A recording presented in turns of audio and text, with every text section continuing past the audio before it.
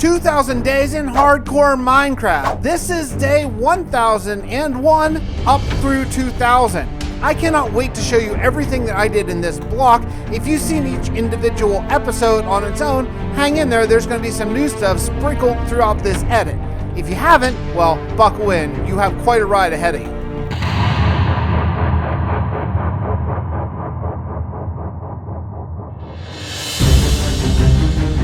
"1,100 days in hardcore Minecraft."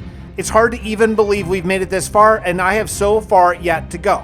In this 100-day block, I want to start a new build, a mega build. I want to build a guardian farm, and I want to start a new fishing village. We have no more time to waste. Let's get going right now.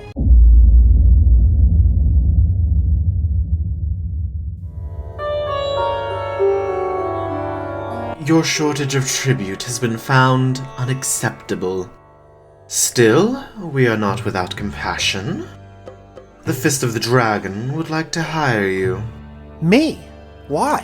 The Breath has taken notice of your ability to build quickly with surprisingly high quality.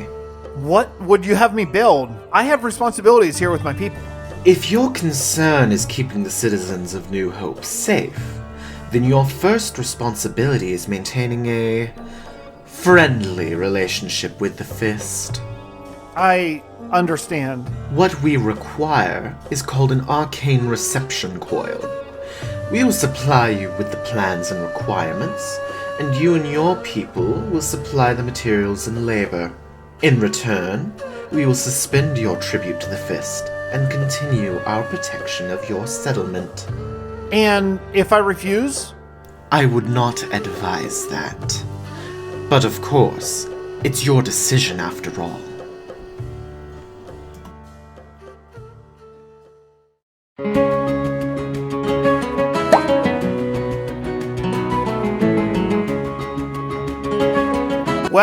Well, we're into the next block. A block I wasn't sure I would ever see, the 2,000-day block. And with a new block comes a new project. Now, last episode, I started a fishing village because I need food for my people here, and I thought a fishing boat can supply a lot more than fields can, which is cool. But for my epic build, I want to do it in roughly the same place so I can expand both the epic build and also the fishing village at the same time.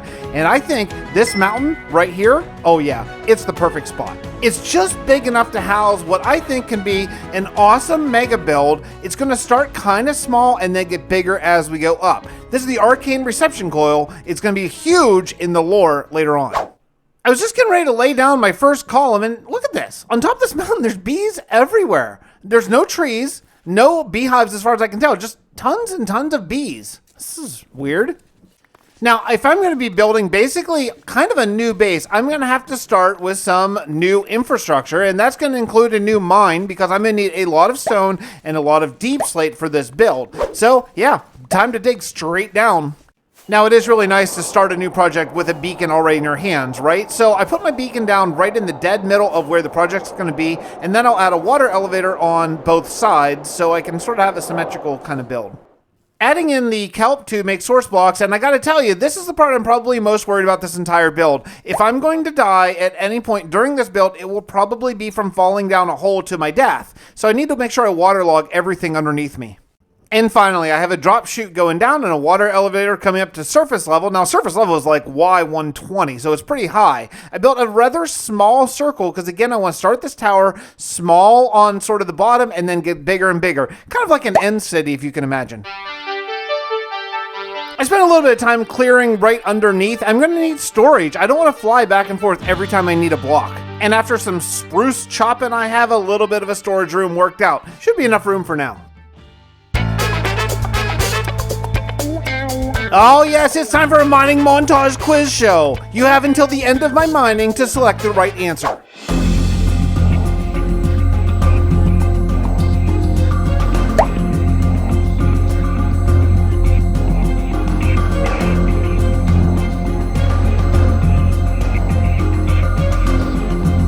Did you get it? Leave a comment if you got it. The answer is 400 pounds. What? You know, one thing I don't really have in this world is an actual quarry. Now I have 2 kind of mines, but it's just for materials. I dug some access roads, and I might set this up as my eventual permanent quarry. Part of the reason why I'm mining for diamonds is really I'm looking for lava for obsidian and also taking as much deep slate as I can. Finally found a good lava source, and now with some water I can make obsidian. I'm really trying to start over here, so not just go back to spawn for every time I need stuff. So, you know, new obsidian, new mine, all that kind of stuff.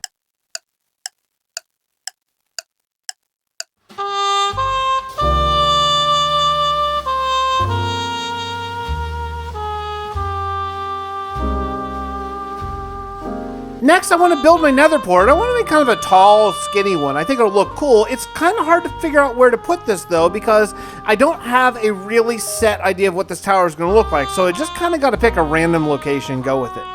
Then after that, luckily, it's not too far, but it's in a kind of awkward area. Yeah, you can see right in the middle of a big lava pool. But yeah, I got to connect it all up to the nether path. Eventually, I do want to spend some time, but not this episode.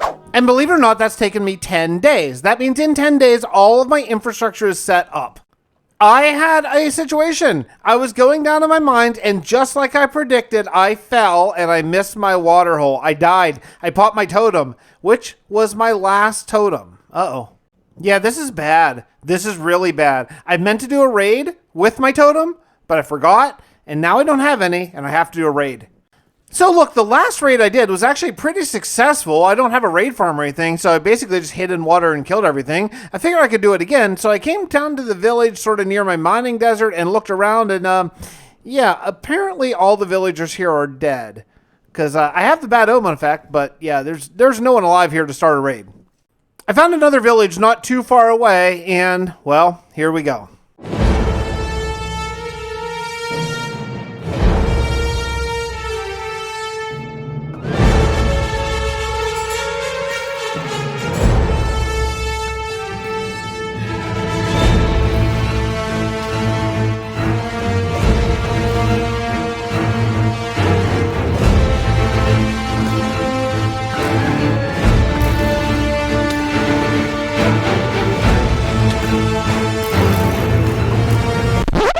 Okay, yeah, I get it. You're not here to watch me fight. Not really my strong suit. Fine. Let's just say I had 45 minutes of footage of me fighting this raid, which is mostly take 2 shots and run away. Okay, we'll move on. In the raid, I managed to get 2 totems and die once. Luckily, I died after I got one of the totems, so that leaves me with 1 totem back. Yeah, look, let's just not talk about it. Can we just move on and not talk about it anymore? I'm not proud of my performance. Overall, though, the beginning shape is working out. I decided that I'm going to be using the same deep slate block for this entire sort of structure. I'm not going to be doing a gradient or anything like that. This is a new build. I think it should sort of look like that, even though I'm kind of into the gradient look, as is most of the world these days, but this would be better for this build. And as I continued to build up, I was just thinking about my build on Imperial SMP. And it was a giant floating city, and I had water elevators that went to the very top, and that makes building a lot easier because you can float up to the top and then glide down. I think I'm going to do that here too. I know build height is much taller now, but I decided to take the water elevator up to 256 just for old time's sake. I'll be building up higher than that, but for right now, it's a good stopping point. And yes, it's starting to look good. Now I'm over at the nether portal now, and I want to connect it. I'm going to have a bridge, and I think I'm going to do maybe a staircase that goes across, but it's going to require a lot of support, so we may as well start that now so it doesn't look like an afterthought. And this is when it's time to start gathering materials for my guardian farm. Yeah, I'm going to want a lot of sea lanterns for this build, and I'm going to need a really good guardian farm. Luckily, I actually know how to make one. I had to go to a swamp to get some lily pads, but I'm going to make the same farm that we have on Legacy. It is unbelievably efficient and fast, and I just think it would be really cool to have one of those in my world. I'll link the tutorial that I followed by ENX04 down in the description. I can't say enough good things. It's one of the best tutorials I've seen in a very long time. I jumped to the end to grab about 2 stacks of obsidian that I need for the farm and just decided, let's just start taking down these pillars. I'm going to respawn the dragon more at some point, so they will repop. Not a big deal. Yeah, okay, so I placed a couple lily pads. I was just getting ready, and I am just getting pestered by these guardians constantly. I thought I could deal, but I can't. I'm going to have to do some brewing. And it's time for our famous segment, Brewing with Fix Quiz Show. You have 10 seconds to come up with the right answer. Post in the comments if you do.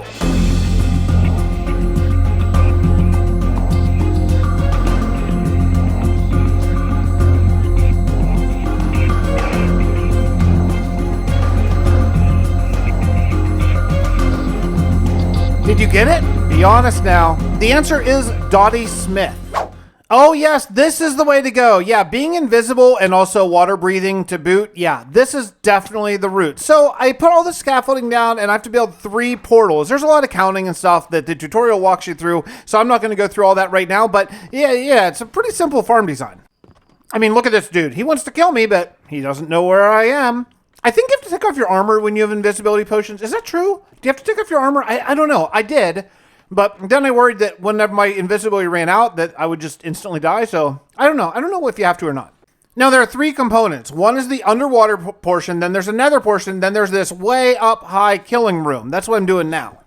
I could do automated storage, but quite honestly, I don't really need it. I'm just going to come up here and kill until I get the amount of materials I need, then move on. And with all that being said, this is the first time in the history of me playing Minecraft, and that's like 10 years, that I've ever gone to the nether roof on my own. Yeah, it's pretty easy, actually. Now, in the tutorial, he mentions that if you get this part wrong, it can, like, crash your world. Maybe, like, forever. I don't know, but I think I got it right. I'm a little bit nervous. Yeah, but that's all you have to do. You just got to make sure the gates open and close every 15 seconds with a hopper clock, and then go back to the overworld. I will admit, I had some real problems where I ran out of materials and had to go back and forth, and then I didn't have a nether portal, so I had to find my original nether portal. It was a big mess, but it doesn't matter because right now, it works. I'm going to retake some potions because I got to go down there and I got to light the nether portals down in the ocean floor. And then, hopefully, well, we'll see if it works. My goodness, to say it works is like understatement of the century. Yeah, it is amazing. In fact, it's so fast and so efficient that I can't even absorb the XP fast enough. This is amazing. This is kind of funny. I actually went to all the trouble of making sure I had a Sweeping Edge villager and then never actually put Sweeping Edge on my sword. So yeah, you definitely need Sweeping Edge with this kind of farm because you got to kill a lot of guardians at a time. And now that I actually have a great source of sea lanterns, it's time to actually get back to building. The whole reason I built that guardian farm was sea lanterns, but it's so fast and so efficient that I might end up using some of the prismarine as well. That's something I'm going to think about a little bit.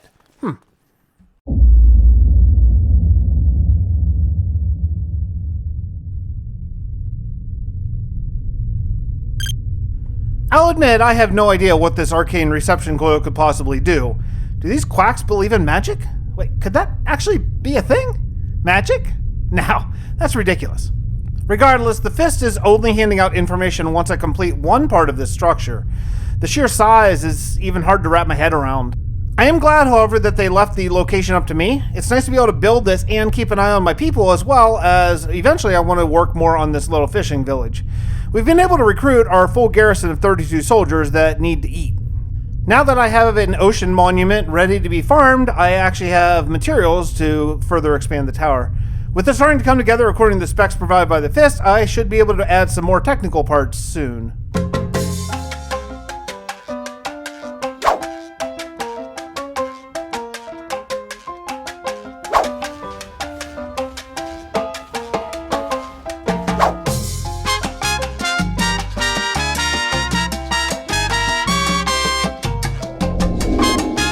Alright then, well, I made a new beacon and I am ready to put it down. I'm going to have to take another invisibility potion because I want to put it right over the guardian farm. Reason being, I want to have regen around here so whenever I'm killing guardians, I don't constantly have to eat. I think this should work. I've never seen really anyone do it, but it seems to make sense. So I'm going to put a beacon right here on the top and it should all be cool. Gotta tell you though, every time I make a mistake with the block, it is really a drag to get this constant mining fatigue. My only fear really was that this wouldn't reach, but it does. I'm standing right here in my kill area for the guardians and I have regen. Hooray! Tower construction. Oh yeah, it is time. Let's build up and up and up. I want to use deep slate bricks for my main build and then sort of a mixture of stone and cobble between. I had another close call. Thank goodness I didn't actually fall to my death, but I might have, so I waterlogged this entire basement. I am so tired of dying from fall damage. That would actually be twice in this world that that's happened. I have a great deep slate mine, but I actually need stone, and I'm thinking what I'm going to do is just dig straight down from this sort of lit up ceiling, maybe make a big cavern for some machinery later on for the Fist. I'm not sure exactly, but yeah, why not? Should be cool. And I've done this before in both this world and others, but as I go down, I keep peppering the walls with cobblestone only, so it's all stone and cobble. I just feel like it is a nice look for a cave. When you get into adding andesite and stairs and slabs, it just gets too much for a huge build, but yeah, why not? Unfortunately, this opens the outer world, and we have to deal with that at some point. And yeah, in an incredibly short amount of time, I've already run through most of the deep slate that I have gathered thus far, so yeah, back to it.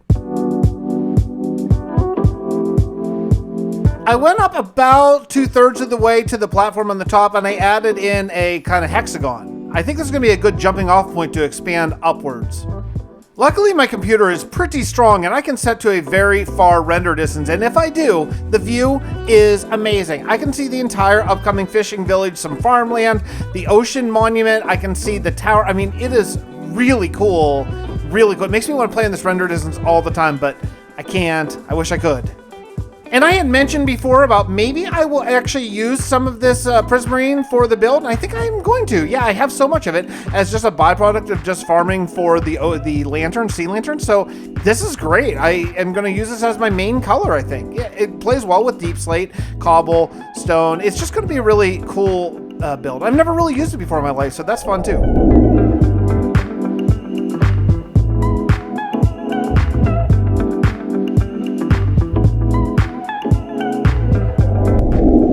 With adding another field, I'm starting to sort of connect my main kingdom of New Hope to this new fishing village that still needs a name.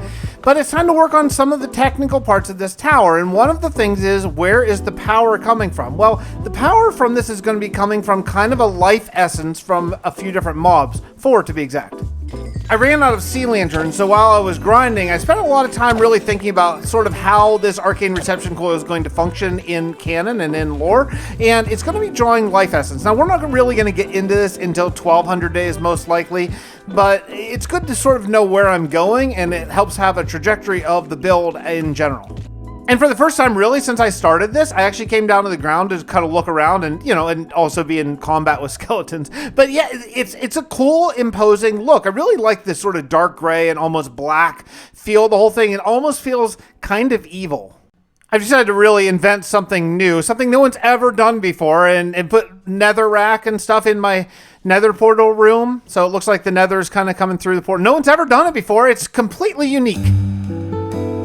Now, I'm really trying to use these sea lanterns to sort of show where power is. So it's going to come through these power towers and through around windows and things like that, where it's almost like the wiring of the whole place. And after 50 days, that's right, it's day 1050, it's time to break away from the tower. I've done a lot of work there, and I still have more a world to build. So let's get in some farming. Let's work on some of the land in between the fishing village and New Hope. I'm going to have quite a bit of landscaping to do. I've talked quite a bit about the pains of 1.18 landscaping, where you really have to kind of place almost every block by itself. And yeah, we're kind of in there now. You know, I want there to be either cliffs or flat areas to plant and not sort of in between. So after I peeled back some of the farmland, that's right, this is all going to be planted down here, then I'm ready to use some stone and some cobblestone and just make some cliffs. So I'm just starting where there's a couple blocks going up severely, and I'm just going to keep raising it up and up until the road.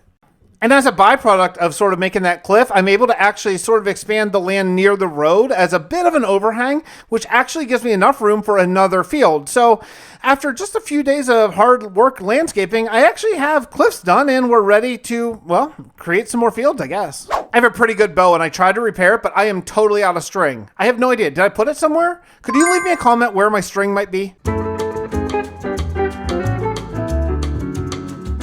Something I haven't talked about in this series for quite a while is vertical depth, and it's a very important part of building and of world building in particular. Having things up higher and down lower. This is a really good example. The road is in the middle, and if you look down to your left, if you're walking in the road, you'll see a crop field. If you look up to your right, you'll see the arcane coil. It's important to have both. And with that all being said, it is actually time to build a new house. 3 crop fields equals a house, or 1 fishing boat equals 3 houses. That's sort of the equation I have to make sure my people can eat.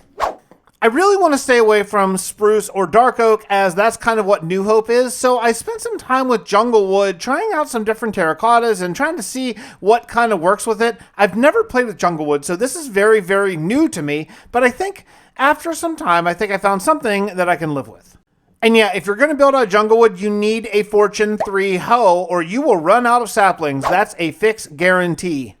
I am really experimenting here. I really want to go with something that is a little bit different, and I want something I can produce a lot of. Look, these are fisher people. They're not going to be super wealthy. I would imagine these houses would be fairly small, so I went with simple shape and a simple roof that is also kind of different than what I've done before, and I like it. I think it's going to be cool. It's definitely going to take a little bit of love and some texturing and stuff, but the shape is good.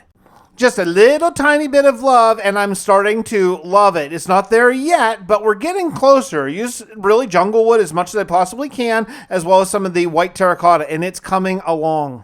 If you've been around the channel for a while, you know that I give houses for Patreons and YouTube members at the gold tier. And Maddie, thank you. This is my final Patreon gold tier house. Moving on to YouTube members next. I have a new project, though, that I thought of that's actually going to help with building more houses, too. I don't want to hide that. Look, it's hideous, right? I mean, it's super cool. It's very effective, but it's not good looking, and it does sort of break the immersion of the world. I have an idea, though.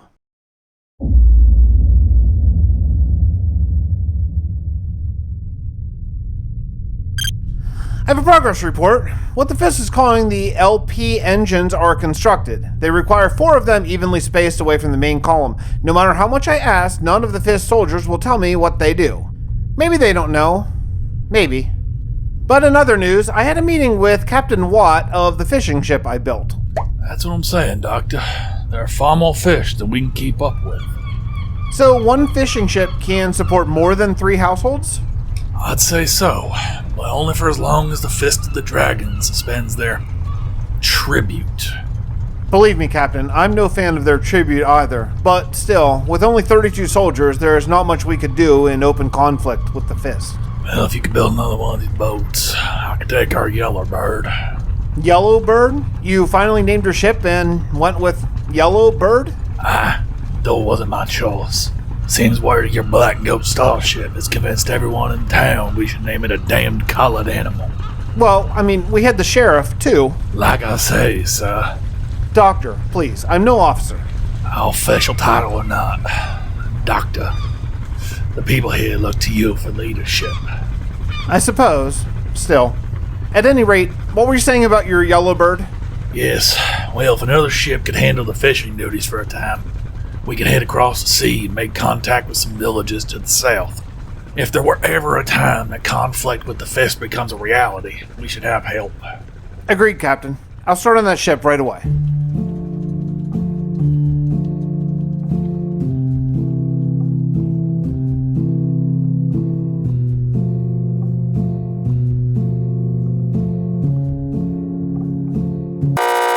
Ugh, that's the wrong potion, darn it.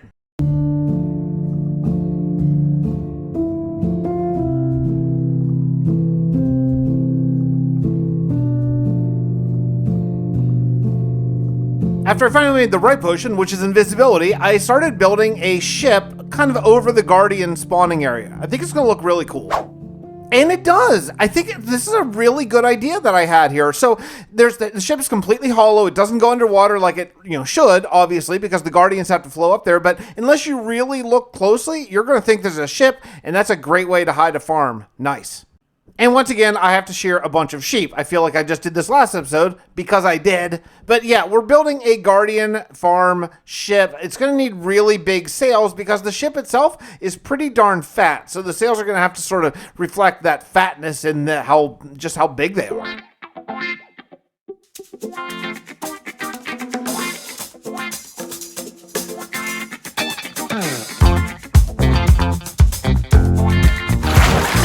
For the most part, I'm happy with how it looks. I don't love it. It's a lot stumpier and kind of chubbier than most ships I've ever built. But look, I've seen this in the end and it turns out okay. But right now, I'm a little bit worried.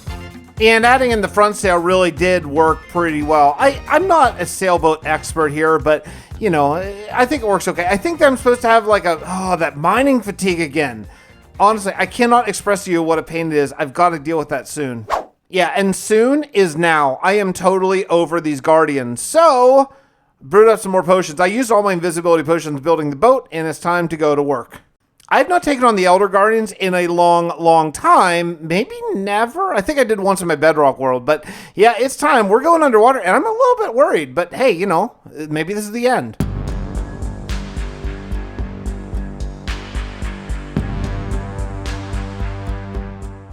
It was not, in fact, the end. It turns out it was incredibly easy. They can't even see me, so I just killed them. I feel kind of bad about it, really.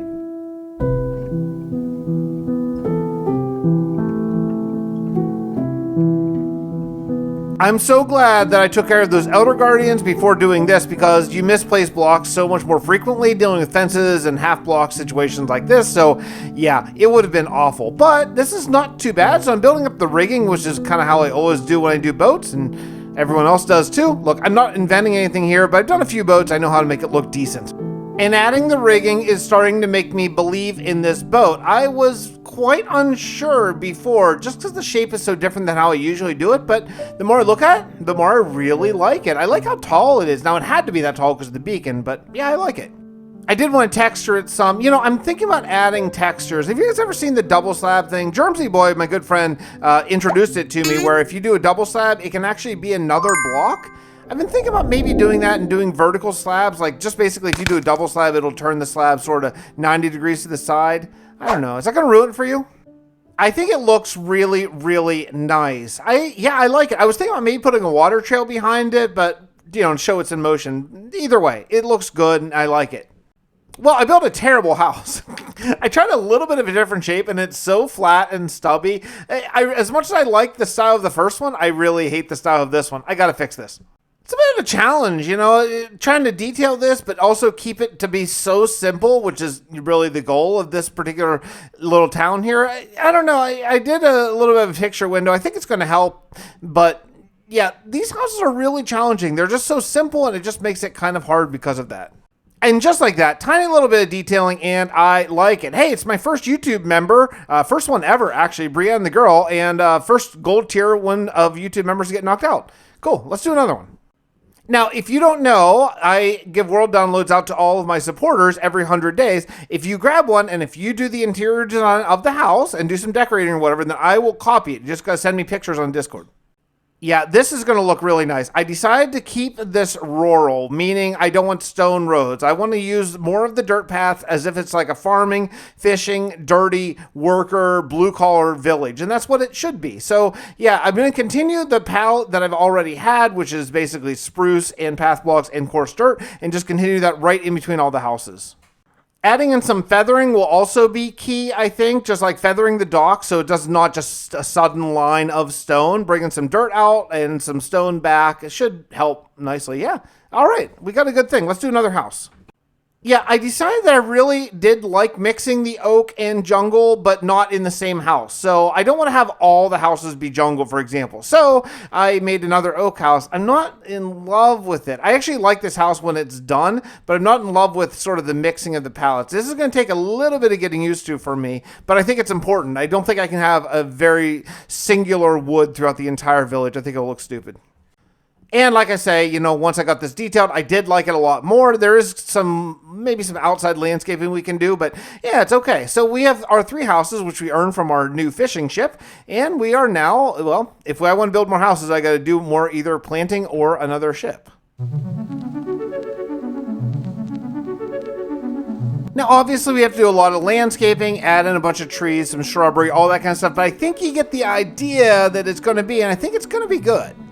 Now it's day 1085, which means we have about 15 days left to work more on the arcane reception coil. I'm really into this mega build, and I'm looking forward to the next part, but the problem is I don't really have a set plan on what needs to come next. So I'm filling in some little details here and there, trying to sort of come up with the next portion of this build, I guess. Oh, now I came up with it. These lightning rods are going to be awesome. This is supposed to conduct power after all, and what says power in Minecraft more than lightning rods? Yes. However, I'm totally out of copper, and I only got one of these half done. I spent a couple days caving, like regular old caving for copper. It seems like that's the best way to get it. And while it's smelting, I came down to get more deep slate because that's another thing I need. Unfortunately, you can't get copper in deep slate levels and vice versa, whatever. Regardless, once it all gets smelted, I should have enough to finish the lightning rod portion. I had basically just enough copper to finish it, but I did finish it, and then returned with the deep slate to work on the top of the power pylons here. This is really, really cool. I'm really into this now. Using copper as an accent along with the green prismarine, oh, this is going to be a beautiful build.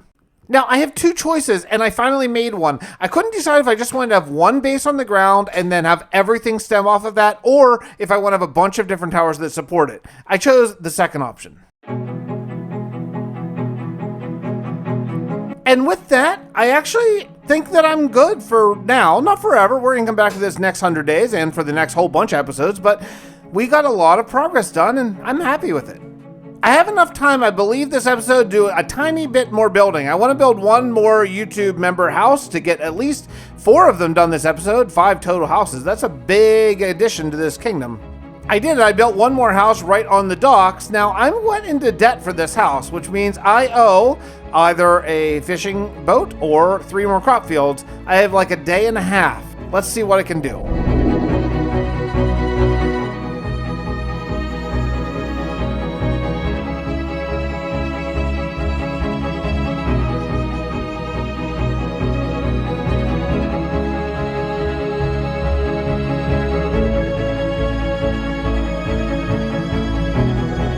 And I did it. Using bone meal in the last one to make it as one of those, what do you call it, barrier fields or something? Someone correct me what these are things called, like, the fields that you don't plant every season.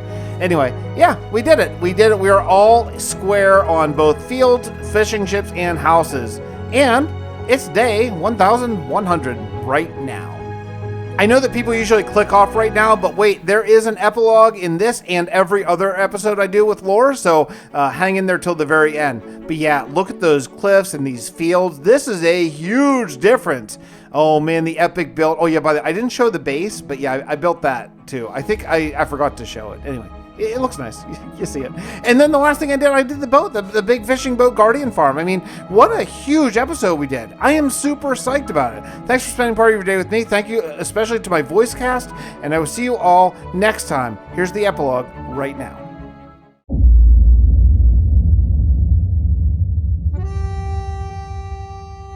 Sir! Not sir, just doctor, please. Yes, sir. I mean, doctor, sir. Yeah, please, go ahead. I just got a sealed package from the Fist. Huh. I need to file an addendum to my 100 days report. The Fist of the Dragon has delivered the next set of plans for the arcane reception coil, and they are extreme. I spent the last few hours looking over them. The simple demands for materials alone will be crushing for New Hope to even approach this. I'm going to need to expand massively. It seems like this project is far larger than I anticipated.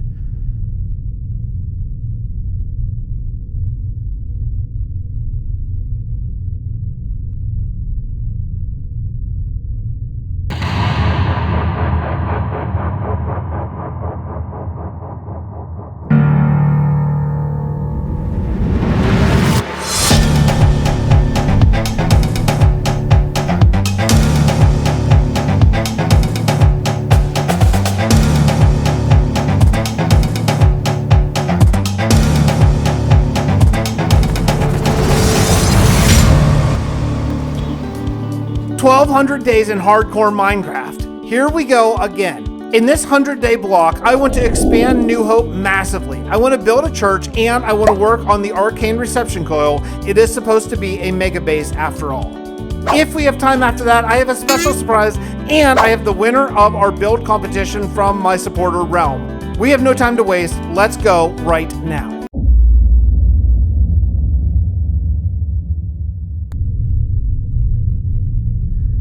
I've decided that running this budding city is just too much for one man, so I need to expand my team. I spent much time last week talking to various villagers here trying to get a beat on who is universally respected.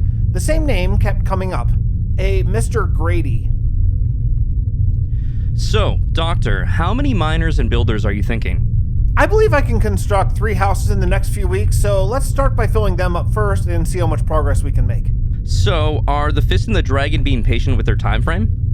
They are, for now. I'm sure that time is pressing for them, but they understand that this is a huge project. Where should I start for my recruiting? Well, Captain Watt is headed south for a bit of a scouting mission. Perhaps start with any outlying villages to the north? If you don't mind me asking, what is Captain Watt looking for? I'm trying to find out the size of this particular organization. The Fist? I think it's time to see exactly what we are up against.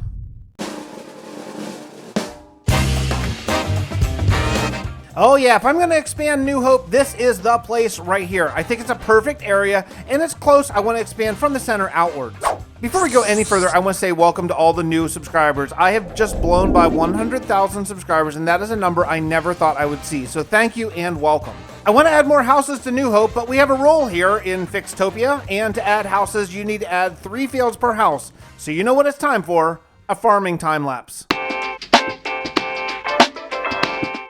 As it turns out, when I went to check out my seeds, I am basically out. I have been neglecting my underground farms, and I need to rectify that now. After a good bit of farming, I realized that I get all this beetroot, and I don't need it. Not the beetroot seeds, no, I use them to plant. So I set up an auto composter here. Hey, you know, bone meal is always a good thing, so I'm just gonna throw all of my beetroot right in there and keep the seeds for planting. There was a point not long ago that I was just drowning in regular wheat seeds. That is no longer the case, so I'm converting my beetroot farm down in the bottom to wheat. What I really need to do is dig out like 3 more farms so I have a farm for every crop. The thing is, I have 3 fields to choose from now. I have the northern fields, the fields heading sort of east towards spawn, and the southern fields. I decided to go with the northern fields first. These fields are probably the smallest of the 3 choices I have, and also they head towards the pillager tower, which is something I want to explore in the future. The other thing that I have in this area is this very, very cool sort of ridge up on top of this farmland. I think eventually, way down the road, I'm going to want to build up there, so I'm running a road first because I don't want to plant where this road will go.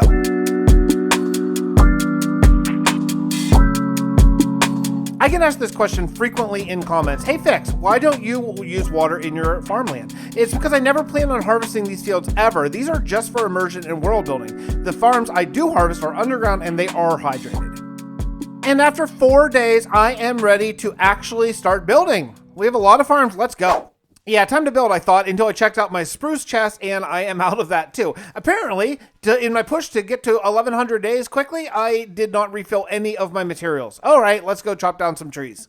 I got a ton of spruce, and while I'm chopping down some dark oak trees, I want everybody to say happy birthday to my dog Oliver. It's his first birthday. Everybody sing in your own houses. Go ahead, I'll wait. While you were singing to my little puppy dog, I laid out 3 houses. I got 2 sort of regular builds and a diagonal one just to sort of mix up the general footprint of the city, and it's pretty good. Again, I'm going to be using spruce and dark oak for the details, but I need some terracotta first.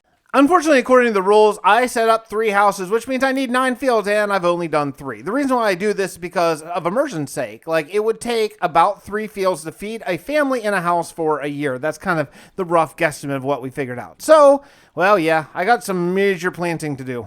Generally, when I'm planting fields, I try to do 1 flower field with 2 crop fields. I think it's just a nice balance and doesn't make too many specialized fields.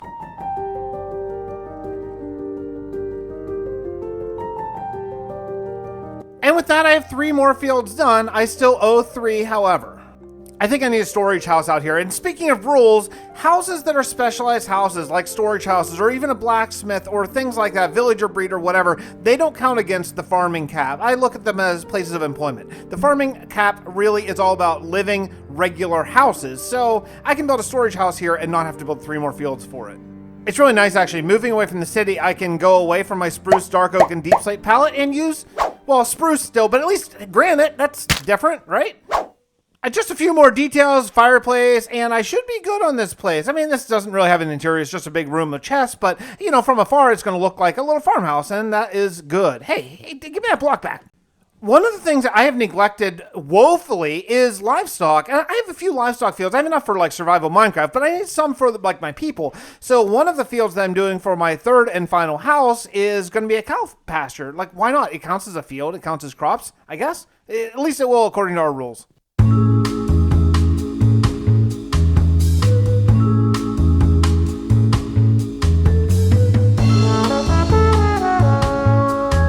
Got a couple cows in my pasture, bone mealed it up, and now I have up to my 9th field. I'm going to just put on my old shrubbery border around here. Look, I don't know. I need maybe some new ideas for borders so they're not all the same, but for right now it works, and this is the 9th field, and I am very, very happy about that.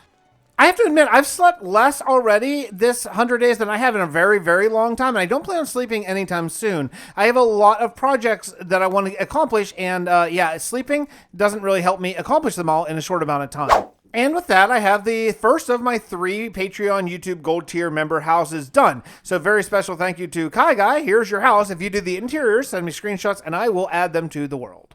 One thing I really love to add to medieval houses is towers, and I think I've neglected that in New Hope thus far. So the second house that I'm adding has a big tower room sort of set up right over there. I don't know exactly what I'm going to use. I think I want to go deep slate, though. I like the look of it, and don't have any deep slate over in this area, so I think that's going to be it's going to be a nice color to sort of break up the spruce and dark oak. Just a little bit of time later, and I have roofs on both houses. That diagonal one, I don't totally love. The deep slate one I do love, but you can't see it quite as well in the rain here, but it's okay. This diagonal needs some love. Yes. It's starting to look pretty nice. Filling in pavement everywhere. That's one thing I've definitely learned is having all pavement with basically no grass is extremely helpful for the city vibe. Yeah, looks good. And with that, I slapped the mailbox on for Victor, Kim, and Robert Block. Thank you so much for your support. I really appreciate it. And if you're a Gold Tier YouTube member or Patreon, I'll get to you soon. As much as I talked about not having a lot of grass, I do want to have grass in very specific areas where I have like a raised tree bed. And so I'm going to put a little custom tree right here. I really love these little custom trees. They're not that different than a regular tree, but they just look custom. If that makes any sense, it really helps a lot to make your city look done.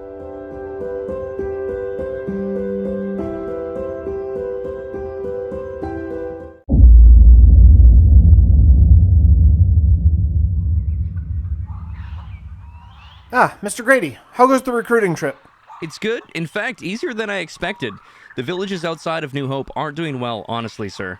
How so? The Fist, sir. Doctor, please, I'm no officer. Well, Doctor, the Fist may have excused us from 60% food tribute, but they have not done so with the villages to the north. The people were quick to sign on to dig or build whatever we asked them to, if we can provide them with the food promised. Well, that's good. I don't think food will be an issue. Since you've been gone, I've managed to add 9 more fields, and since we don't have winter on this planet, the fields yield more than I ever expected. A winter? I don't know that word. Yeah, I guess. Growing up on this planet, you wouldn't. Most planets have seasons of hotter and colder weather, but this one seems to be in a wobble-free orbit around the sun. Huh. Times of cold and snow. That would be something indeed.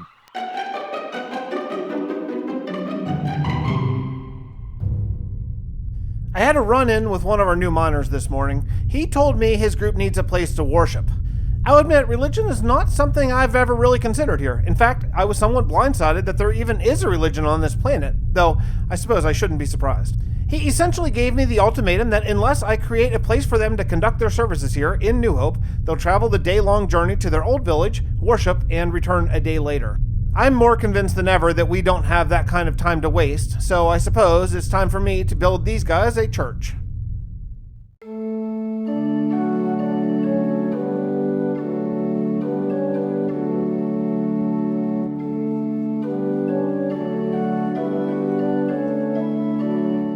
Well, I won't lie, this is not the first church I've ever done in Minecraft. However, I find them easy to start and hard to finish, and I am bound and determined to finish this church. So first thing I need to do is a reasonable footprint.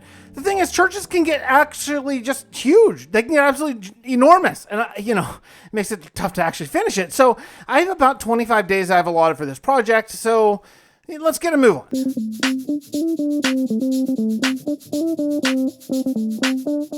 I did a lot of Google searching for just general concept art and actual churches and things like that, and I found a design that I kind of like. I'm going to go the 2 sort of left and right towers, and then a central tower up in the middle, and then sort of descending lines to the back.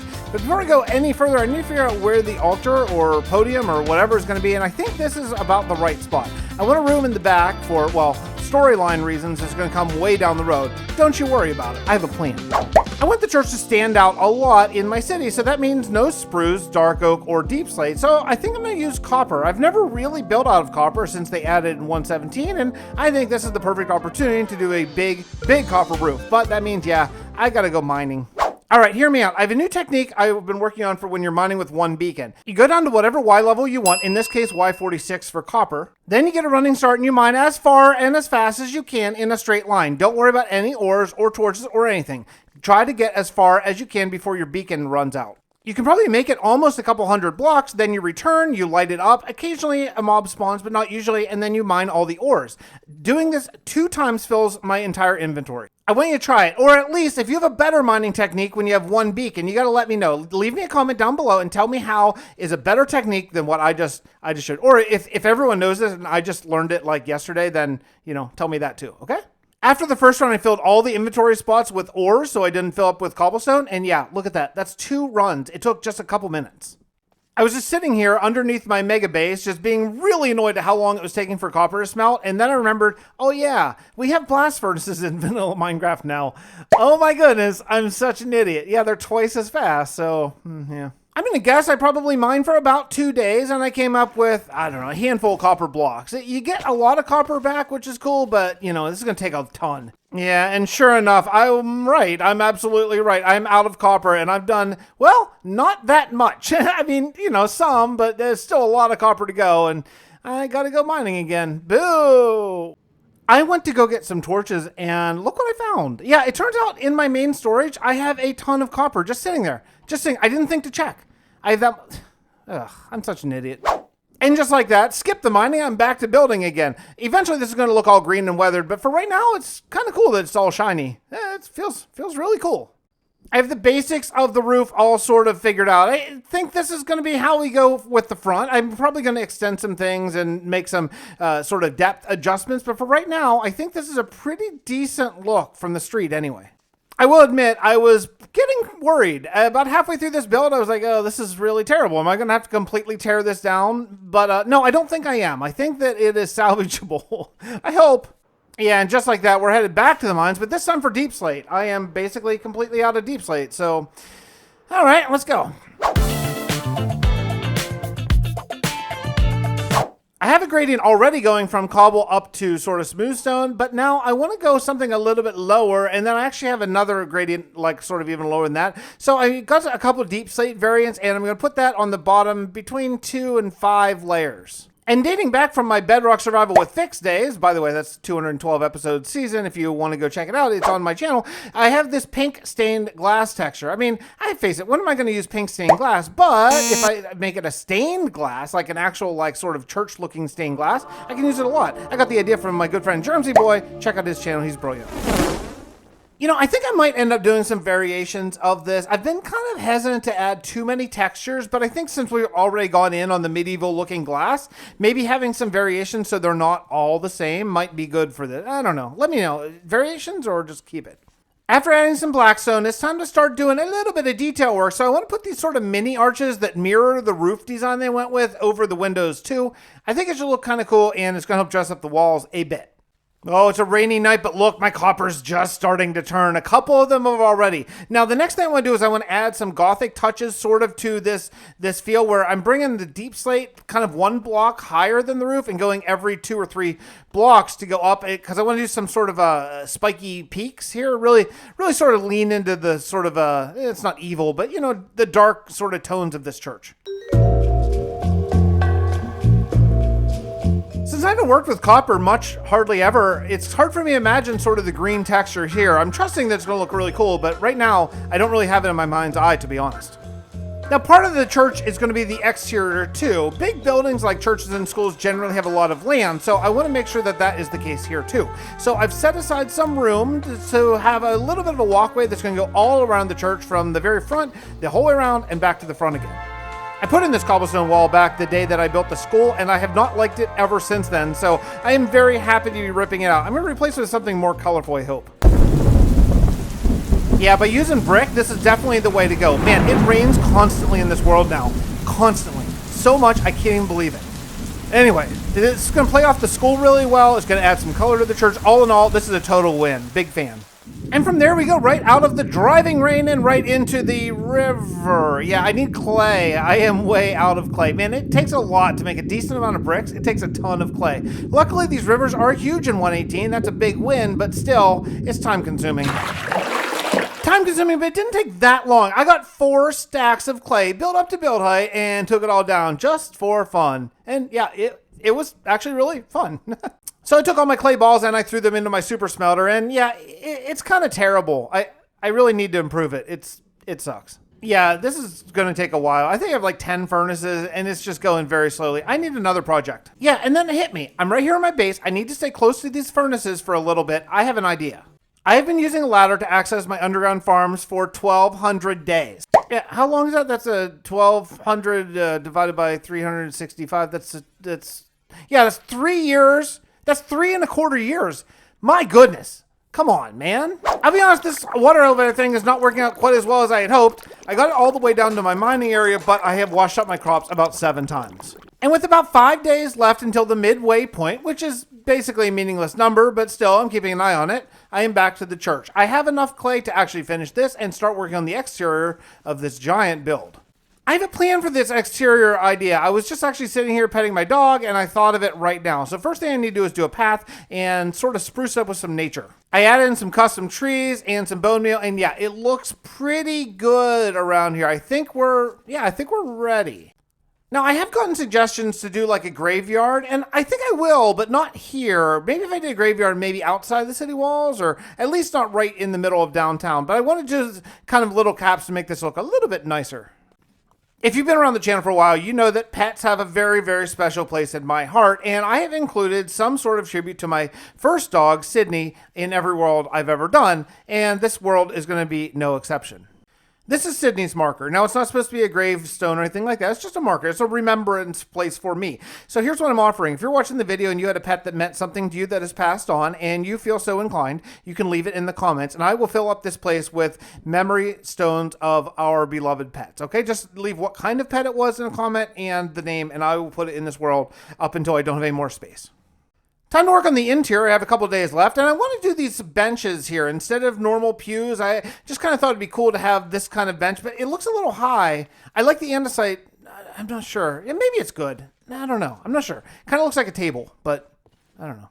Adding in some carpet to really bring out the color. This really helps a lot. It makes it start to feel good. I need to add in some detail and some lighting. Yeah, it's coming along. I think we're going to finish this right at the halfway point for this episode.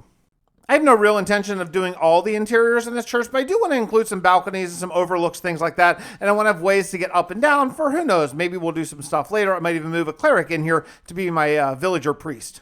I felt like it was a little bit dark, so I added in some white terracotta. Normally the white terracotta really bothers me with its sort of cream and not white look, but for some reason it doesn't really bother me as much here. Maybe it's just dark enough that I don't really see it. Either way, it does light up the place just a little bit. I think we are close to done. And with that, it is officially day 1,150, and it is time for me to move on. I feel really good about this church. There's some detail that we'll add down the road later. There's actually a few windows that are missing for right now, but you know what? It looks good, and I need a break from this project.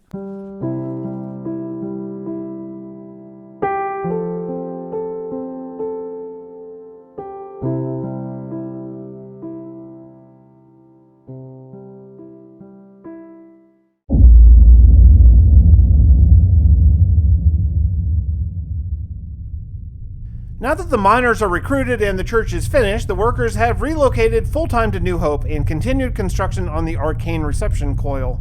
I had a conversation with the Fist representative about the mechanics of this monstrosity. As it turns out, I will need to trap a different monster in each of the 4 pylons to siphon their actual life essence from them and into the ark. I don't pretend to know how something like this could even work, or even if it will work, but it's keeping the Fist off my back for a while and allowing us to continue to thrive in New Hope.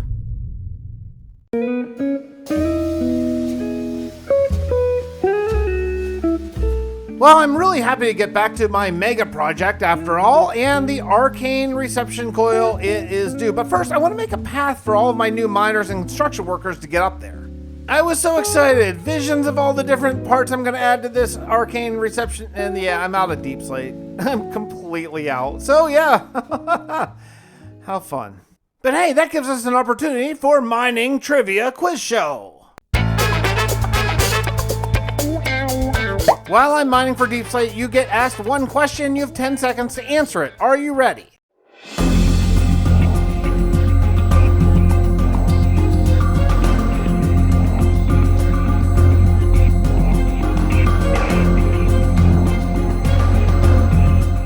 The answer is unkindness. An unkindness of ravens. Well, with all of my new hard-earned deep slate, I came up to the top because I want to expand the top of the LP generators. Yeah, LP. Yeah, we're going to get more into that a little bit in the lore down the road, but if you follow my modded series, you might know what it is.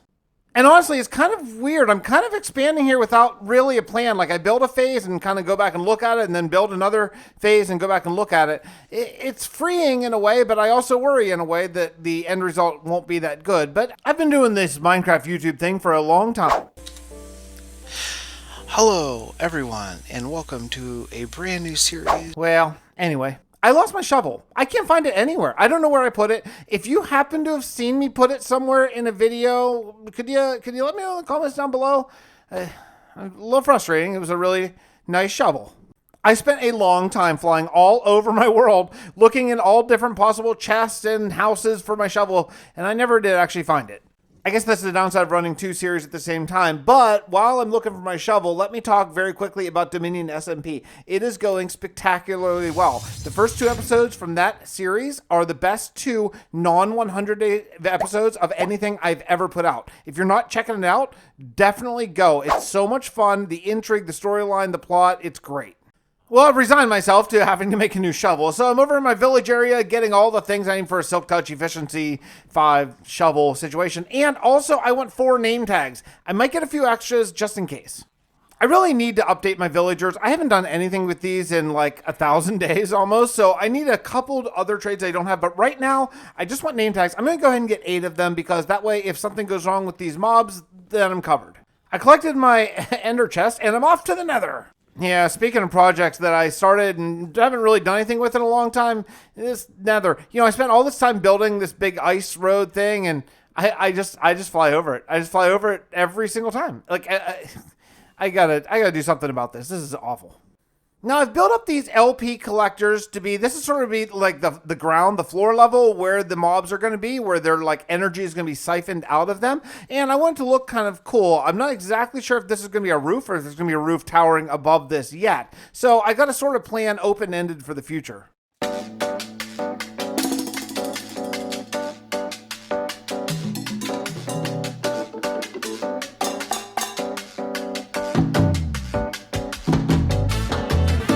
After getting some sea lanterns, I really love the way these look with complementary shaders, so I want to really utilize them a ton on the tower. Unfortunately, they do take a good deal of time to get.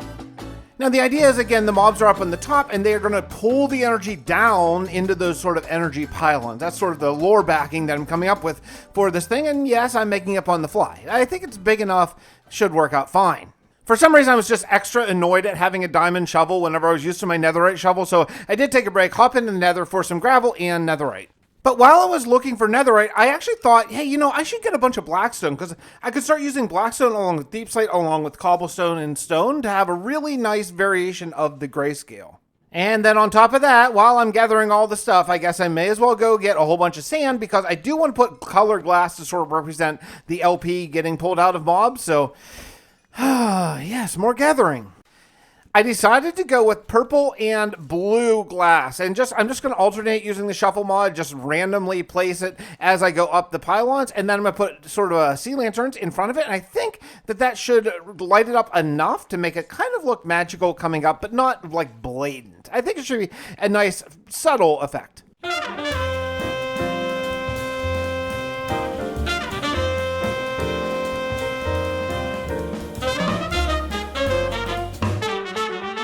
I have a feeling that I'm not going to get all the projects that I want to get done in time, so I have taken to working through the nights basically every night. It does make a bit of a phantom war pretty much every night, but, you know, I played on Deceit, so I'm used to that. I just got done taking a little bit of a break because I have been practicing piano. Now, you may or may not know that I'm a professional trumpet player. That's like my gig. That's my day job, and I love it. But sometimes because it's my day job, it's not that much just fun. And playing piano has recently become a real passion. I've been having a great time. I've been practicing every day, probably up to maybe an hour a day, which, you know, for having kids and a budding Minecraft channel and that stuff is quite a bit. But I've been having a great time playing piano. For right now, just classical. I think I'm going to try to start into jazz at some point soon. But yeah, I'm loving it. I'm having so much fun. Do you guys play musical instruments? Do you keep up with it? Especially any adults out there play? I'm very curious to what y'all got to do. I had a small hiccup. I've been waiting for mobs to spawn for like an entire night and they just wouldn't spawn. I took a closer look and I realized that the light level is not 0. It's like 2 right in the center, so they're not going to spawn. So I'm going to try to cover up all this light. I may even need to build sort of a border around there to get the light down. I figured this would be the first one to get. Yeah, I got a zombie pretty quickly and used one of my name tags to keep him forever. It's actually that was really easy. The same night, actually just like a minute later, I was able to get a skeleton too. Again, pretty darn easy. Okay, things are looking up. Now those are the 2 easy ones. The next ones are going to get a little bit harder. Building through another night, I was waiting for a mob to spawn that wasn't either a skeleton or a zombie. No luck, so, well, let's keep on building. Believe it or not, the little bit of building that I've done has already used up more than a shulker of deep slate. Yeah, okay, time to go back and get more.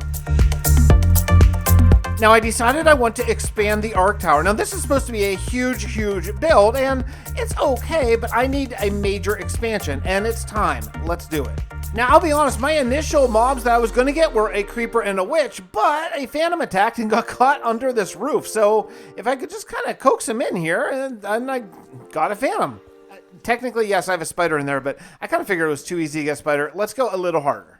Now, the lore reasoning for the 2 major expansions I have is one is going to be fuel and one is going to be fuel waste. What is that fuel? I'm not totally sure yet. Something to deal with blood or something. I don't know. We're going to work that out later down the road for like a sort of storyline format. But right now, I think it just looks really cool. And this is unbelievable. I was just walking by and a creeper spawned literally in the cell that I needed a creeper to spawn in. You can't get any luckier than that. So I need a way for the fuel to get in and out of these tubes. One is going to be an orb and one is going to be sort of an oblong thing. But I need the fuel to actually have an entrance and an exit. So I'm going to put one more tube that goes back into the main tower. And I think it's going to help to sort of keep the structure looking stable anyway, and not so loose. When building something this big, I am constantly going for something that has function, according to the lore, and just a general wow factor. I mean, look, I want to build something that looks really cool, so I'm sort of skirting around that a little bit. It's a real pain working up this high. I need to put a couple blocks a little lower than I can reach, and I have nothing to sort of attach them to, so I have to be, I don't know, inventive on how I get in and out. But I want to have a circle going around. I want that circle to be reinforced by stone and not just the sea lantern, so it's a little trickier, but you know, with some trial and error, I figured out a way that I can get in and out and not destroy too much of my orbs. And then, of course, continuing to use Prismarine as my main color sort of detail block. It looks really good, and I really like it with these complementary shaders. I mean, it looks real. Now, my goal for this block of time working on the arc was to get just the 4 mobs put in and have some sort of tubing for fuel. I've done that, and I have a few more days remaining to work on this. So what I want to do is I want to put a big octagon that goes around to enable room for future expansion, because again, I need a lot of room for machinery and things like that. That's not going to happen in this episode, but I want to have sort of the infrastructure laid.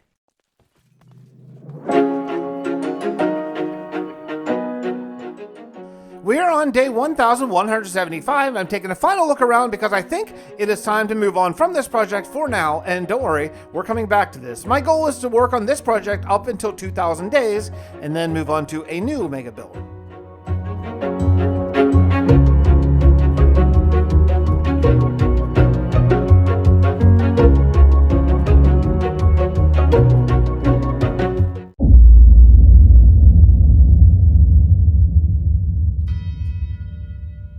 We have a problem, sir. Well, it is another day. I suppose we're due. A worker was killed last night. What? A monster attack? That's what I thought at first too, but it seems he was killed in a duel. A duel? I'm sorry, what? I did some asking around, and it seems these miners I recruited fight after the day's work is done. They duel for fun. It seems so. Even if we can stop the duels, the city is growing, and with that, the need for something entertaining. And maybe something a little less life-threatening. Ideally. Mr. Grady, do you have any sports on this planet? Sports. I don't think I know that word. Huh. I think I have an idea.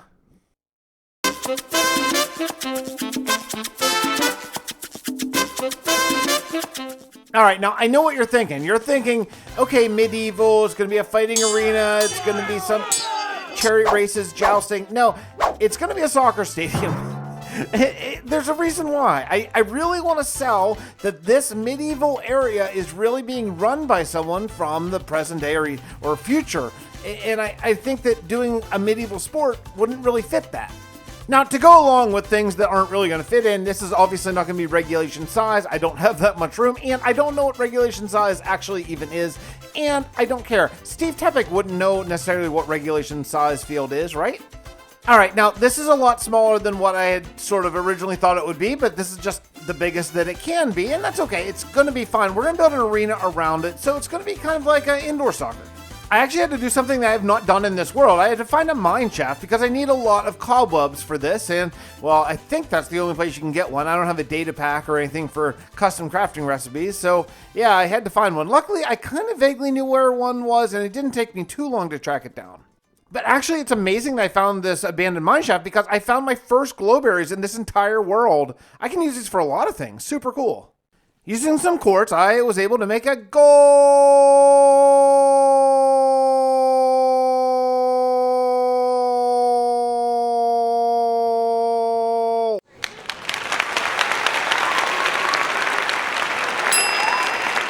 Yeah, flying in here, it's definitely quite small, but I think the idea is accomplished, and that's probably good enough for me. Adding walls is not going to help the expansive factor, so yeah, it's going to make it feel even smaller.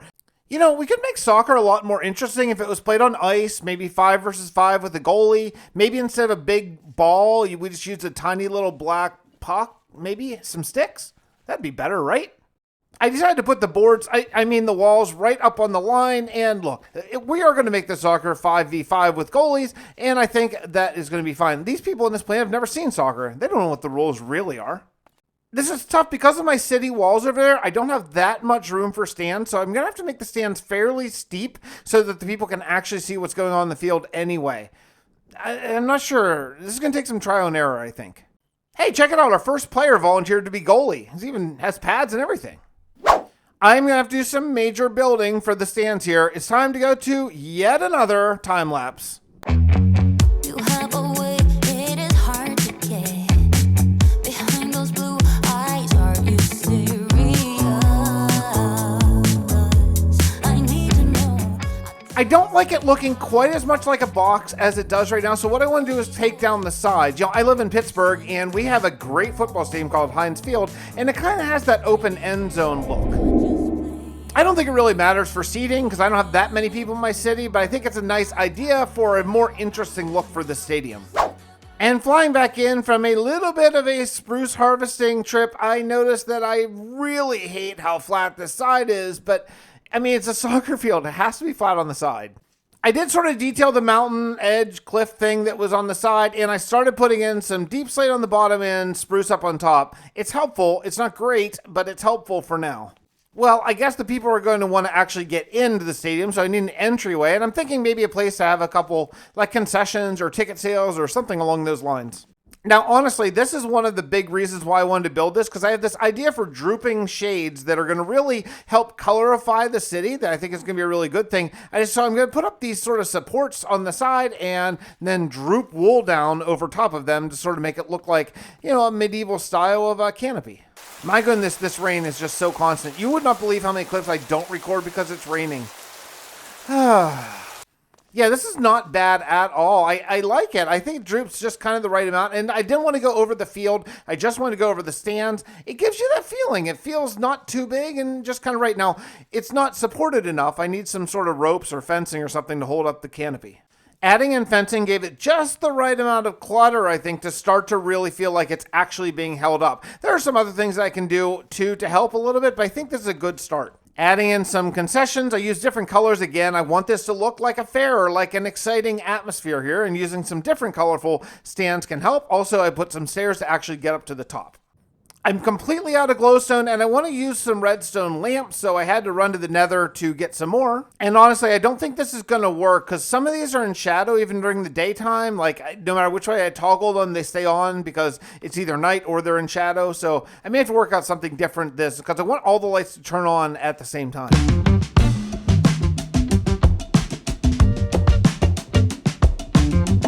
Now, honestly, this is pretty much all my time. I have only a handful of days left. But I have one more very important thing to do this video. Throughout the month of January, my supporters who play on my supporter realm had a competition. The winner is selected, and it is Andy Days. This is his build on my official supporter realm. Now I just got to build it in my hardcore world. I thought I could do this very quickly. As it turned out, not so much. I'm not great at using Schematica or Lightmatica, and this took a long time. So, well, here we go.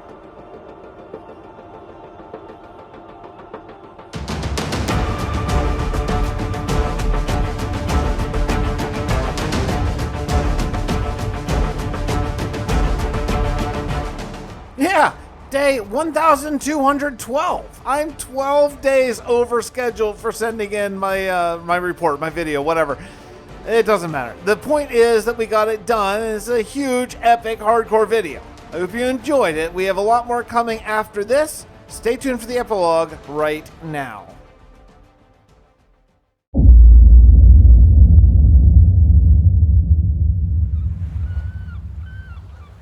Captain Watt, welcome back. My new advisor, Mr. Grady, told me you had returned. How was your exploratory voyage? It was eye-opening, to say the least. How so? We found many villages in the uncharted south, and yet they are all within the Fist's control. How far did you sail? Sir, I tell you, we went many times further than the farthest reaches anyone, to my knowledge, has ever been. And yet, the Fist's territory reaches. It does, and further. But that's not all. The Fist is at war. That would explain the ever-increasing requirements for food and stone. Indeed. And that might not be the worst of it. Though no one would outright say it, I believe the Fist is losing the war. Losing? To who? I don't know. But as much as all the villagers we encountered hate the Fist, they are terrified of what will happen if the Fist of the Dragon loses.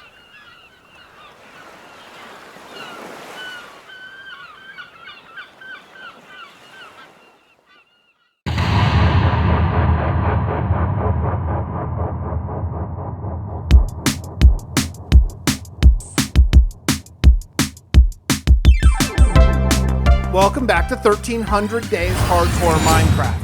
Oh, we have so much to get to today. Hey, remember that fishing village? Yeah, that one? Pretty rough. It needs renovation in a bad way, and we're gonna do that today. Also, yeah, there's this. Ugh, not very immersive, is it? Let's get to it right now.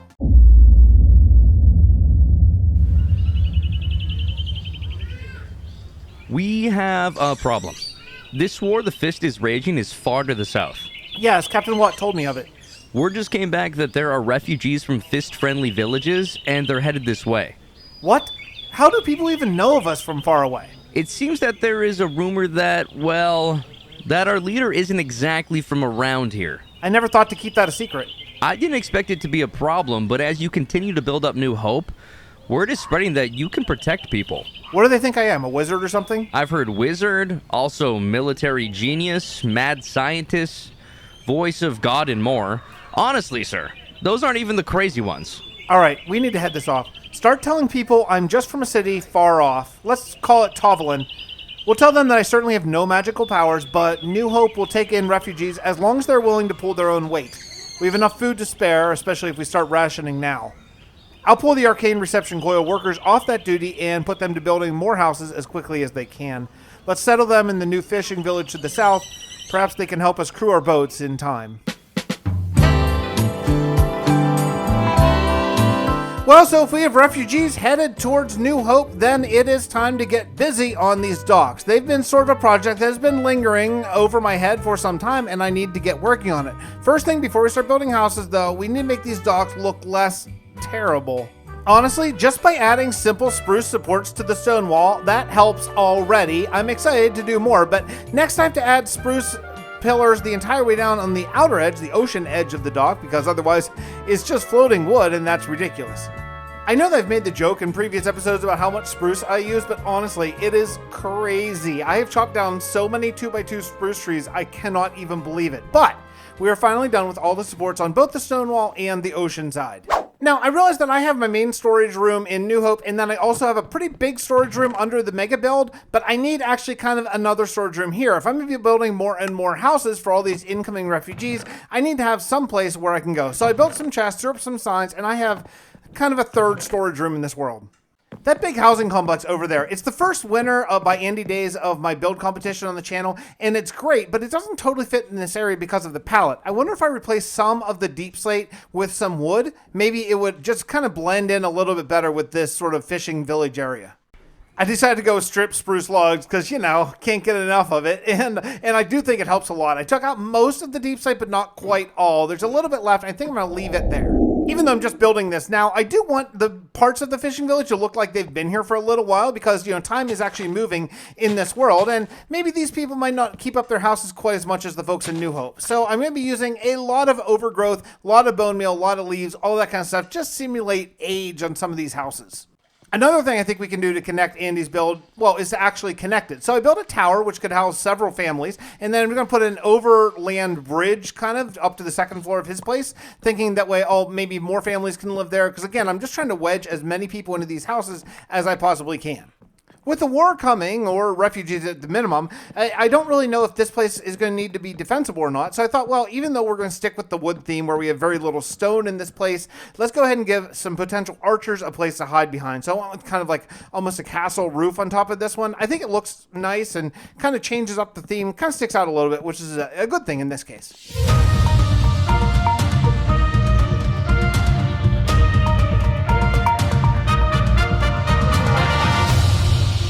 Okay, it's starting to come along. The tower helps a lot. I used some spruce, which is the first time I used that in this village, but the pathways in Andy's house might not be working for me. I might need to change those out to match the rest of the paths in the village. These look really cool for what they are. The problem is they just don't match. It just feels like a foreign build was just sort of plopped in here. So I'm going to take all these out and make them a combination of coarse dirt and path block, maybe some spruce sprinkled in because it matches, especially I'll need slabs as well. This is a huge difference. Just walking through it just feels way, way better. It feels like it really blends in the landscape, even though it is up a couple blocks, which, you know, that's just the nature of how it is. But yeah, it's starting to really fit. It really works for me now. I look the other way. I don't see how it's got anything to do with me. Now, I realize I'm supposed to be building tons of houses, and that has not necessarily happened yet, but I have some more landscaping that I really, really need to do. The backside of this village is just so blah. I mean, look at it. It's just Minecraft terrain, and I think I can make it a lot better, which also in turn will give me a lot more room to build houses. So I think it's actually custom cliff time right up against here. I grabbed a bunch of stone, a bunch of cobble, and I'm ready to go to town. After a good bit of terraforming, and this is just full blocks, I didn't go stairs, slabs, and the whole nine. This is just the basic, but it looks so much better. It kind of puts a border around where the village is, and things are looking up. Now just to add a couple smaller cliffs around, well, the smaller cliffs, and we should be good to go. I really had intended to keep some of these villager houses, sort of the pre-made villager houses, but honestly, I can't. It's not that they're hideous, though they are, it's just that they're in the wrong place. They're taking up so much land where I could fit 2 or even 3 houses in their space. So yeah, another one's got to go. And then while I was doing the cliffs, I thought, oh man, I need to terraform this land a little bit to make it usable. Now, spoiler alert, I never actually used this land in this episode, but going forward, I always could, whether it be for farms or future expansion. And finally, it's building time. The very first of the house I want to use spruce again to bring that into the palette, because this isn't that close to Andy's house, although it's kind of next door, but I want to build 3 houses within one, kind of row houses. Okay, this is coming along. I like the looks of this. Now I'm using the same roof designs I used in the other house in the village again to tie it all together. I think the middle one is going to have to be 2 stories. I have to do a little bit of crafting, but while I'm doing that, I want to talk about the last episode. I did a memory stone for my beloved pet, Sydney, who passed on, and I said, hey, if any of you have a pet who crossed the Rainbow Bridge, please, leave me a comment and tell me who. And I am overwhelmed by the amount of comments I got. Now, I'm doing my very best to keep up with it, but as this episode, all the gameplay is done, and I am into editing, I'm still getting comments, so I'm doing my best to keep up. But yeah, I'll show you in just a minute. Now, seeing as how these houses are refugee houses, and I'm building them in a hurry, both in real life and also lore-wise, I'm going to have to cram as many families as I can in these houses. They just need, right now, roofs over their head and food to eat, right? So let's get as many as we can. So within these houses, though, granted, I won't be doing interiors, as I leave that up to my beautiful supporters to do the interiors themselves and then send them to me. We'll just pretend like maybe 2 or even 3 families can fit in all these houses until I have the ability to build more. But for right now, let's just get these people indoors. Lastly, I want to put fireplaces in all the houses for lighting and also just for some motion. If you look at the village, having that smoke rising is just absolutely essential because you want to see movement in your city, and fireplaces smoke is like the only movement that we have in Minecraft, really. So yeah, fireplaces on everything.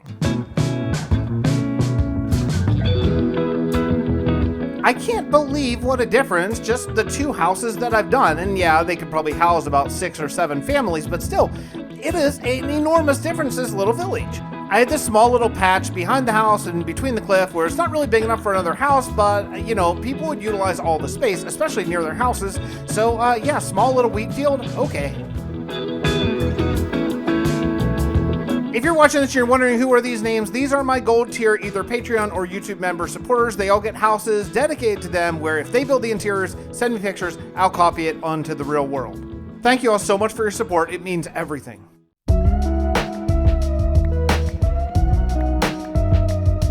Well, surprise, surprise, I'm taking on another house. I didn't mean to. I didn't intend this. And I know I'm supposed to be building more houses, not taking away housing, but it's facing the cliff. No one would build a house facing the cliff. And obviously the cliff was here before the house was geologically. So yeah, the house has got to go. Sorry.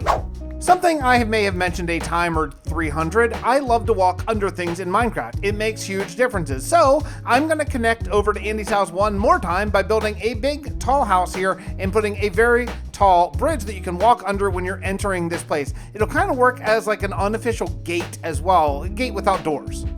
I built this house as a duplex in a way. It has kind of 2 entrances, and I think one will just kind of go up to the 2nd floor and the other will just not. Now, I'm not going to do the interior, of course, but so we'll just pretend. But yeah, this again will house 2 more families, and that is a good thing. So supporters, one of you decorate the bottom, one decorate the top.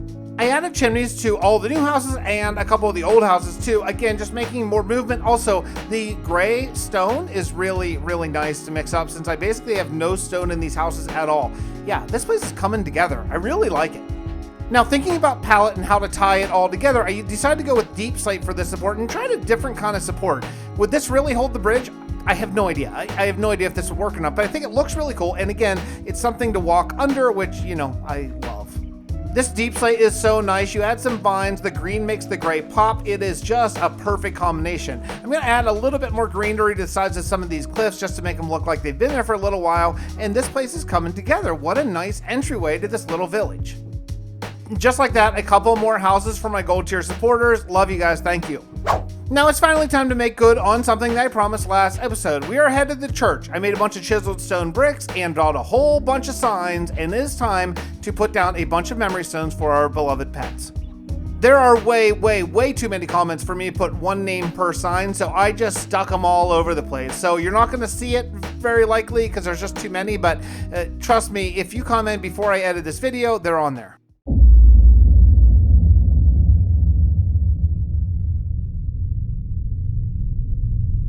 I need to know how many refugees are headed towards us, and to that end, I have an idea.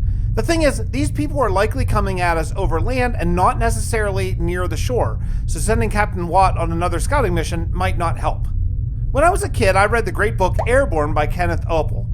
Ever since then, the idea of boats held up by giant blimps has been intriguing to me, and I think we could build one here. I'll build it to fly over land, but land and water to load and unload. With some luck, we could pilot over the refugees and drop food and water to help them on their journey to us here. This will certainly be a huge project, and I better get started right now.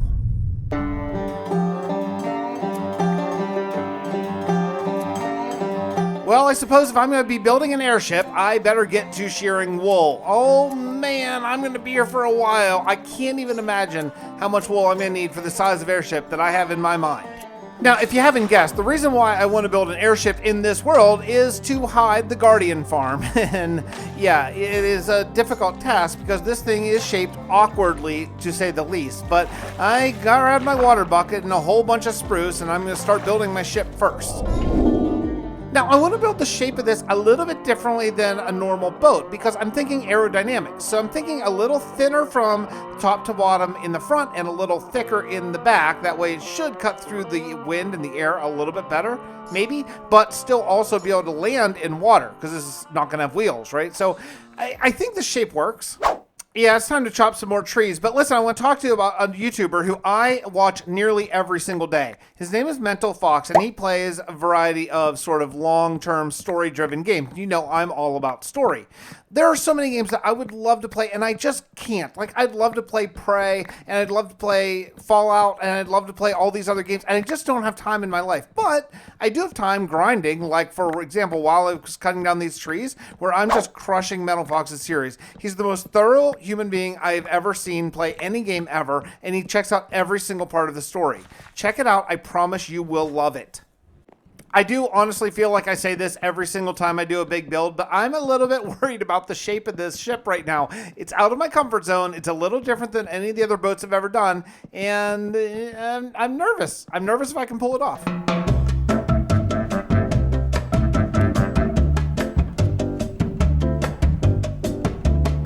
Yeah, I don't know. That's the shape. I mean, look, you've probably all seen the thumbnail, so let me know if it looks okay.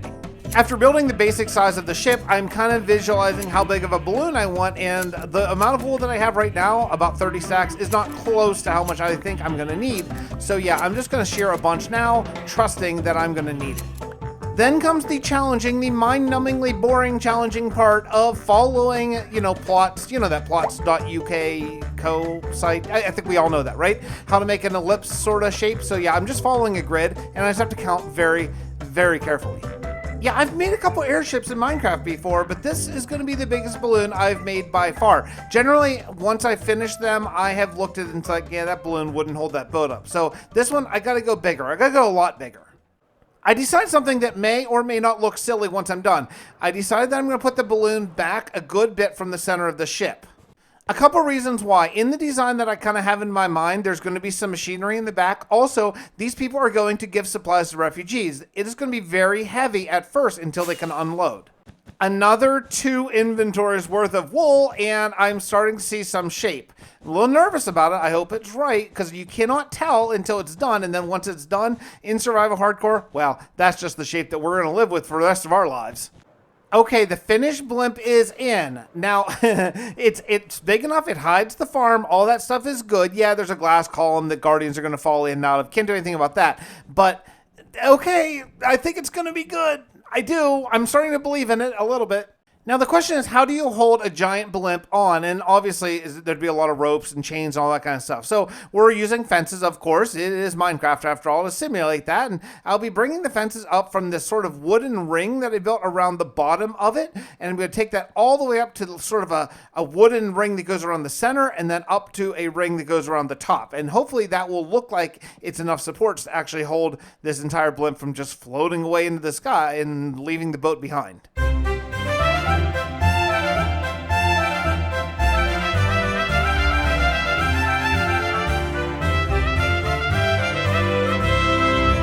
It's funny, for as long as I've been an Epidemic subscriber, I've never searched for trumpet music. Well, that's kind of cool.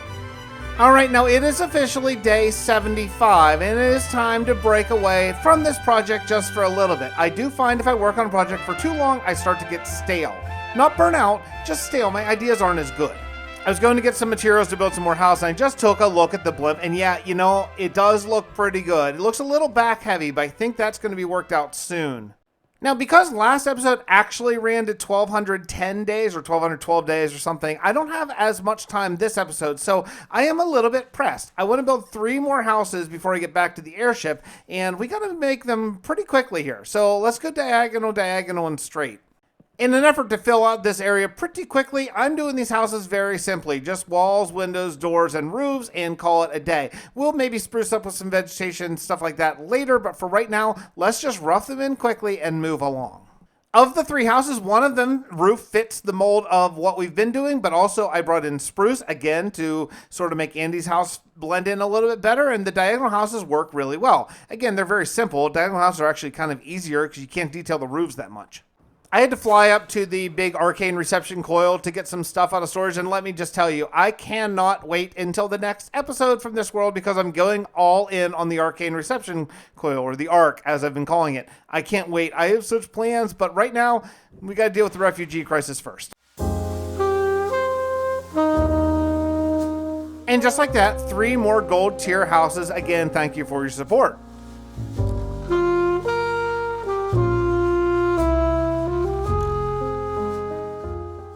It is really starting to come together. This little village is turning into a thriving community.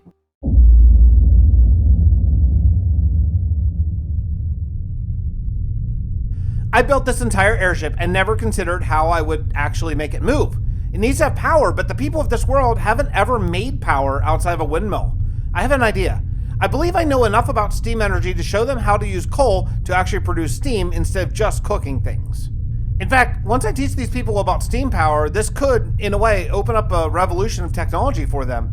If we survive this coming war, that is. There's one detail I'm not sure how to handle, however. I do not want to give the Fist this technology. I'll need to keep it secret from now until we learn their true motivations. I'll have to choose carefully on who to crew our new airship. Well, I mentioned that I had an idea for the back of the ship. The heavy machinery is going on the back, and I need a propulsion device. So, here we go. Steam technology. Yeah, okay, I can do this. This took quite a while to get just the right shape on this sort of windmill fan situation that I want up there. I didn't want it to be straight. I wanted it to be a nice slopey curve, and I think it works. I started filling in the fans with some wool, and then I realized that I had them blowing towards the back of the ship, but that's not the way they would be blowing. They would be blowing away from the ship because I'm moving forward, so yeah, I gotta redo it. All right, now we're talking. I kind of can't believe I got this first try, to be completely honest. I thought I would have to do a bunch, but I like it immediately. I just like the shape. I like the style, the whole bit. This is a total win for me as a builder. Now, I learned back in my Realm of Vastin days when we were building the steampunk city of Gravenwall that gears are great and a lot of gears are greater. So yeah, I'm going a lot of gears here. So I'm using this sort of the tiled deep slate to make as many gears as I can fit on every shaft I can find. Let me tell you what I don't have very much of. I don't have coal. Now, I do have some back at my main base, but that's a little bit of a flight away. I don't have, like, any coal in this area. I'm really considering doing, like, a mining episode. I don't know. Would you watch that? Would you watch, like, I mine for 100 days in Minecraft and here's what happened? I don't know. Now, the reason why I actually want coal is not for fuel. I want it to be laying around as if it's being shoveled in to fuel this thing. So I added some more gears, and I put side, like, vertical gears, and then I put a horizontal gear that should, like, turn each other. Yeah, I learned all of my gear technology from, what's that mod? Create? Yeah, everyone loves Create. I don't really love it that much. It's not my style. It's a great mod. Don't come at me, comments.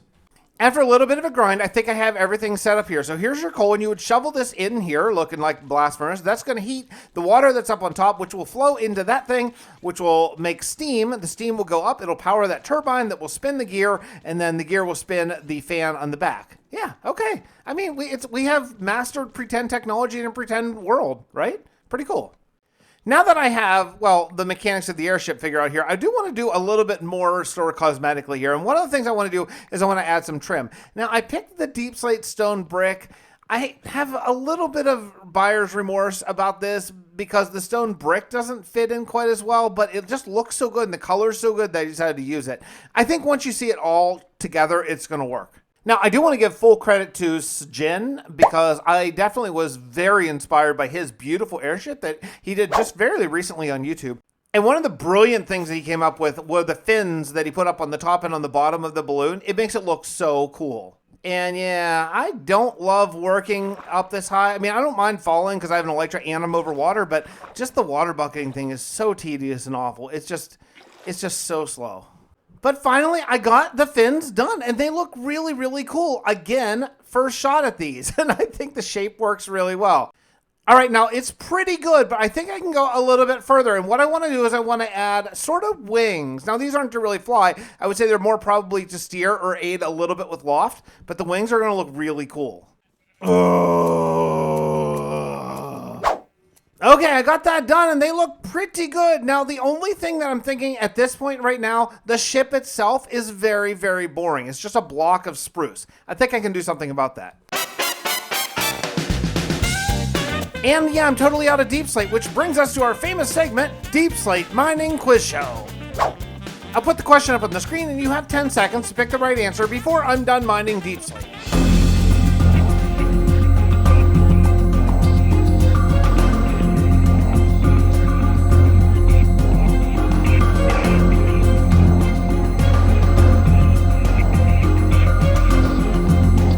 The answer is Sing. Florida. Making great legal decisions since never, I guess. After getting a ton of deep slate, I decided to go down to the bottom of my airship and just start building some sort of reinforcement things. They're going to help hold the boat up because I don't want the boat to fall apart. So I figure I should have some pretty sturdy reinforcements just to keep it kind of together while it's flying through the air.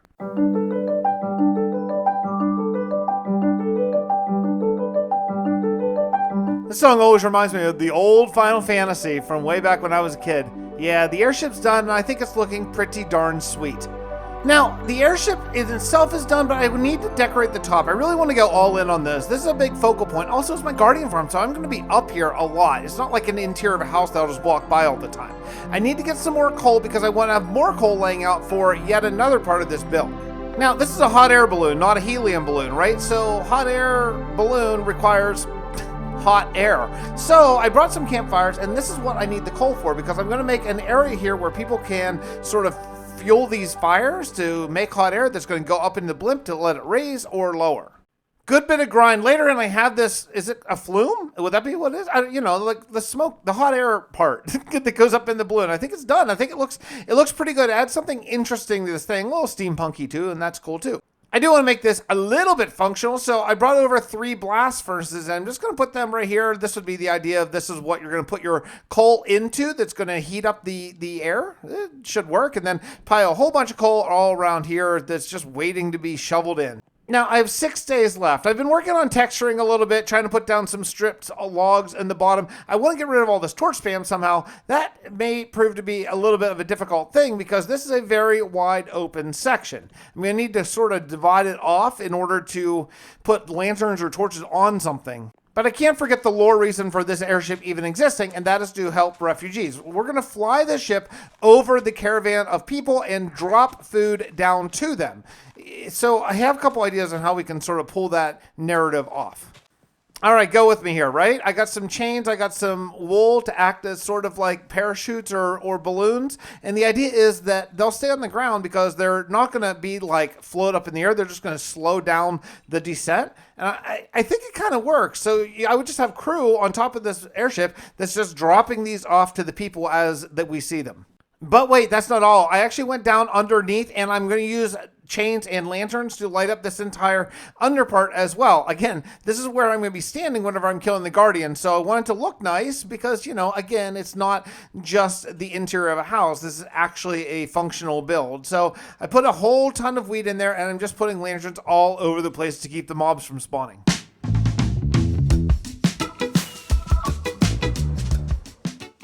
I added in some windows, and I think this thing is just awesome. I mean, it's just awesome. It's an awesome, fun build. There are some more details that I could add down the road a little bit, but I think we are in a really good place. Everything looks functional as far as the machinery and all that kind of stuff goes. There's a bunch of storage, a bunch of balloons there, tons of wheat being waited to be passed out. It is a guardian farm after all. All the machines look right. Yeah, shit. I mean, yeah, man. I like this build a ton. Now I have about 2 days left, and I'm going to spend that time prettying up this little village some. I plan on giving out a world download, as I always do, to all of my supporters at any level. Just make sure you join my Discord. YouTube members, in my Discord, there is a way to link it. If you have not linked your YouTube and your Discord together, I have a message there for you. I spent some time roughing up some of these houses with some terracotta just to make them fit in with sort of the first house I built in this area, and it looks really, really good. I kind of wish I had a terracotta overlay like I do in the old Realm of Aston pack, and I don't know. It moves away from vanilla a good bit. Maybe not, but it would be really cool for this area at least.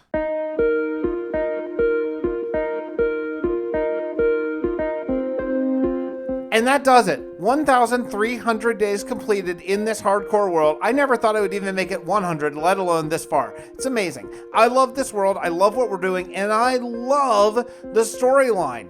Man, wait until you see where it's going next. I already have the next episode scripted and ready to go.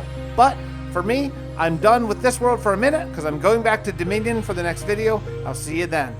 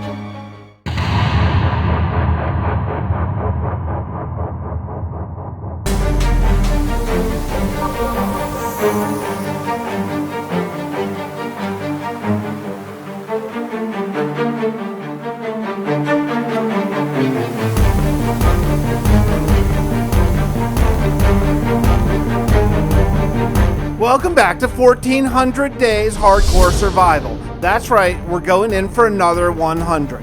After building a ton of houses last episode, it's time to head underground underneath the arcane reception coil, my mega build. I need to build a huge engine to power this entire structure, and I need a lot of room to actually do that. So it's time to start digging right away. Let's get going.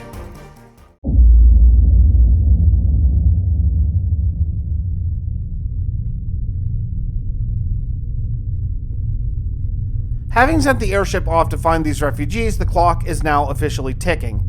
Captain Watt was unsure of how many people may be heading for our walls, but we should definitely be prepared for a lot. This war the Fist is raging to the south doesn't seem to be going their way. I was careful to instruct the crew of the airship to be looking for refugees and aid them however possible, but also to keep an eye out for any signs of this mystery enemy. I'm not yet convinced that the Fist's enemy should be ours as well. Having added a good number of houses in the past months, I sent a crew to begin digging under the arcane reception coil. The plans have been supplied call for a large amount of energy utilizing redstone somehow. I'm curious to how exactly all this will work, but first I suppose we need to start our first major excavation project.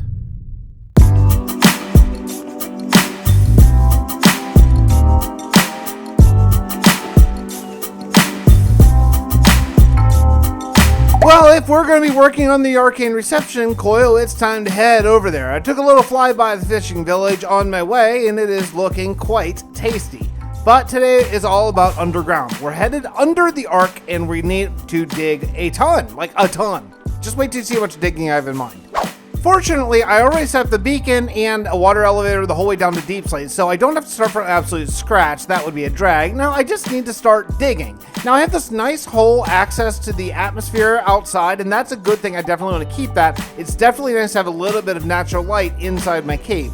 You have to excuse this episode as I'm toggling shaders on and off. I downloaded a mod for light levels that shows you where mobs can spawn and all that kind of stuff, but it doesn't work with shaders, so some clips have it, some don't, depending on what I am doing at the time. But yeah, one thing I've learned when doing this kind of thing is detail as you go down so you can skip all the scaffolding later. So as I'm going, I'm just adding cobblestone blocks. I'm not doing walls or stairs or slabs or any extreme detailing. This cave is going to be absolutely epically massive, so there's no need for that level of detail in something this big. Check out this light level mod. It is so cool, it's so helpful, and it's so nice that it's just a client-side mod, so you can even run this on servers or whatever. It's really awesome. I'll put a link down in the description if you want to throw it in. It only works on Java, of course, as do all mods, but if you're running Fabric, it works pretty nicely. Now, as I'm going down, I need to continue, like, sort of detailing my water elevator, because I do want it to be glass. I want you to be able to see this lush cave as you go up from the very bottom. So yeah, there's no real good way to do this since it's already full of water. It would have been not too bad to do it before, but I didn't. So now I have to sort of do this and deal with water flow, but that's all right. It doesn't matter. It'll get done.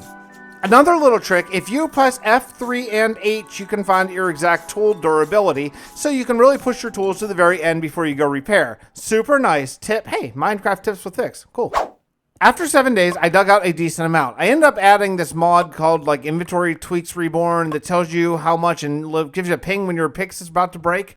I was flying back to the Guardian farm to repair my stuff, and I noticed, since I forgot to turn off the F7 light level mod, how many spawnable areas there are in this airship.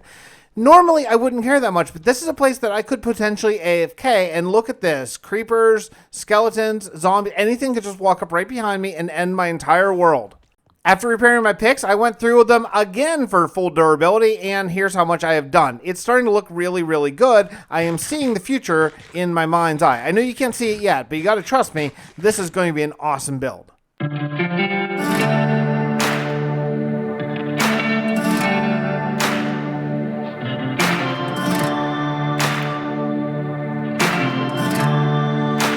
While I'm continuing to dig, let me tell you a little story of something that happened to me just last week. I decided to take the boys out for a McDonald's little treat, and on the way, I had to pick up the dog from the groomer. So it was me and the dog and the two boys in the car. We go to McDonald's, everything's great, have a little snack, everything is cool. I put the car in drive to leave there, and it doesn't do anything. Somehow my car broke down while I was in the parking lot of McDonald's. Fun fact, I only bought this car about 5 months ago, so I think I've only made about 4 payments on the car. It's ridiculous that a pump went bad, but that is what happened. So here I am, 4 payments into a new car, and I am $1,400 down on a new pump to my car. I called the dealership and I expressed how really, really pleased I was with their sale, and they did cut me a break, but still, not a fun time. But let me also tell you about not a fun time. That's having the dog and my two boys, who are 4 and 6, alongside of the road for an hour, maybe a little less than an hour, while we wait for my wife to be able to get there to pick us up. Yes, that was a great time. That was a great time keeping everyone contained in a little tiny little patch of grass while we waited for a ride. But let's get back into talking Minecraft here, because I have to make a decision, and that is what shape this is going to be. Now, full disclosure, the reason why I'm doing this is because I'm just about out of beacon range, and I don't want to dig a singular block without a beacon. So I have an idea. Let's do ridges kind of going down. You know those tiered farms we did outside some episodes ago? Why don't we do a similar idea, but going down instead of up? In the little time lapse you probably saw, I built a storage area. My upstairs storage is completely full of stone and cobble, so I thought I just need a ton of chests lined up somewhere. We're going to figure out how to work this into the build later. I think this idea of terraforming, though, we'll leave that up there where I'm landing now. Yeah, this is going to work. My plan is going to be to make these very lush, I think. I think it's going to be a nice juxtaposition of lush caves along with a bunch of heavy machinery to actually run the arcane reception coil. This should be very, very cool, but to make it lush, I need dirt and grass. All right, looking around here, I'm starting to be a believer, and I did no detailing. The dirt is just basically one flat row for the most part. This is going to be very, very cool, especially once it gets some danglers. I was working on this late one night, and I thought my kids were in bed, but then they both all of a sudden weren't in bed, and they were just down here standing, and they said, "Hey, what are you building, Daddy?" And I said, "I'm building a big lush cave." They said, "Okay, that's a bad idea. Instead, what you should do is build a giant creeper." So I don't know how I could work that into the lore, but that's what my kids want. They want a giant creeper. What do you think? Yeah? Giant creeper? Or should I build a sweet lush cave?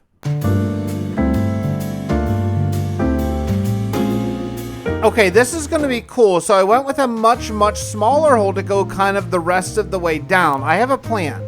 Oh my goodness, it is starting to get a long, long way up there. I might be getting close to the end of this.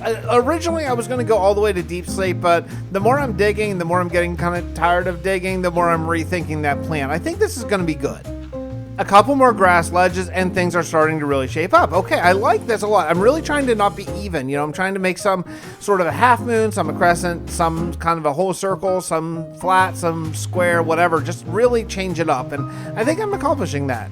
I need to get this elevator going all the way down to this new and possibly lowest floor. Now, there is actually a fall that goes the whole way down to Deep Slate, so if I want to mine there, I can. But for right now, for building purposes, I think this is probably going to work out just fine.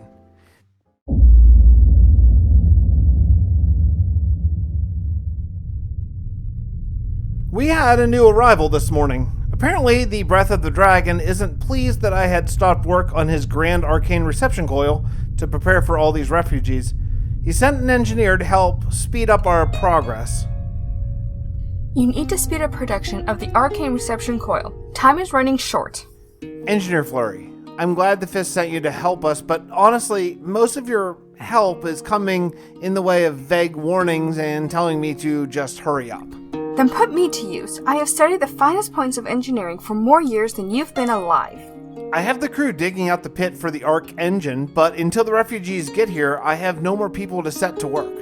Pull the men off the fields, right now. Digging this pit is more important than farming. More important than eating? Listen to yourself.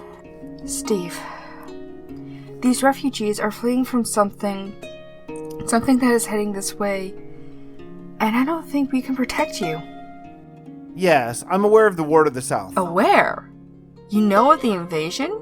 Captain Watt learned of more than just the refugees coming this way. He learned that you, the Fist, is losing this war. War? You don't call it that back home. What happened? Did a village you squeezed for 60% of their food revolt? Some town decided they don't want to give you shulker after shulker of stone? You really don't know. We're not facing another country or even men at all. What do you mean? What are you facing? The dead, Dr. Tepik. We're facing the dead.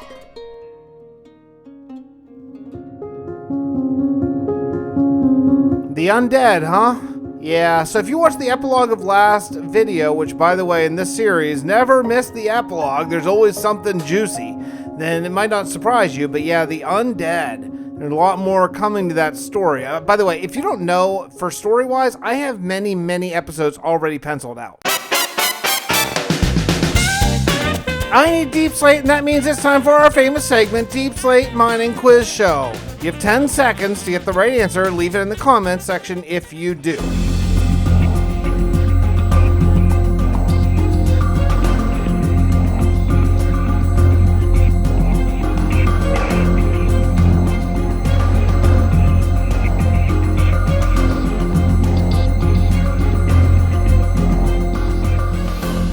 The answer is 8. There are 8 phases of the moon. Be honest, tell me in the comments, did you get it? Yeah? No? What did you guess?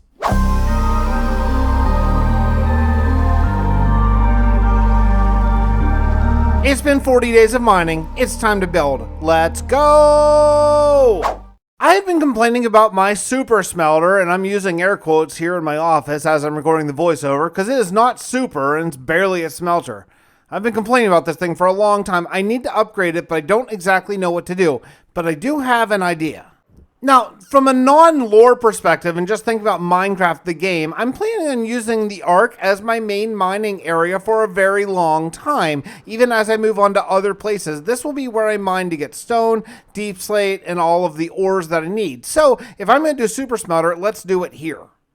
Now, as this is the first building in this area, I need to make sure that I decide on what kind of palette I want to do. And I do think I want to stick with cobblestone, stone brick, and stone for down here. I feel like this is what they would have access to and what they would probably build out of. Also, it still makes it feel like it's kind of medieval, even though I'm using some more advanced technology. I think it's the right palette for a combination of sort of high-tech and also low-tech at the same time. Now, I decided I want to use 32 furnaces. I'm not going to use blast furnace because I want to be able to cook anything that I want in this, and I don't care if it's slow because I'm going to have 32 going at the same time. But I was thinking back to the super smelter that they built on the Skyblock Island. And I say they because I don't exactly know who built it. Maybe Mollis, I'm not really sure. But it is genius, and I want to copy it here. So I went over to my copy of the Skyblock Island that I have, which, by the way, if you didn't see that video, you should check it out. We spent 28 days on Skyblock Island, super fun. And I went in Spectator just so I could fly around and sort of figure out how the redstone on this works, because there is a small redstone mechanic that actually sends the chest storage boat thing through You know what I mean?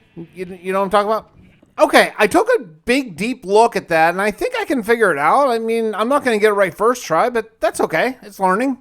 Now, from what I can tell, this design actually requires 4 hoppers per furnace, and I'm doing 32 furnaces, so yeah, that's a lot of iron. Luckily, I have it, but it's a lot. I did something wrong. Nothing works. It doesn't work. This thing should be going, and it's not. And this fence gate's not activated. Okay, a lot of minutes later, I think I finally got it figured out. I didn't have a block next to the gate, and that's what opens the gate, and that's what allows the hopper cart to go through. Okay, I think I got this. Yes. And after extensive testing, I think it actually works. Check it out. It takes a whole bunch of items out of the chest really fast, and then the gate opens, and then off to the races, and every single furnace gets 2 items. Awesome. I was trying to make a whole bunch of cauldrons, and apparently I don't know how to Minecraft, so that's cool. I've never used dripstone ever since they were introduced in 1.17, and this is my chance, because I want renewable lava. That's what's going to power them, but unfortunately, I'm a couple dripstone shy, so I got to find a dripstone cave. Now, I know there is a dripstone cave in this world because I've seen it, but I don't remember where it is, so I got some searching coming up here. After a decent amount of searching and no luck, I decided to check over by the old broken squid farm. Yeah, that's right. This thing from episode 3 still doesn't work. One day, I see squid. See their squid? See how they're not dying? Yeah, 0 ink in this thing, by the way. And finally, after just really a ton of just kind of walking through these giant caves and getting shot by skeletons, I finally found some dripstone. Not a ton, but I need like 6. And I could have made it renewable, and at this point, it probably would have been faster to just make dripstone, but whatever. I found it, and I'm happy. I'm going to get it and get out of here. Finally back home, one thing that I want to do right away is get this lava farm going because I want it working. I have no idea how long it actually takes to generate lava, so while I'm building the building around it, I want it to be rolling. So let's get that going now. I guess this is the only time it's ever been good to have your nether spawn in a basalt delta. Yeah. Just ignore me throwing buckets in the lava. That's cool.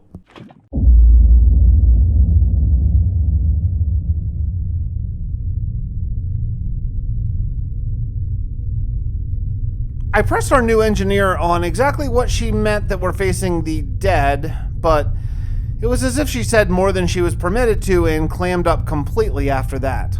Regardless, though, it got me thinking. We have a small garrison and a handful of soldiers here at New Hope, but if we're attacked, we'll need every man, woman, and child to fight. Hiding won't help if this foe is as brutal as it seems. But the reality is, I'm not much of a fighter myself.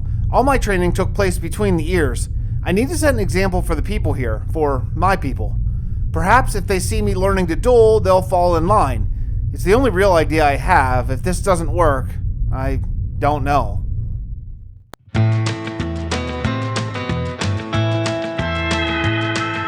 The lava production is officially underway. I have 32 cauldrons and 32 furnaces, so if they're all full, I should be able to do a full harvest and start to compile it. Now, this is going to be able to smelt a ton of items for a while, but then it'll come to a screeching halt. It's not like a kelp farm or anything like that. I think the shape for this is just fine. I like it. It's a little different than my usual thing, but yeah, okay, cool. I just need to remember to harvest my lava on a regular basis, and I am forgetting pretty frequently, but that's all right. We'll get there in time. I don't have plans for a major interior decorating job here, but let's try to do something. Maybe, I don't know, a little deep slate outline or just something very simple just to sort of show the flow of the room. Yeah, okay. I mean, there's only so much you can do with this room. It's just a room with a big row of furnaces. I ended up using all of the prismarine that I had sort of saved up from the last couple episodes of not using it. So yeah, I'm back to basically 0 there. If I want to use more, I'm going to have to go harvest it. But for right now, we're in a pretty good spot. Okay, I like this. I like the roof design. Everything is cool. I did a test run on sand and just take a look at that. All the furnaces on. Oh, baby, it's a good sight. Now, the reason why I actually wanted a super smelter was actually to smelt netherrack. I have a ton of netherrack saved up just from digging nether paths. I've never used it in this world, so yeah, we're going to head back with 3 inventories worth of netherrack and start to get all that smelted up. I actually want to use it for some of parts of the engine because I feel like netherrack is a good sort of industrial block and I haven't used it yet. So yeah, okay, I think it's time to finally find a use for this stupid block. And I am more than happy about this. It flows so fast out of there and just fills up so fast. I mean, it probably only takes a couple seconds to get several stacks worth. This is awesome. Thinking about the lore of this build, I was thinking that I might use redstone as sort of the power source for this place and maybe make this entire mine kind of a redstone mine where you pull the redstone out of the earth and then you process it and then it'll sort of power the entire thing. Redstone is in Minecraft a sort of form of power. It's kind of power, electricity, whatever, but I think that we can use it lore-wise to sort of run the whole machine. And a tiny bit of time later, I did just a little bit of detailing work. I really like the red glass for this particular build. Yeah, it's cool. I mean, look, it needs more detail, but I'm going to be doing a lot of detailing with nature down here since I'm going for the lush cave. So I'll come back to this later, but I think the general feel is good.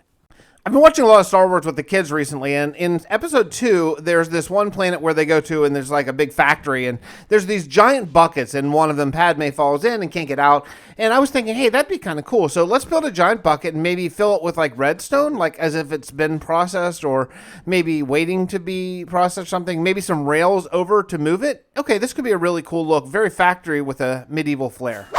I added in some tracks overhead to move it. It's going to kind of feel like railway tracks a little bit, but without a train on top, instead with sort of suspension rails underneath for these buckets. Okay, I think this could be really cool. I'm going to have to find a way to mob-proof this because mobs have been dropping on my head the whole time I've been working here. And then I'm always thinking about movement in Minecraft. You know, it's a game that the terrain doesn't move. So I was thinking about something that we could do to show movement is put a sort of a dumped bucket, like maybe one that fell over or something, that in your mind's eye, you would see it, the movement, because you would see it, how, oh, it fell and it dumped. So yeah, so I put a sideways bucket, and what we'll do is we'll have some redstone sort of spilling out of it.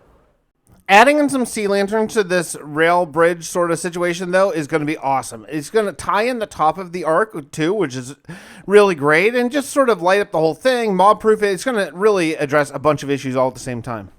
I really like what's going on here, but unfortunately, I'm just about out of deep slate again. I piled in some redstone in the bucket and some redstone in the spilled bucket, and things are looking good. Again, just using full blocks here to show, oh, this is like the already processed stuff.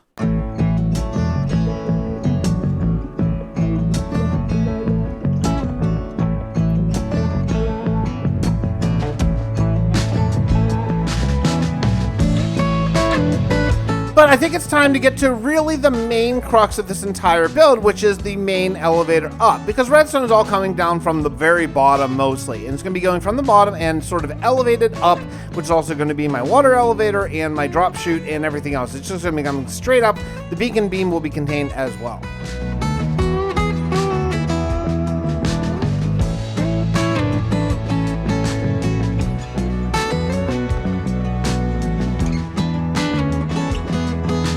I got it raised the entire way up to the roof, and I have one major problem, and that is this sort of floating storage platform. I don't really have an idea of what to do. I need to get some sort of, I don't know, some sort of inspiration or something. I got nothing on this right now. I built a little bit of a room around the storage area, kind of made it a little bit more circular, and then I've been working on adding this wooden bridge. I think adding in some wood would be a helpful thing here. It's going to bring in another sort of color palette and also give a little bit of a rickety vibe, like maybe this has been sort of just hastily constructed by the workers down here just to get to this point for some reason. Yeah, I think it's going to be good. We'll just do a little bit of a fence suspension that hopefully will be convincing. All right, let's try this. Again, thinking about tying in sort of the bottom to the top and so forth, just to make sure it looks like the same build. I am going to use a bunch of these sea lanterns here to connect. I don't know really what these are. Are they like power running up or just to look cool? I don't know, but yeah, it's important to sort of stay consistent between what's happening on the top of the arcane reception coil and what's happening down here on the bottom. It's kind of a medieval cyberpunk sort of thing, right? Is there a better term for that? Let me know in the comments down below. And also, while you're there, let me know what you think of the lore going on so far. Are you enjoying it? Are you enjoying the storyline and how I'm sort of presenting it? I hope so. I've been taking a lot of time to learn how to do some of these little animation scenes and stuff, and it's been a lot of fun to put together. I was working with adding some detail with deep slate, trying a different deep slate variation. They're so similar. I think what I need to do here probably is bring in some maybe blackstone or even stone brick or andesite or something that's not exactly the same tone. As much as I love deep slate, it's a little much right now. I have a second bridge, and I decided to go with the same sort of idea of what I did with the hanging rails up there, but down here in the bottom. But this time, using deep slate instead of stone brick. I think it's better. I might come back in and texture variate it a little bit, but I think the idea, the concept, is pretty cool here. Yeah, I'm looking over this. I'm kind of building a little bit more walkways around here, but honestly, I'm just thinking so much about how really, really bland this is. I need to get to landscaping soon because it's getting hard to see my vision whenever it just looks so blah. So landscaping, yeah, we got to get to it. I mean, honestly, look at this torch spam everywhere, just because I don't want to fight constant mobs, but oh man, we gotta get to hiding lighting somehow. I don't even know how really we're gonna do that.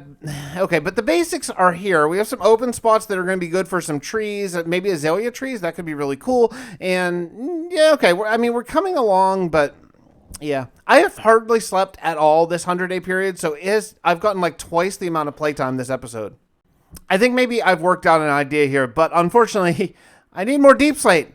Oh, man. All right, I'm going back underground. I'll see you on the top side.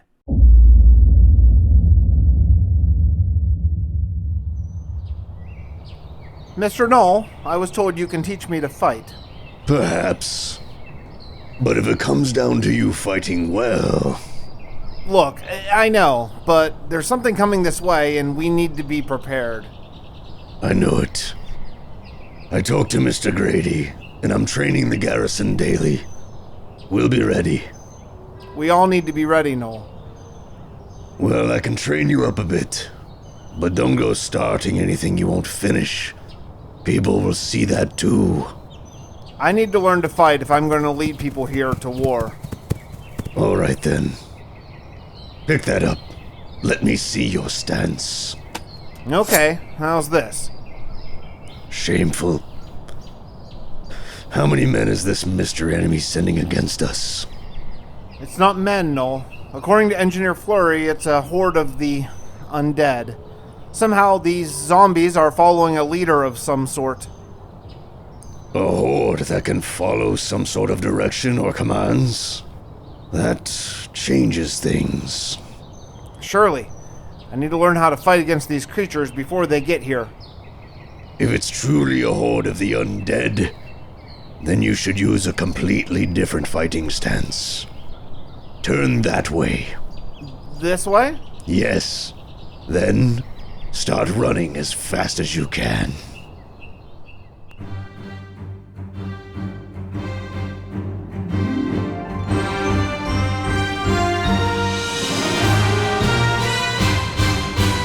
I think it's time for some real building. Taking a look at the arc, it looks super sweet.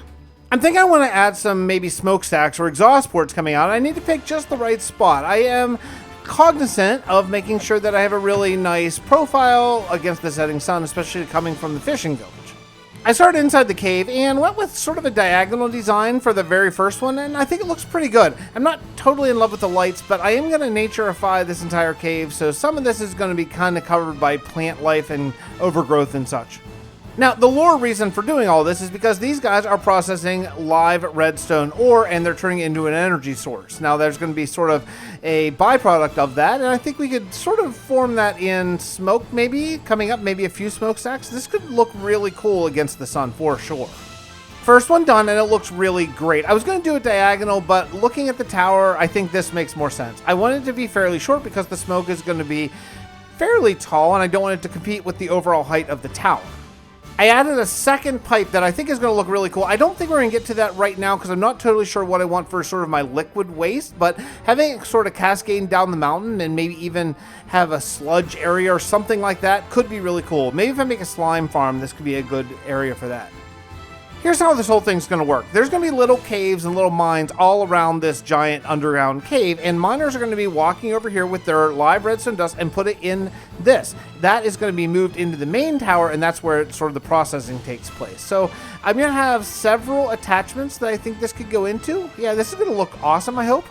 So if I want smoke, I'm probably going to need ink for the dye to dye the glass, and to do that, I have to go manually hunt squid because my ink farm is worthless. I am just a Minecraft player who doesn't have a squid farm, I guess, even though I have one, but it doesn't work. So, yeah, I'm a Minecraft player who doesn't have a squid farm.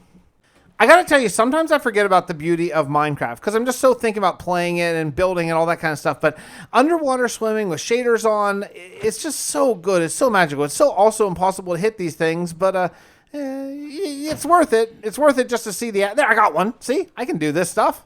I did a little bit of texture work where I changed the purple glass to be sort of borderless, just clear glass, because I want to use it for smoke and magic effects and things like that. I did this in the old Realm of Vastin pack as well, and it works so perfectly, I'm just going to do it right here too. Looks pretty good. It's funny, after all that time hunting up ink, I have decided I'm going to go with purple and blue for the smoke. I don't want it to look like normal, absolute industrial smoke. There may be a time for that in this world, but that time is not now. This is going to be kind of redstone, special, magical sort of smoke. A ton of harvesting red dye. Later, I am finally ready to make a ton of purple and a ton of blue. I should be all set to do this. This is looking good right away. Truly, I mean, kind of better than I expected, better than I hoped. Looks awesome. I do have a camera account that I utilize quite frequently in this world, especially for builds like this, where replay mod kind of works to check it out, but it's a lot faster if you can just have a multi-MC instance running with your camera account in Spectator, and you can just really take a look around and see what needs to be thicker, what needs to be thinner, that kind of stuff. Organic builds are really tough whenever you're super close to it. It's really nice to be able to back off and take a look. For example, after checking it out for a little bit, I looked and I think that blue glass is a little too light. So I went into GIMP and I just darkened the opacity a little bit, and I think it's better now. While I'm going stained glass crazy, I decided to use it at the top of my nether portal again to sort of show it's almost like the nether portal is sort of reflecting off the glass. I thought it was kind of cool. I'll be honest, backing off, I don't love this effect. I think it's something that we can work with later on down the road. Okay, now we're getting to a little bit more of the lore portion. So if I'm going to be having blue and purple glass in some places, I want to have somewhere it's separated. So I have these two big tanks that I have for energy. Let's make one blue and one purple. I think it should sort of sell what we're doing here before the combining of them for the smoke, maybe? Does that work? Okay, I'll be honest, the purple works great. The blue, not quite as much. I think probably the blue would have worked better to just be like water maybe, or it's a little darker. Maybe I'll just change the texture and just crank up the darkness just a little bit. Now, the next thing I need to do is I need to show movement in this world, and I want to show where the redstone is coming from. I want to have big mines and maybe some spilled redstone in various places. So wherever we're having these little inlets where they'll be shoveling it in, I want to actually make a mine to the side and show, hey, the redstone came from here. This would be a lot faster to do if mobs weren't just constantly raining on my head in this cave. After some more work up top, I decided to go down to the bottom and start working on the dome. This is the dome that extracts it right from the ground. Maybe it's like a heat dome or something like that. I'm not sure of the lore exactly on this. It's the bottom of the sort of column that goes up, so, you know, whatever. But it's going to look cool, and I definitely want to use blackstone and netherrack brick for this. Okay, it didn't take long at all, and I have the dome done. It doesn't look all that special, but I think the idea like, oh, hey, something's going down there, I think that's kind of cool. And we're going to explore this in future episodes whenever we get more into the underground thing and more into the lore of the Fist and what exactly they're doing after all. I threw down a quick floor and everything looks pretty good. This should be great. I'm looking forward to sort of getting into this down the road. But again, we're running out of time today. I need to head back up to the top. It's officially day 1380, and this is the second time I've recorded the voiceovers for the last half of this video because of a computer glitch that's making me rip whatever hair I had left out of my head. Honestly, I cannot believe how much iron I've gone through. If it's not just cauldrons and hoppers, now it's just bucket after bucket after bucket. It's going to be amazing, but holy crap, I'm going through tons of iron. Another thing I need redstone ore, and of course I don't have any of that because I always fortune that up for levels or whatever else. So I'm looking for it, but I'm not sure that redstone ore is really a thing. I think it's mostly deep slate redstone ore, but I really want the stone variety. Check this out. While I was searching for redstone ore, I actually found my first geode in this world ever. Now, I could have sort of cheated and used my spectator account, but I really wanted to find it legit, and I did. This is awesome. I can't wait to actually find a use for this, but this is really, really cool to finally have access to some of this. I can't wait to make a looking glass. And luckily, I came up, I just dug straight out of the node, and I came up right in the middle of the cliff of my fishing village. This is super cool. This can definitely be a future build. We'll definitely do like a geode mine here. Awesome. The Great Iron Drain of 2022 continues as I add iron doors. I feel like these sort of complete the look and make it look like redstone could be shoveled right in there. And then I'm going to make a little road and another redstone mine just right beside it. I have a little bit of time left, and I want to utilize that by getting rid of these torches, hiding them under moss carpets, and really lushing up this cave. I'm going to use a lot of azalea trees, azalea bushes, moss blocks, all that stuff. I don't think I have any glowberries, unfortunately, but if I ever find any, this is where they'll go. Gotta tell you, these azalea trees are starting to grow on me. They're kind of weird a little bit, but I like that they're not just straight up and down. I really wish we had azalea wood. I'm shocked that they're just oak wood. That doesn't really make a lot of sense in my mind, but whatever. Hey, we got a new tree type, and the flowering leaves are super nice.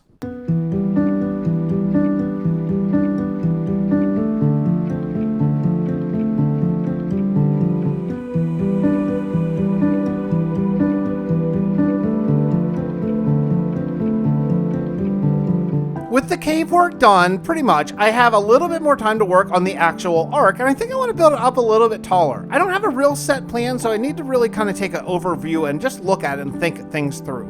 It didn't take long of just standing here and looking at this thing to get a really cool idea. Let me show you.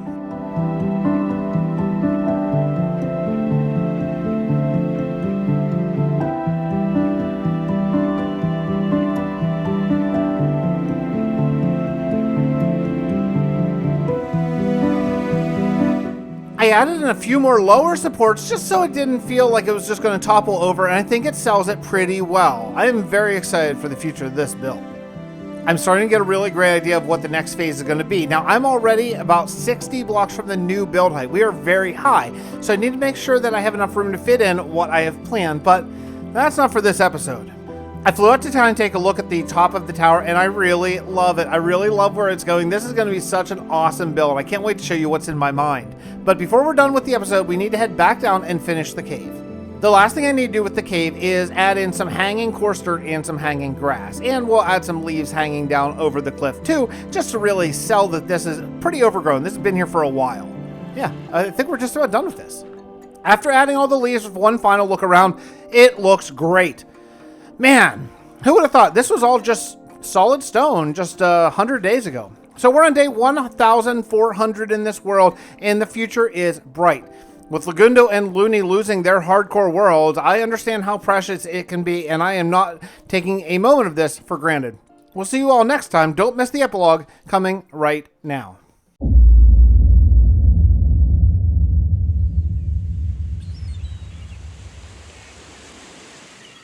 Sir, Dr. Tepic. Yes, Captain Watt. So glad to see you back. What's wrong? We found the refugees, sir. Excellent. How many are coming? There were hundreds, perhaps thousands. It was hard to count. What do you mean, were? Something attacked them. It was gruesome. There was nothing left. The Horde. The what? Our new Fist representative told me that the mystery war that they're fighting to the south is against some sort of horde of zombies, but it seems this horde somehow can follow commands. That's impossible. But still, that would explain the scene we found. Were there any survivors? No, none at all. This is awful news. How far out did you find the remains? That's just it, sir. It took us so long to find them because we had to double back. It seems we flew over the scene in the night. We only happened to find them on our return trip.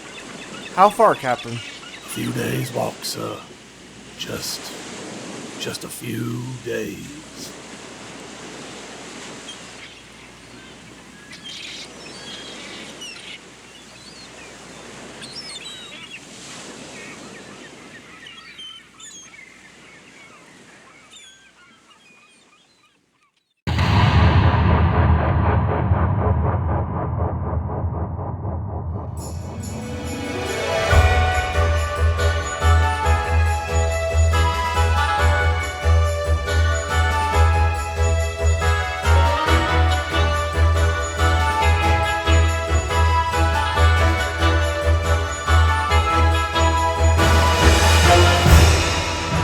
I've been playing Minecraft for a very long time, and I have done some very, very large builds. The build you're seeing right now came from a video called My 100 Best Builds. If you want to see it, it'll be linked down in the description. Today, I want to go even bigger.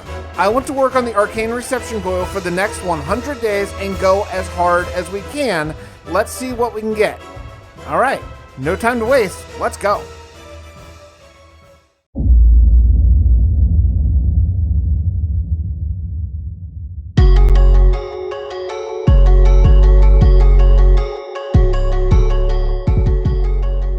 The connection is getting stronger. If Dr. Tepic continues work on the Ark, you think we can connect Tracy to the past? Perhaps. They're still missing enough LP to hold a connection. Maybe we can get a short conversation before it gives out. Even if we could have a two-way conversation, what would we tell him? I don't know. He still has time to prepare. James, how would you take to learning there's an unstoppable armada coming to wipe out all life in the universe, and you may be the best chance to defeat it? Yeah, that would be a big pill to swallow. Let's just see if they complete the arcane reception coil first, and go from there. If Dr. Tepic doesn't finish that, we can't contact them anyway. The thing is, once we open the first window, our times will be forever linked. Meaning? I mean, our days will move forward together. If Dr. Tepic fails, we wouldn't be able to reach further back in time and try again. We will be stuck in this place for the rest of our lives. And Cal will destroy everything.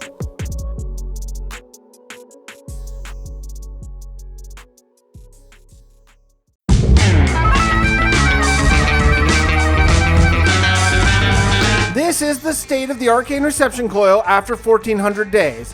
I hope to get it dramatically better at the end of this. Unfortunately, I know that the materials that I want to use is going to be a lot of deep slate, maybe some blackstone too, but oh man, I'm going to have to do a lot of mining, I think, for the just sheer scale that I'm imagining here. Oh boy, I'm just bashing my head all over this base. You have to let me know in the comments, do you guys get nervous before a big build? Because I do. I get nervous because right now the build, it looks pretty good, but whenever I start this, it's going to dramatically change. I'm a little worried about it. Does anyone like silverfish? Anyone? Anyone at all? Like, no one, right? I mean, no one likes silverfish. They're such a pain. I don't want to start with a mining quiz show right initially, but I gotta tell you, I'm probably gonna have to mine quite a bit more in this episode, so we'll skip it for right now. After a rather small amount of mining, I came up to look for some dirt because I do want to sketch out sort of what I'm planning for the Ark, and I have no dirt. What? And we gotta fly back to our very neglected city of New Hope. Man, look at this place. It looks so awesome, but there's just so much left I have to do. Eventually, maybe even next video, I do want to get back to New Hope and really do some major city building. Just add a bunch of houses. Now, my rough plan for the Ark building is I want to add a giant ring, sort of a just round tube that goes around the entire Ark. It'll be used for walking around, for workers moving, maybe energy transport, all kinds of different things, but I got to figure out sort of the math behind it, and it's not my strongest suit. This was such a pain because of the things I have in the way, but I finally managed to count out the same number of blocks on every side. I want to say it's 51 blocks outside of the middle. And yeah, spoiler alert, I miscounted. It really messes everything up later. This was really embarrassing. This took a very, very, very long time, but I finally managed to get the outer rings all set up and counted. There is one block mistake, and I'm just going to live with it. You're never going to see it in the big thing. I'm not taking the whole thing down to find the one block that I messed up. So yeah, it's off by a block. Just don't tell anybody, and you'll never know. Armed with a ton of deep slate and then also smooth stone, stone brick, and cobblestone, I am ready to start detailing this. Now, again, I want to show some age, and I'm not looking for a real futuristic look. This is supposed to be something that by the time we're done and by the time the story has progressed a while, has been here for a while, even though technically in the story we're building it just right now. But look, the thing is I'm not going to add age later. Like, I'm not going to come back in another 1,000 days and make something look older. We're just going to build it with some age now and allow our suspension of disbelief to cover it. I need a ton of sea lanterns. Like, I need so many sea lanterns. I can't wrap my head around it. Let's get grinding.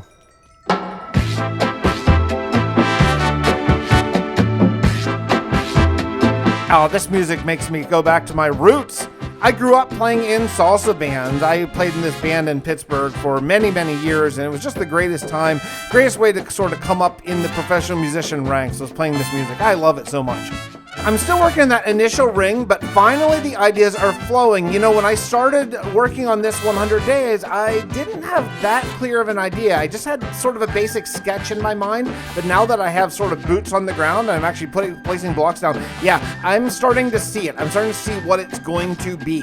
If you don't, it's okay. You will in time. Just hang in there with me. The size of the path is kind of a difficult one to sort of get because this feels pretty wide, especially knowing that it's going to be a tube, so it'll actually be even wider, but this arc tower is so big that it needs to be big just so it doesn't look ridiculous. I need to break a little bit away from the deep slate and stone mixture that I've been using. I just think it could be too much if I don't. So I got some white terracotta and I'm going to be just sort of placing this as one block up on the sides as kind of trim. I might do four of them. It just depends how this build goes. I'm flying back to get more plain terracotta if I have any. I'll tell you what, I'm not a fan of universal dyeing in mod packs and things like that. I think you can just go get it, but terracotta is kind of one that I do kind of wish we had because it is a limited resource and it's really hard to get regular terracotta sometimes. Sometimes you get all red or brown or whatever. I can't even believe at this point we're on day 1,415 already. It's been 15 days I've been working on this and look at all I've accomplished. Not that much. I'm really hoping that I can pick up the pace a little bit soon. Okay then, well, I gotta go back and get more deep slate. I'm completely out, so it's time for what you've all been waiting for, the Deep Slate Mining Quiz Show. You know how it goes by now. I'm going to flash a question up on the screen. You have until I'm done mining, or about 10 seconds, to pick the right answer. If you get it or if you miss it, leave it in the comments down below. Let's see how you do.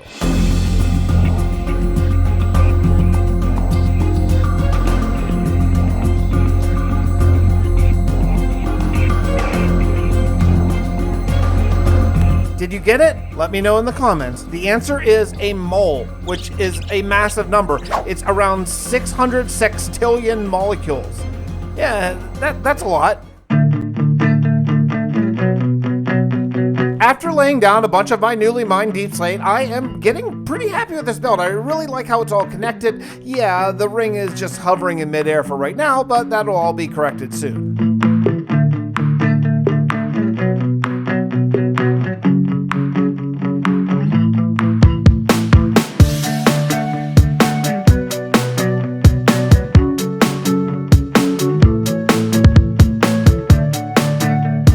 I'm adding another layer of stone, but I'm going to leave a gap in between because I think I might come in with maybe stained glass later on or maybe something that glows. I'm not really sure yet. I need to sort of see how it looks, but things are looking very promising. Again, still working on the ring. Yeah, and unbelievably, I'm out of deep slate again. So this time I brought a couple shulkers down with me and let's spend some decent amount of time underground. In the meantime, I think it's time for a lore segment. Let's go.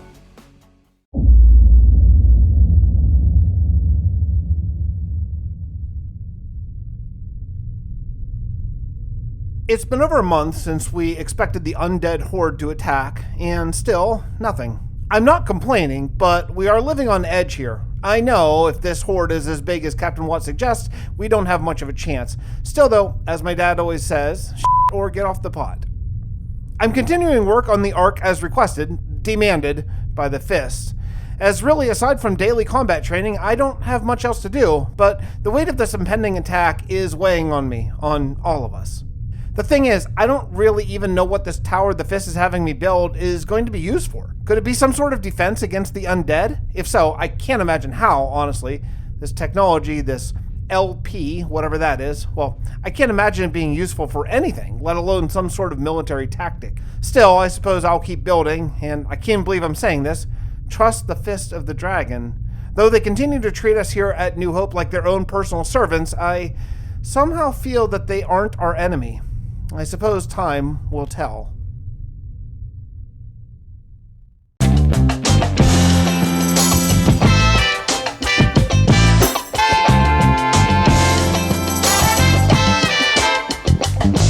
Oh yeah, I finally got good progress done on the ring and we are ready to move forward to the next part of this project.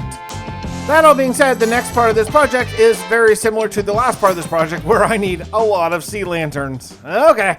Woo! Flying back with an inventory worth of sea lanterns, this place is a sight. Oh, I am loving how it's coming. Yeah, still got a lot more stuff to do here, but ooh, yeah.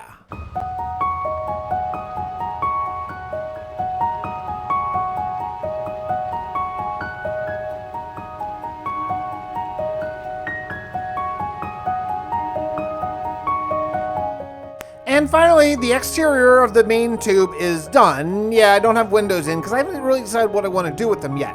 But let's work on the floor next. I really like this white terracotta here, but white terracotta is a real pain to get. I wonder what else I have sitting around. Well, I'll tell you one thing I'm going to need a lot of coming up soon, and I want to get it started right now before I forget. Glass. I need a lot of glass, and luckily I have this sweet super smelter which runs on free lava power. So I went to a desert, mined up a whole bunch of sand, and I think I'm just going to get it rolling. And yeah, it should be, look at that thing go. Oh, it's awesome. I just have to remember to refill the lava every time I come here. Once this 32 furnace array super smelter starts going, it just rolls. I mean, I don't even really need to leave. I can just stand here and wait for it for a few seconds.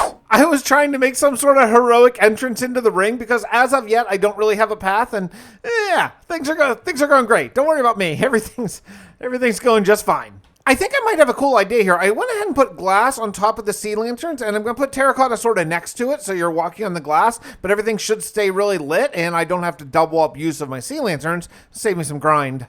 Okay, remember how I was complaining about how you can't re-dye red terracotta? Well, I found a use for it, so at least I didn't have to go get more white terracotta or just regular. So I have all this red because there's layers in the mesa, and yeah, okay, this looks pretty cool, I think. It's futuristic, kind of, but still kind of medieval. I think it fits in my niche.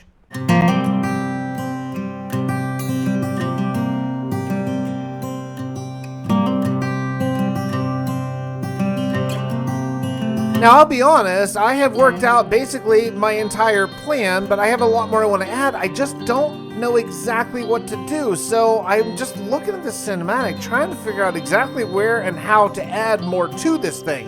Maybe supports? Yeah, maybe supports. So rather than start down on the ground, I decided to start instead sort of up in the top. I think this is going to make sense once we get there, but these things are going to end up holding some orbs, maybe some glass orbs I'm smelting all that glass for. I think it's going to work.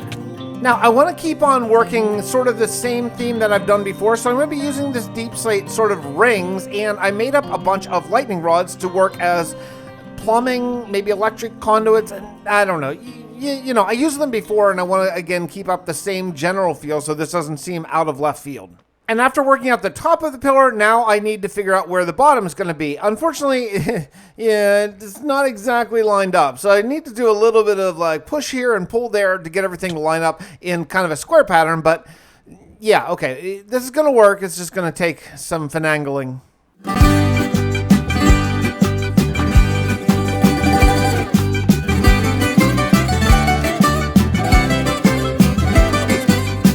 Remember back in the intro when I said how I was worried that I was going to change it because I generally really like the field that I have already? This is that moment that I was talking about. I really like that it started with a very singular small tower and sort of expanded up, and now we're adding a lot of supports, almost making it square-like. Now, it's not going to be square forever, but it is changing the build. I hope it's okay. Now, I don't want these towers to be just support, so I was thinking about adding maybe lava up to the top and then putting in like maybe bars in the windows so you can see that there's lava. The reason being maybe this is like the excess or the discarded waste or heat. I don't exactly know the technical implications, but this is going to be something that like it's flowing out. Like the main stuff comes up the main tube and the excess or the used extra whatever. You know what I'm saying? You know what I'm saying? The discard, the waste. I don't know.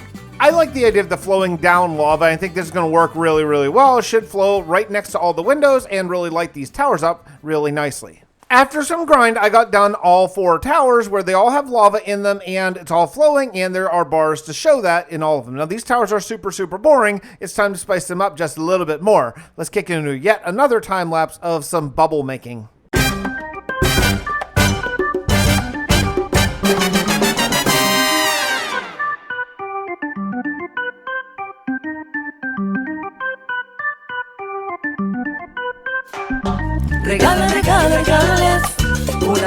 Oh yeah, you know, I was talking about the salsa band before, and this is actually a song I wrote with the band I played with, well, still play with occasionally, called Azúcar in Pittsburgh, and it's a lot of fun, and you can actually buy this album if you're so interested. It's called Azúcar, A-Z-U-C-A-R, and you know, I wrote all the music on it, so that's kind of cool. While I am mining deep slate, I decided to go back and just restock on things like food, rockets, some diorite actually, and some other things that I just need that I have in good supply back here in New Hope. And yeah, grab these shulkers as well. Yeah, and it's sand time again. I've already used up all the glass that I had, which was a substantial amount. So I'm gonna actually fill up 4 inventories worth and then return home and smelt all of them, I guess. I need so much. You can't have too much glass. Whoa, stop everything. Cats. Like, as in 2 cats, maybe even 3. Oh, I need these to expand my gunpowder farm eventually. I'll be honest, cats are way more important than sand for me. Not for right now, but for eventually. They've been very hard for me to find, and by finding at least 1 more, I can actually breed them and come up with as big of a gunpowder farm as I want. This is terrific. Oh my goodness, getting them out of that pit was so difficult. It took so long. It's like herding cats is harder than herding what? And not too long later, I got them back to, well, my trading hall for right now. I'm just gonna keep them leashed up and safe. I already got a kitten. Look at that little kitten. Oh, I'm so happy. I really wish calcite was something that you could get in absolutely huge supplies. I found like maybe 2 geodes, but really not nearly enough. So I'm using diorite for the base of these, and it's okay. I already have 1 globe done. I need to get the rest of these finished, but still waiting on glass to smelt. And a long time later, like really, seriously, like a really long time later, it feels like I got all 4 domes done. Now this is going to be where some of the workers work and sort of keep everything under control in the Arc Tower. I need to build some workstations of some sort. The next thing I want to work out is I want to add some arches to these pillars because, yeah, I know I'm really squaring it off, but we're going to interconnect the whole thing. It's going to be good. I hope. I'm a little bit nervous, like I say, but these arches are going to help. You're going to make things still square, but a little bit more organic flavored. I really want to go hard on depth, so that means I'm using twice the amount of deep slate, which hurts me just a little bit to do because I know I'm going to have to go mining for it again, but it's going to help to have the depth. I want the deep slate on the outside, and then I'm going to sort of put the stone mix in the middle and maybe in between, maybe sea lanterns. I'm not sure exactly yet. Yeah, back to mining. So I'll tell you what, while I'm doing this, let's go hit another lore segment, and I'll see you back at the arcane reception coil.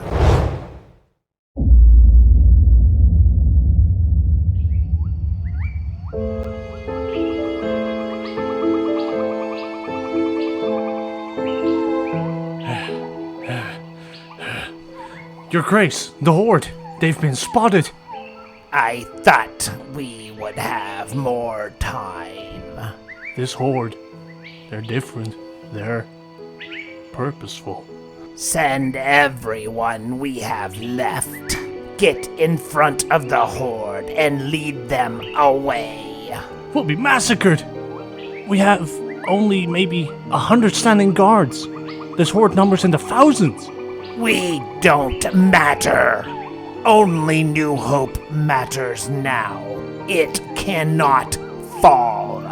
Take the men and lead the Horde away to where I do not care. I will head to New Hope immediately.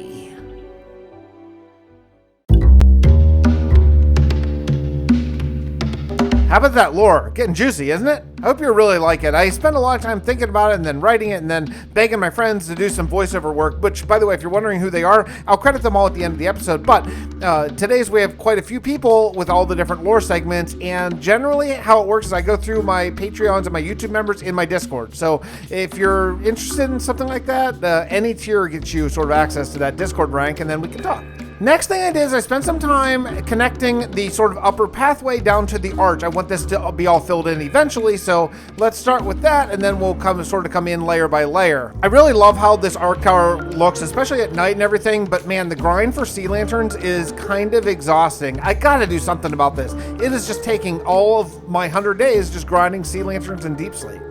I have an idea though, due to the nature of this world, I don't AFK in it since I give myself only 100 days to do as much as I possibly can. So I can open up to like a LAN world and have my other account, like my camera account from the pre-replay mod days, come in here and just stand here in this area and sort of AFK, if you will. So that way I can get a lot done and still grind my sea lantern. So I put some soul campfires there and some hoppers, and this should work fine. This works perfectly. I mean, I only stood here for a couple seconds. I got to kill the ones that had already gotten through, but then after that, yeah, they should just die, and I should get all of the loot. Now, I'm not getting as much as I would get with my looting sword, but the fact that I can do it sort of at the same time, that's a big win. Hey, Fix, why do you need all those sea lanterns, you might be asking? Well, it's because on the side of these arches, I want to have sea lanterns on both sides, so I'm going to actually have to double up, and I just want the whole thing to be all lit up and looking sort of semi-futuristic-y sort of. Yeah, I don't know. It's that weird medieval futuristic thing. It's looking pretty cool already, especially at nighttime, which, you know, I do generally sleep in this world. I'm not insane like Looney or Lagundo or people who don't sleep in their world ever. No, I sleep pretty much every time it's nighttime. But yeah, it's starting to come along and things are looking good. I'm out of sea lanterns again. So while I'm doing that, I'm going to start working on some stairs to get sort of between levels here. It should look kind of cool and sort of start to up the interconnectivity of the general tower. Right now, there's not really a good way to get into the Ark without an elytra, but that will eventually change. If you are a patron or YouTube member and you grab a world, download, maybe you could do me a favor and sketch up some ideas of how to get up. I don't really have a plan of how to get sort of ground level up into the Ark tower. I don't know. Maybe something will come to me later. And yeah, while I don't have a real plan of how to get from the ground up, I do have plans of how to get around once you're up here. And that's just a lot of interconnected staircases and different pathways, different rooms, all above the ground. Should look really cool.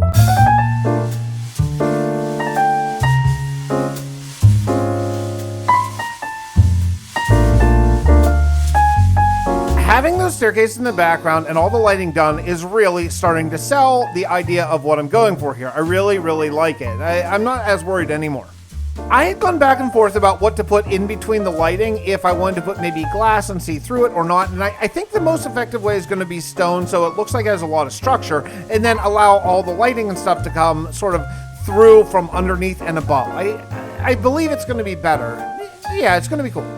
I'll tell you, one of the things that I do quite often, I always do it off camera, is I use replay mod. I'll just take maybe a 10-second replay and then you get in it and just kind of fly around. It's like free spectator mode or creative mode, right? Like you get to go around and look at plants, especially in a build this big where you need to back up a little bit. I know there's a mod called Free Cam, which I should probably install at some point, but I'm always worried that I'm going to be in Free Cam and a zombie's going to sneak up on me or something. We are officially on day 1481. That means I have 19 days left to do as much as I possibly can. One of the things I want to work on is the top. It's time to get going because I have a story to tell and, well, I need to build where the story is going to happen. I need to make a good bit of black concrete, and I gotta tell you, I love Mojang. I love all the updates and all the special stuff we have, but boy, I hate this crafting mechanic. It is just such a grind, especially if you're building big and you need a lot of it. Really wish there was an alternate way to do this. I'm starting to build up, and the idea is going to be take this peak right up to build height, which is, I think, 320, I think, if my math is right. And so I'm going to start with widening the platform a little bit with some deep slate and some sea lantern rings, and then we'll go up into a peak. I'm not sure how to do that exactly yet. I put up some arches, and this room is going to be the contact room. This room is going to be where our hero, Steve Tepic, actually can contact the future, Edwin the Mage, and Fred and James Doan. So, yeah, I really need to get this done in the next couple of days. So we're building up this peak, again, using black concrete, because I want it to be really just pitch black. I think it's going to look cool and help sell the story a bit. I actually have a ton of copper from last episode when we dug that giant lush cave down underneath the Ark Tower. So I think I'll go ahead and use it and just say like, oh, that's going to pull in the signal better because it's metal or something. I don't know exactly, but yeah, it's going to look really cool. And especially once it all turns green, it should blend in with the sea lanterns and the prismarine really well. It is really funny having all this copper. I'm just using it now just because I have so much of it sitting around from that big dig. Not too long ago, I was building a church in New Hope, and I needed to scrounge and get every tiny little bit of copper I could just for a small roof. And now, well, now I'm just making up excuses to use it. Now, I think the way that Steve Tepic is going to actually talk to the future is going to be through like a viewing screen. I thought about maybe a hologram, but I think a viewing screen could sell the technology level a little bit better. You know, they're at this pretend medieval futuristic sort of tech level. So yeah, I think a viewing screen's the way to go. Maybe we'll upgrade to a hologram later on.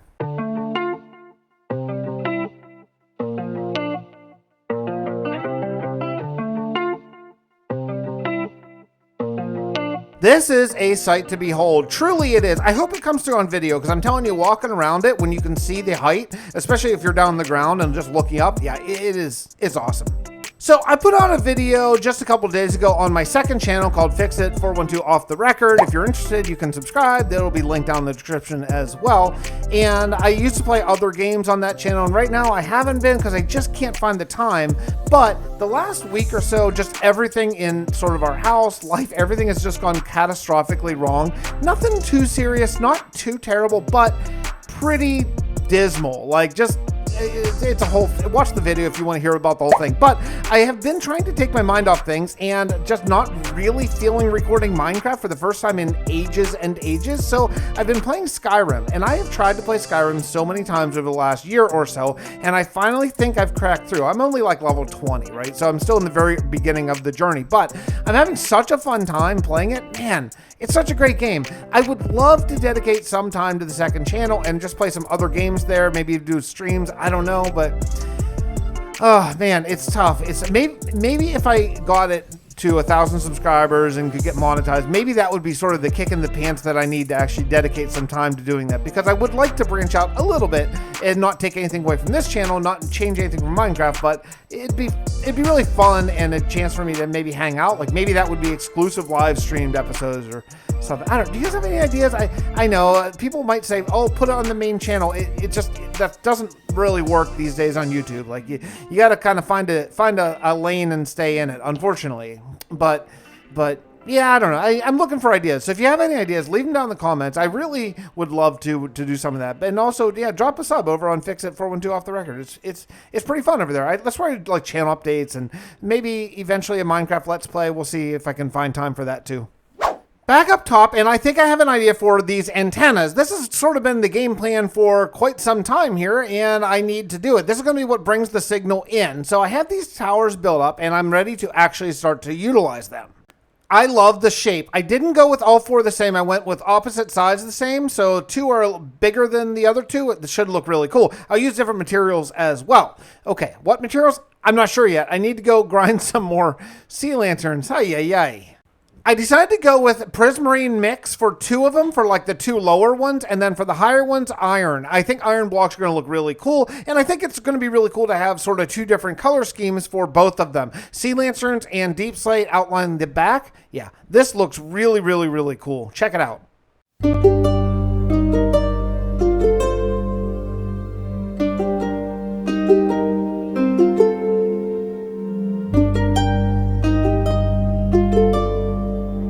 And just like that, it is officially day 1500. Can't believe we're here. That's going to do it for me today. Don't forget to drop a like if you don't mind, and I'll see you all next time. Stay tuned for the epilogue right now.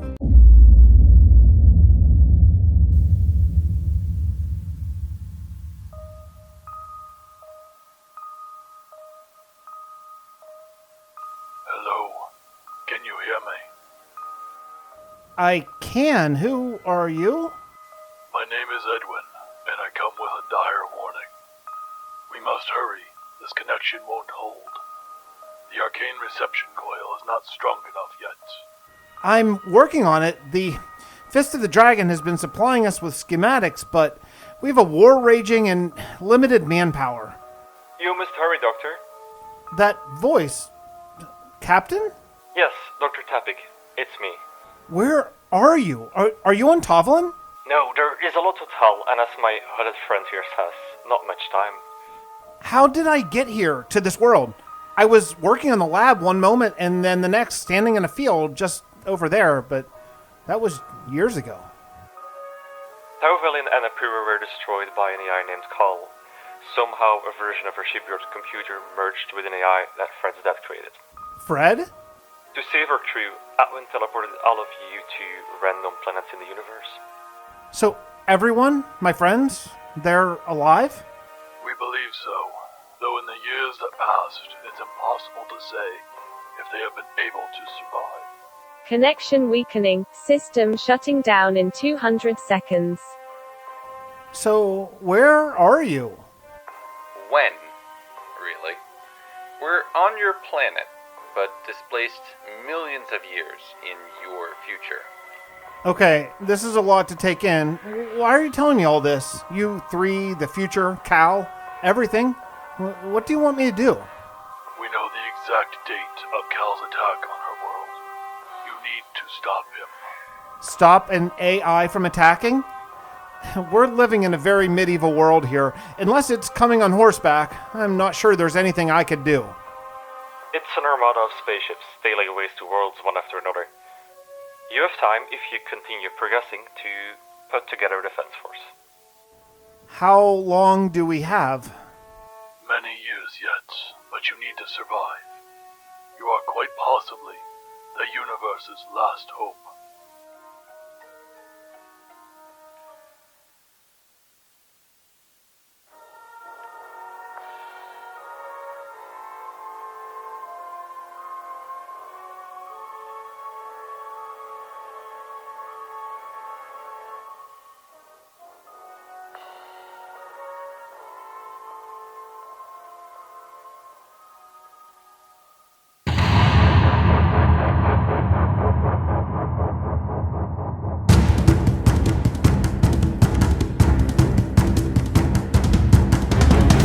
Minecraft 1.19 is finally here, and with it comes the Warden and the Deep Dark.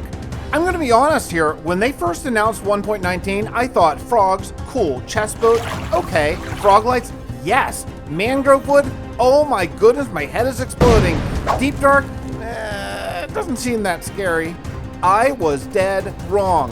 This Warden is the real deal. It can kill you in 1 second flat. And I decided I'm going to take over his home and live there for 100 days in Minecraft Hardcore. What am I thinking? Even further, this is going to be based in my hardcore world, so if I die, that's it. All of this, gone. Okay, well, let's go.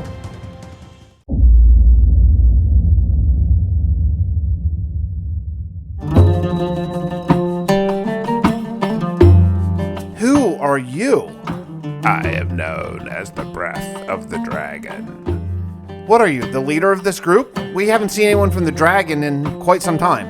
I was the leader. The Fist of the Dragon is no more. No more? Well, what do you mean? As you know, we have been at war with an undead army. We have lost that war. I knew that there was an army of the undead coming this way, but they never showed up. They are still coming. I used the remainder of my troops to lead them away from here. But I fear they are all dead. You must abandon New Hope. We've been training. We're ready. We built up the walls. The garrison is ready. You are not ready for this. We have nowhere else to go. We have no backup plan here. I know of a place. Far underground, there is an ancient city. Take the people there. You want us to go into hiding? Dr. Tepic, you must survive. Take the people to the ancient city and stay there until I come for you.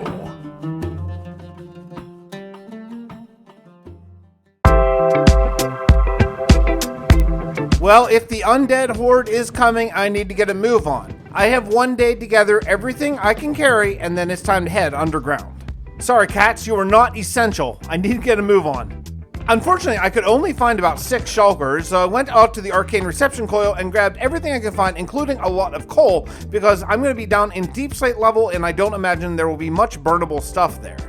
My goodness, night already. I am running out of time. I need to get still some saplings and some crops to take with me, and I need to duck underground. But yeah, I think I'm going to take this beacon. It's worth the time to break it down. This could end up being really valuable, especially underground. Maybe a regen, jump boost, who knows? I mean, this could be great.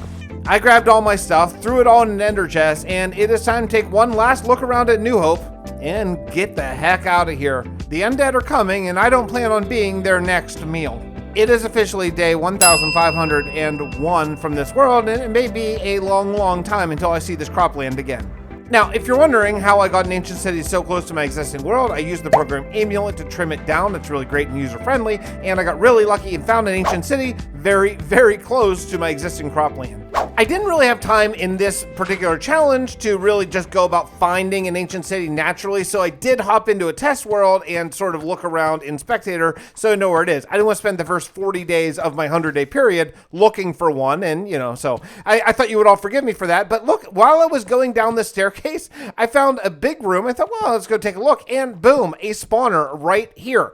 And unfortunately, it's a zombie spawner, not the most useful one, but, I don't know. I don't exactly need experience. As you can see, I have 192 levels, but still, it's nice to know that there's one right here. And just a little bit of digging later, boom, I found the ancient city. This is the first time I've ever actually been in one. I never did one in a snapshot or testing or anything. This is all new to me. And let me tell you, I got very freaked out in a hurry. Yeah. I didn't think this would be that scary. I was wrong. It is scary.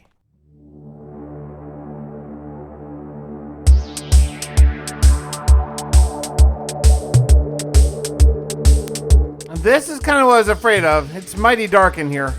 Now, I can use the gamma feature on replay mod, but honestly, it looks terrible, so I'm not going to. So I settled into my first area here, and yeah, I forgot wood, as in I brought none, like none at all. Yeah.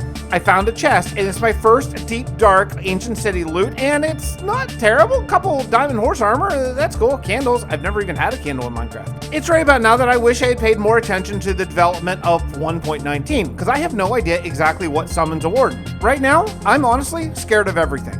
Now, I think, and I could absolutely be wrong here, I think the ones that I need to be worried about are the ones with those white sort of prongy things coming out. I think those may be called the Shriekers, and I think that they are the ones that summon the Warden. So my very first gut reaction is, let's get rid of those ones. So yeah, I took a deep breath, and I broke my first one, and I only got one sort of sensor thing happen, so I think I'm okay. After that, it started getting a little bit trickier. There is a sensor beside a Shrieker, and I don't know exactly what does what, but I think I picked the right order, and I got away with breaking another one. Again, no warden yet. Luckily, after breaking a few of those incident-free, I came back and I had a spruce tree grown, so I could actually harvest some wood and start to build a storage room. I'm going to need one if I'm going to be here 100 more days. I have no real idea how big this ancient city is. It's literally further than I can see right now, but it says something to how big it is because I can grow 2x2 spruce trees, no problem at all. This thing is just massive. There seems to be kind of like a walkway with some wool nearby, so I went across it and found a more open spot where I can actually grow at least 4 spruce trees, so I'm just going to get to chopping that. I think I'm kind of safe because I'm away from any of the Skulk Shriekers and stuff for now. By the beginning of day 3, I have the first semblance of my first building here, and I think it's going to be good. Look, I want to overhaul this ancient city. That's really why I'm here. I really want to go all in on it. Part of going all in is really introducing a lot of wood and a lot of lush nature and stuff. But I'll tell you what I'm getting worried about is my food supply. I'm down to 40 fish, and that's literally all I have. I need to get to farming ASAP. I'm going to use the general rule of thumb. If a building is half built or more, I'll keep it and refinish it. If it is half built or less, then I will just tear it down. All this debris and stuff on the ground, gotta go. Plus, I can use it for building materials. Look, I'm assuming that this ancient city is going to get scarier as I get deeper into it. So I want to have an escape path. I want to know that if I have a giant horrific warden chasing me, breathing right down my neck, I have a place to run. This little 1 block wide staircase is not going to do it. He will own me in a second. So I need a better plan. While I was digging my staircase up, I actually found another spawner, and it's another zombie spawner. But good news, really, really good news, is inside one of the chests, yeah, I found a name tag. That is awesome. After a couple days, my nerves have calmed enough that I can get back into the skulk clearing business, and I'm starting to figure out how this works. These skulk sensors can communicate wirelessly by sound wave to other skulk sensors or a skulk shrieker, and I think the shrieker is the one I need to worry about. The other white blocks are catalysts. I don't think I need to worry about them. I think that's the one that gives you XP if a mob dies around it, and since mobs don't spawn in the deep dark, that's not really a big concern right now. Can I just take a moment to express to you how much I do not want to die in this world? This is my hardcore world. This is supposed to be my long-term single-player world where I write lore and stories and the whole bit. And I'm telling this long, overarching story about Steve Tepic and the people who live here. And if I die, that is ruined. I cannot die. It is of utter importance for my storytelling skills that I stay alive through this next 100 days. Look at this mess that I'm in right now. There are 3 Skulk Shriekers all next to each other, surrounded by a whole bunch of sensors. If one of them goes off, that will be, I believe, my 3rd warning. Yeah, I think that summons a warden. I cannot screw this up. I'm really nervous about this. Yeah, and I did it. I screwed up. I summoned a warden. Look at that guy. As soon as I hit the shrieker go off, and I knew that was my 4th shriek, I hit my elytra so fast, smashed right in the ceiling. I didn't care. I was getting the heck out of there. Now, I think I'm far enough away he doesn't smell me. Yeah, I don't know what to do. Does he go away? Is this just where I live now? I just live on this one rock up here? Okay, that's cool. This is my new home. Video over. This is where I'm going to live now. Yeah, I stood up on this block for a very long time. It's actually day 6, and I just watched this warden walk around just trembling in fear. I was trembling in fear, not him. I think he was probably just fine about the situation. I've never been a big person who cares about the notch apple or the god apple at all. That's just not my bag. But man, 2 in a chest? Yeah, Lagundo, check that out. Woo! This is where my lack of 1.19 mechanics almost got me killed. I was checking out this one spot with all these Skulk Shriekers, and what I thought was, now that the warden was summoned, I thought I would go back to warning level 1 again. Turns out, not so much.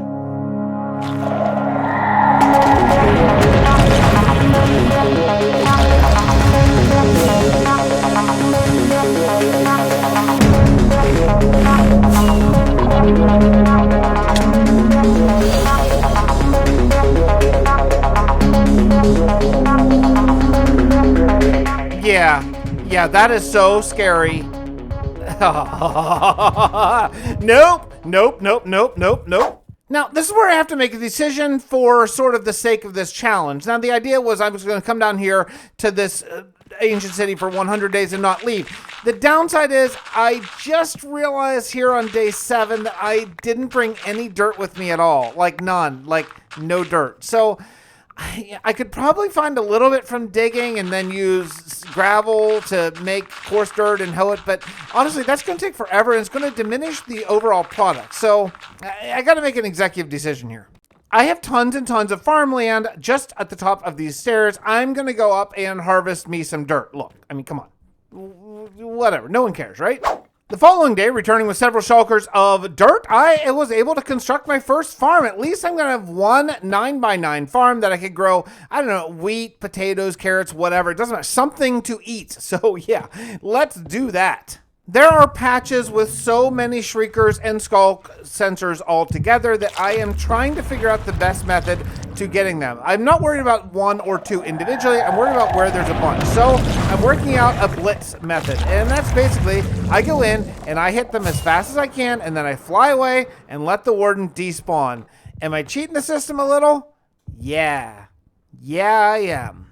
Honestly, I think I'm a genius. This is kind of easy. I mean, yeah, flying into walls is always a danger, but look, there's probably 3 or 4 wardens summoned in this ancient city right now. So as long as I find an area that doesn't have any, I can fly in, kill the Skulk Shrieker, and fly right out of there. And Skulk sensors, they can go off as much as they want. It doesn't matter as long as there's no Shrieker to summon a new warden. I mean, once these despawn, I should be pretty safe here. It took me nearly an hour of IRL time, basically 2 to 3 Minecraft days, but I think I cleared out this entire ancient city. All but one small section that I'm going to leave for later for a special project. But yeah, we have a fairly clear ancient city, and it's time to start rehabbing it. Let's go. This project has taken such a surprising turn in such a short amount of time. I thought I was going to be scared here for a solid 100 days, and just knowing that there are no more Shriekers nearby, it's kind of totally different. It's really fun, it's really peaceful, and I can really start to sort of tap into some, I don't know, creative juices and start to do maybe what this ancient city used to look like back in the day. Thinking about things that I did not bring with me, yeah, wool, that is one. It didn't really occur to me to bring a bunch of wool. I certainly should have, but what I discovered is these roads that are all around the city have double layers of wool. That's actually a ton. I do want to use wool because in the lore, the people who lived here probably would have been concerned with wardens, so they probably would have used wool for most of their paths just to keep them safe. I have an idea for this upper layer. Again, I want to get away from the gray as much as I possibly can while keeping the sort of general feel intact. So that's going to involve adding in a lot of wood and a lot of green. And I think that this wool, yeah, I can use that in other places. So I'm going to take all of it down. This took quite a while. A lot of these big projects may take multiple days. You know, I'll keep the screen updated in editing, but you can see that a lot of this is sort of bare bones now. Now I can start to rebuild it back up. I do want to add a ton of lush stuff. I think first I need to go with the bare bones and the structure and figure out exactly what's going to go where. not sure. I do like the idea of the wool path. It's not something I normally would have done, but I like the lore idea of the maybe Steve Tepek's people who are in the city, they would want to stay away from the wardens and keep the wardens from hearing them. Or in the case of invasion, maybe they can run quieter and faster on the wool. It makes a lot of sense. Oh, this is nice. Bringing in the dark oak with the deep slate, I've always liked that combination anyway, and yeah, it's going to add a ton, especially just thinking about from a bird's eye view, having that brown streak instead of just gray, gray, gray, gray. Yeah, it's going to be really nice. Did I say brown streak? Ugh. My fish is almost gone, and I can't find my potatoes at the moment. I know I brought some, but I just can't quite find where I put them. But so I'm going to be living on carrots for a little while. Not the ideal food, but for many years, this was my primary Minecraft food. So yeah, I can go back. It's a blast from the past. I'm finding that I am kind of at a wood deficit at all times right now, and I've really not used very much. Yeah, I got to figure out a better wood solution here, whether it's just a bigger field or a higher ceiling or more light or something. I found a better spot to grow my trees. The ceiling is nice and tall, and there could be a lot more room if I tear down this little building. It's actually just across the main road, Main Street, maybe, from my storage shed, so should work out nicely.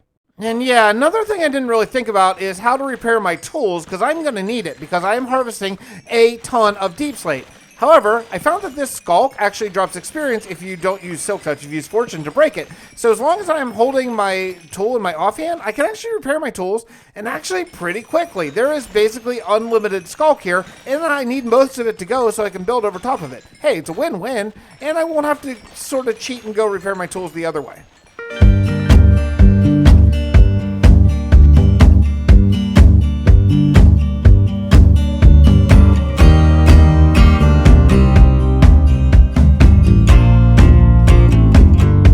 This is going to be so nice. I'm going to make it into some sort of park eventually or something, but for right now, just trees, trees, trees, trees. Spruce and dark oak, that's all I need.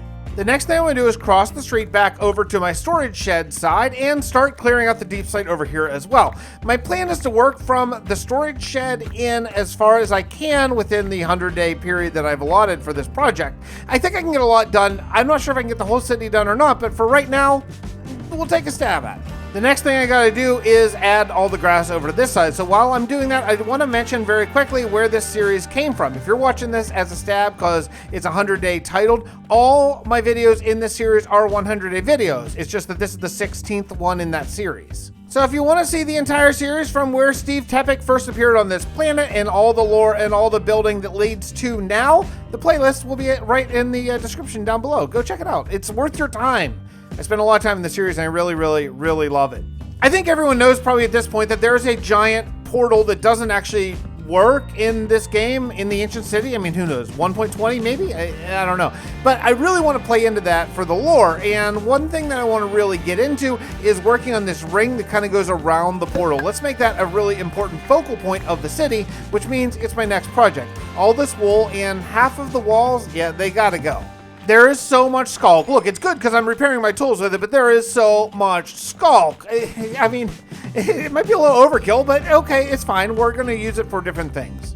You know, continuing the wool idea, I think that could really be an important lore factor whenever we're building out the city. All the major roads maybe have a wool carpet, something that's going to be silent to protect our citizens here from the warden. Let's really go all in on that. So, like, maybe not all the paths, but all the major roads of this kingdom are, yeah, they're all going to be wool.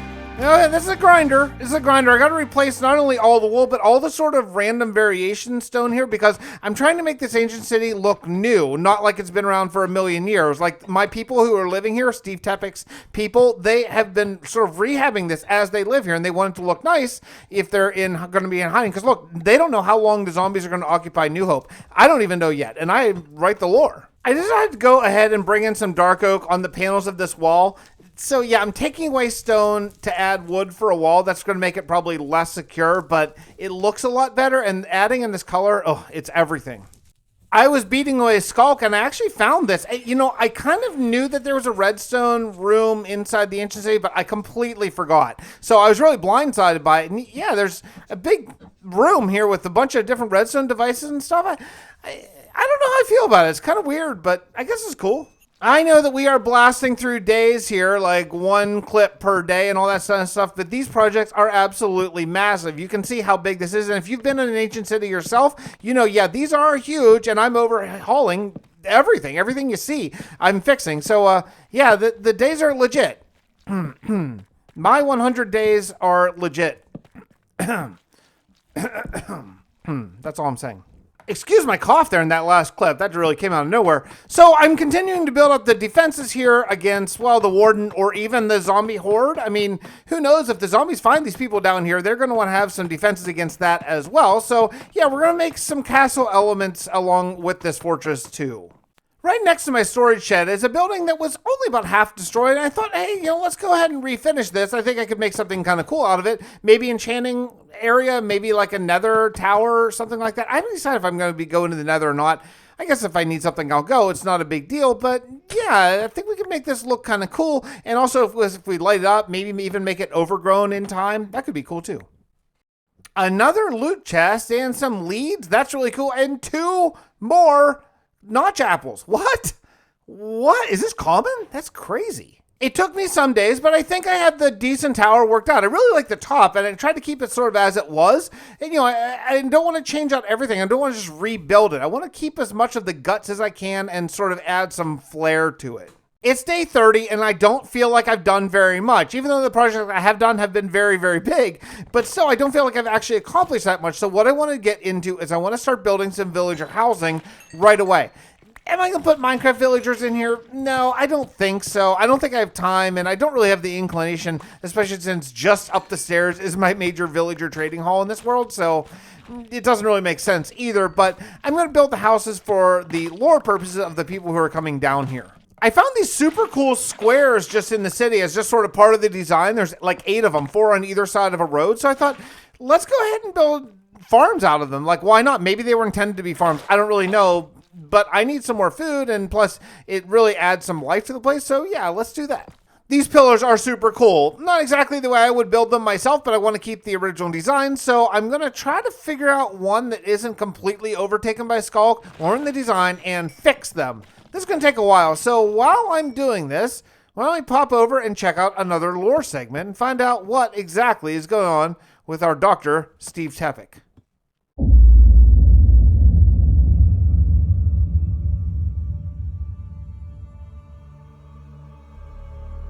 Dr. Tepic, we need to talk. Yes, I suppose it's been a while. I've been quite busy. You have done well on getting your people settled. Thank you, but there's still so much to do. The Horde has taken control of New Hope by now, surely. Yes, I assumed as much. You must contact the future trio. Yes, I've thought of that as well. I wonder if maybe they have an idea of how we can get out of our current situation. I have faith that either with future technology or the arcane might of the Master Mage, there may be a solution in the future. Alright, I'll head up there soon. Keep an eye on this place for me. I will watch over your people. I'm trusting you.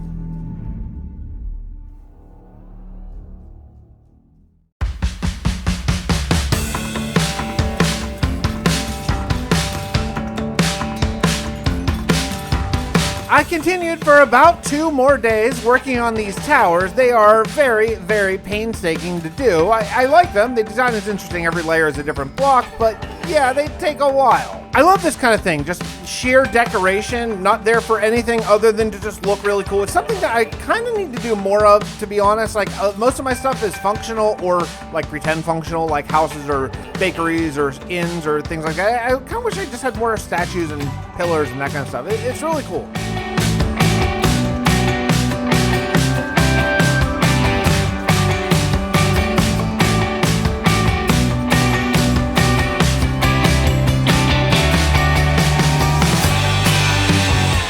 I know that I'm going to end up having to take up a bunch of this grass, but I find it's easier to place down all the grass and then put buildings and then sort of take out the grass rather than do the buildings and landscape around it.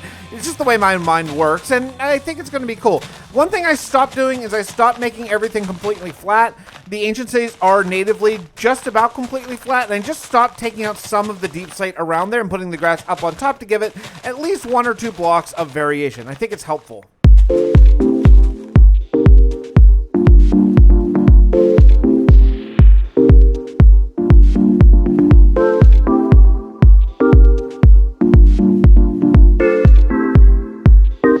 I actually had to make another trip back to New Hope to get more grass. 6 shulkers apparently not nearly enough, so I grabbed another 6 shulkers. I figure if I already kind of broke my rule once, why not break it twice? And just like that, a whole bunch of grass ready and headed back to the ancient city. It's day 41 already? Oh man, what the heck? Where's time going? Laying this grass is the project that will never end. Yeah, I'm right back to it. I'm leaving all these sort of ruined areas. I might have to do something about that lava at some point here, but I'm leaving the ruined areas. I'm just filling in the grass sort of in between because I don't know which ones I'm going to rehab and which ones I'm going to take down for now. Finally, a whole bunch of grind later, I think I have all the grass put down. I am occasionally taking breaks to cut down my trees because I'm going to need so much dark oak and spruce to work out this ancient city. Occasionally get a big oak tree. That's a big pain in the butt, but whatever, we can live with it. So in the lore, I have a whole community of people, basically all of New Hope and probably the Dock City as well, all living here. So they need houses. Now, they don't need as many houses as what I have because they can double up. This is not meant to be our forever home. It's supposed to be a place where they can shelter while the Horde is living in New Hope.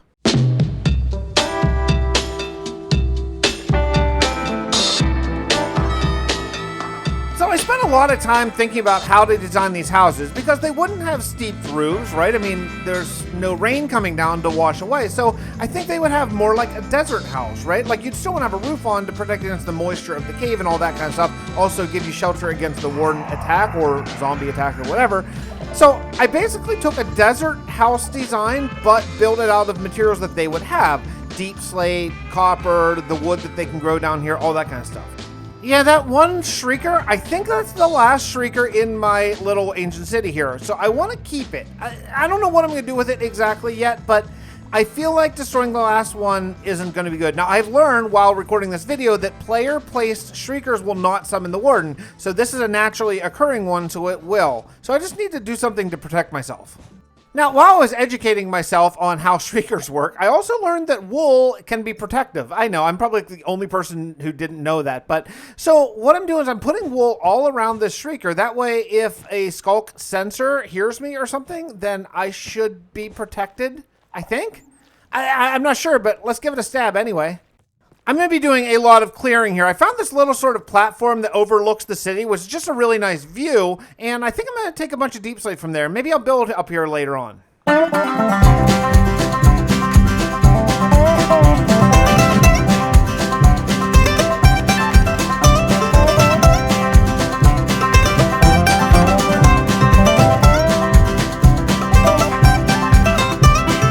Armed with a ton of deep slate that I just mined up, it's time to bring up these walls. I'm just using a mix of 3 of the 4 variations of deep slate and not really worrying about textures. These walls are only like 4 blocks tall, so I don't need to do granulation. What's it called? Gradient? Yeah, gradient, that's the word. Jeez. I have all the houses built up and a few like sort of overpasses and that kind of stuff. I think everything is pretty good. This is going to feel like a little bit of a village here, a little mini city. All should be fine. It is very, very, very dark. Now, luckily no mobs spawn, but still I need some lights badly. I spent some time putting in some detail work and just trying to figure out exactly how I want to do this. Now, I want to have small overhangs. I was looking at some various desert art concept or desert concept art of desert houses and stuff and came up with some ideas here that I think are going to work really well. However, this design is going to be extremely spruce and dark oak intensive as I have a bunch of fence gates and fences and slabs, and then also in addition I have a bunch of leaves up on the roofs. I do want to bring in all that greenery, thinking maybe they would grow some of their crops up on top of the roof to keep it safe just in case of a horde or something like that. By day 50, I have a really good feeling about where I'm at. I really like this design. I just got to replicate it so many times, but things are pretty good. I'm just alternating between dark oak and spruce just to give it some variation between houses, but it's basically all the same thing. I got all the roofs done. We're just gonna say that all the people from New Hope can fit in this amount of houses. I mean, we're talking bunk bed situation, right? Maybe sleeping on sleeping bags on the floor type of thing. You know, they're hiding. They're not living in luxury here. So, yeah, but I need a break. It's been a bit of a grind. So I got all the roofs done. Let's do something else for a minute. One thing that I'm finding with all the building that I've been doing with Deep Slate is I'm basically constantly out of Deep Slate. Another thing I want to do is I want to work out a much more grand entrance. Now, I'm projecting into the future a little bit in this world because I want to have this as a sort of standalone kingdom, and that means it has to have a great entrance and not just a little one wide stairway going down. So I'm going to dig out a much wider, maybe a 7 wide staircase that goes all the way up to the surface. I think this is going to be really nice. I'm almost getting like kind of dwarven themes down here. Maybe that's something I can explore in a later sort of 100-day period, but this should be really, really nice. There's a good entryway up here, but I have a lot of digging to do. So, yeah, well, let's get to it.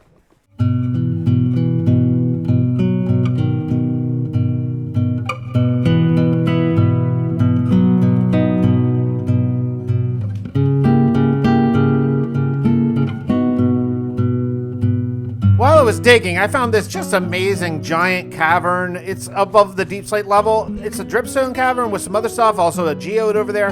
I want to do something with this at some point. I don't know what and I don't know when, but man, this is just too awesome to pass up. I love 118 generation. It's the greatest thing added to Minecraft ever. It's amazing. It's like a whole new game. Minecraft 2, right?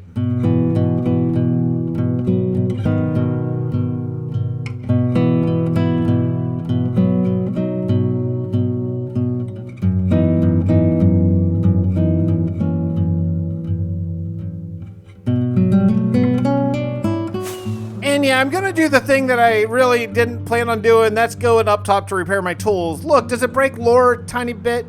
No, we're playing a game after all, but I didn't plan on digging about 1 billion blocks up a staircase, so yeah, I gotta go repair. I had placed my beacon down, and actually these stairs are so long because I'm going 10 up and then 10 over and 10 up and 10 over that I went past my beacon coverage. So I did have to move it while I'm up here, and actually I forgot where I have to repair right now because my Guardian farm is currently offline, so yeah, I gotta go to the end. And after 1,550 days, these are the first skeleton horses I think I've ever seen in this world. It's pretty awesome. I've always kind of wanted to do something with those, maybe have a skeleton stable or write some lore about them, but yeah, pretty sweet that I'm finally gonna have a few of them just sitting around in New Hope.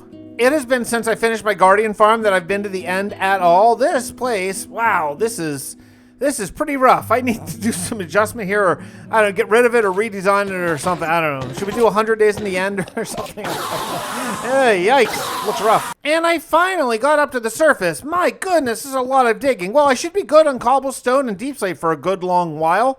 Yeah, I'm gonna have to put stairs and stuff through all this too, and decorate. Oh man, yeah, okay, this is a big project. I returned back down and decided to do some more planting. Again, these farms are going to add a much needed life element to this build. I want this to look like it's a thriving city, even if it is sort of a hiding place for now. People wouldn't just sit in their houses and quake in fear. They would actually do some building, right? Probably.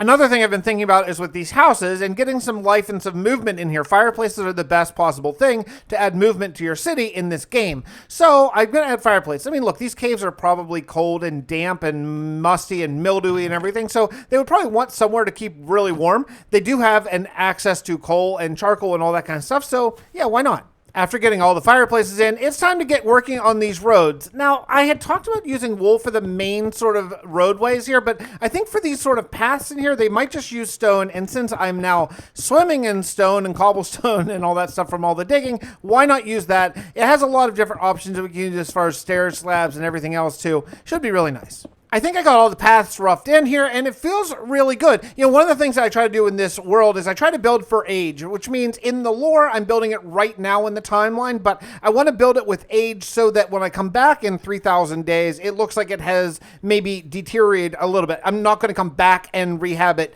negatively later. You know, I want to do it now. So I'm building with some age. I want to use some crackstone bricks, some mossy cobble, all that kind of stuff in time.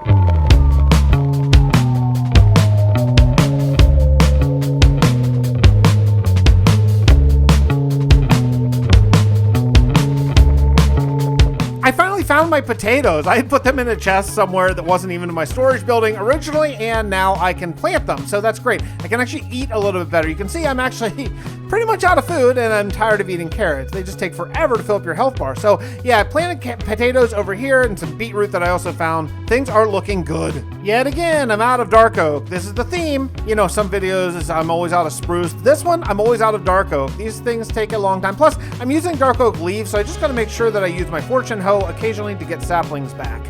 I'm back to working though around this square around the portal and just really trying to bring in some detail and stuff. Using the various deep slate things and just give some depth, some vertical depth. I want to have some overhangs where I'm going to hang down some lanterns and things like that. And yeah, it's going to look really, really, really good. It's just so dark, and I got to add a ton of lighting to just keep this place lit enough. Thankfully, though, I forgot things that are important like dirt. I did remember lots and lots of iron, so I can make lots of iron chains and lanterns and get rid of all these torches on the wall. I'm kind of over torches. Lanterns are the way to go. They are wonderful. But I gotta tell you, even after hanging all these torches and all this stuff, it's still dark. I gotta make it more grand. I don't want it covered up. I don't want to put a roof on this. I want it to be open to the sky, but I gotta figure out some way to ornament this more. This is supposed to be a grand ancient city, and right now it's not that grand. I gotta do better. One of the things I think I can do to improve this right away is add in a lot of nature. I know I've talked about it before, but I haven't actually really done it. So I'm gonna start adding a lot of hedgerows and shrubbery and things that are in specific places to ornament the builds, not just on the ground. While I was harvesting some of my crops, I noticed, oh crap, there's a whole bunch of land I forgot to grass up. Yeah, I just missed a whole bunch right over where I first came into the ancient city. So yeah, back to the grind. But while I'm doing the grind, let's go over and check out a lore segment and see what is going on in the story.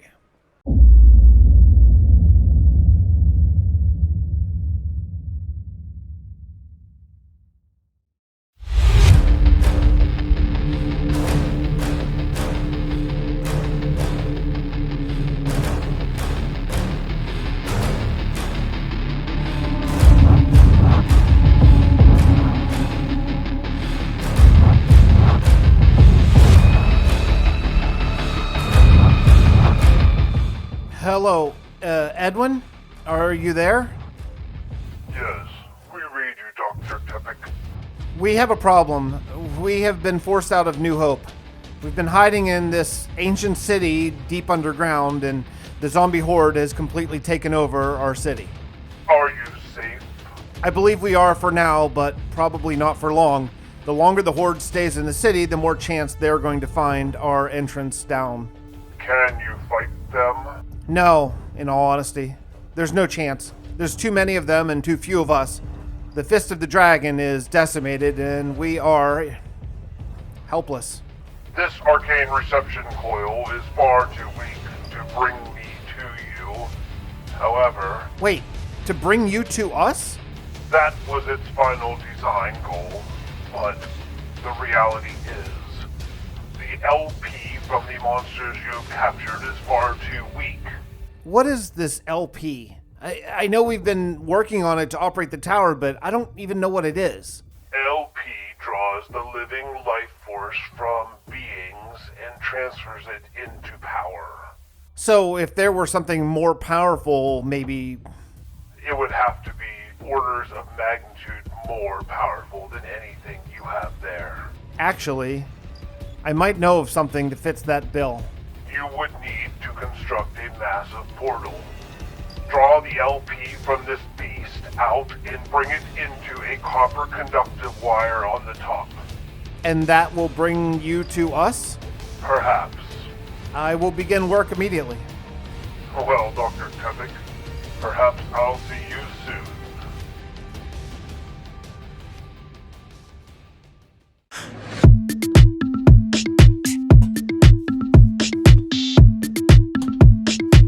Hey, if you're enjoying the lore, don't miss the epilogue. It comes at the very end of just about every video I do, and it's usually a cliffhanger, to be totally honest, but it sets up the future, so whatever you do, don't click off before the epilogue or you'll miss the juiciest part of the whole lore. Okay, it took me 67 days to really start to feel like my vision, my initial thoughts about this project are really coming into fruition. This is really nice. I'm getting rid of the torches. I'm adding the last bits of grass that we have, some detail, some depth. Oh man, it is starting to look really sweet. Continuing to work on the circle around the portal, I'm coming up with some ways to sort of insert more dark oak or spruce, just because it adds the much needed color. I know it's just brown, but it adds a lot. Those stairs up on top, yeah, they're perfect.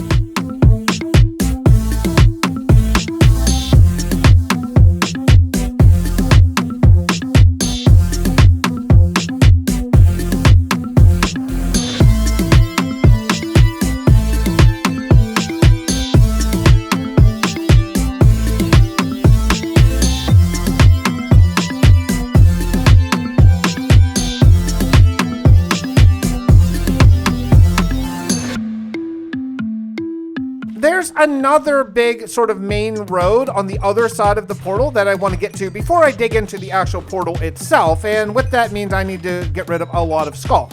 Luckily, I've already done this design once, so it should be pretty quick, but yeah, getting rid of the skulk is time consuming. It just takes a while. Luckily, I can repair my tools at the same time. Yes, this is flowing now. Things are good. I have basically the exact same design as I did before. I mean, this is kind of what was originally here. It's just it was so sort of half destroyed that I couldn't really tell for sure. So there is this weird sort of structure in the end. I don't know what I'm going to do with it. Maybe a dome? Could be a greenhouse? I don't know. I'll leave it till later.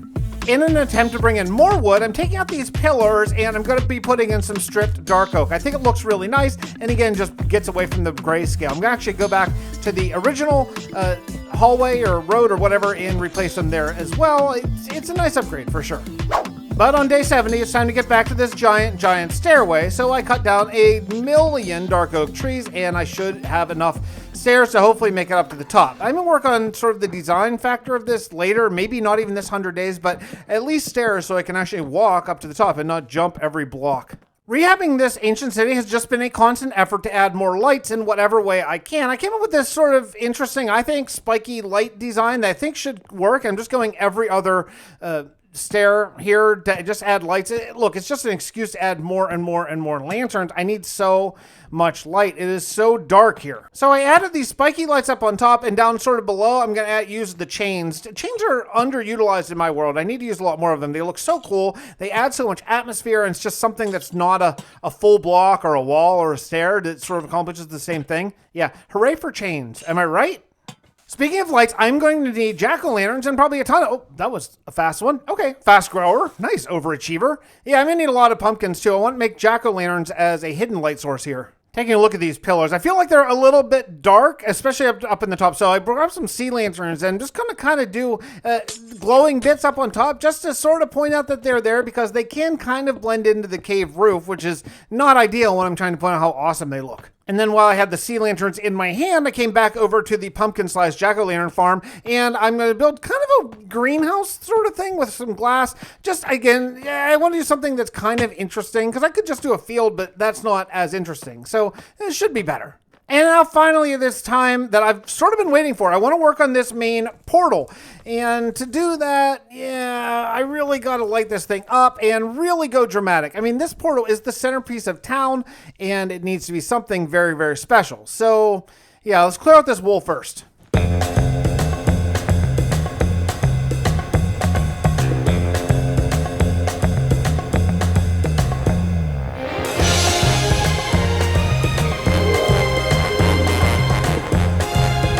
You know, I might come up with some sort of lore base about the skulk. It reminds me of Thaumcraft, how the taint used to spread, and maybe I'm thinking maybe that could work with the skulk too. Like the villagers here, while they're in hiding in exile, they have to constantly just battle the skulk from spreading. I know it's a spread if there's a death or something, but I just mean like just spreads like all the time. I think it could be a sort of fun thing. Like maybe they have to have skulk facilities to deal with it all, and people who their entire job is just to deal with all the skulk.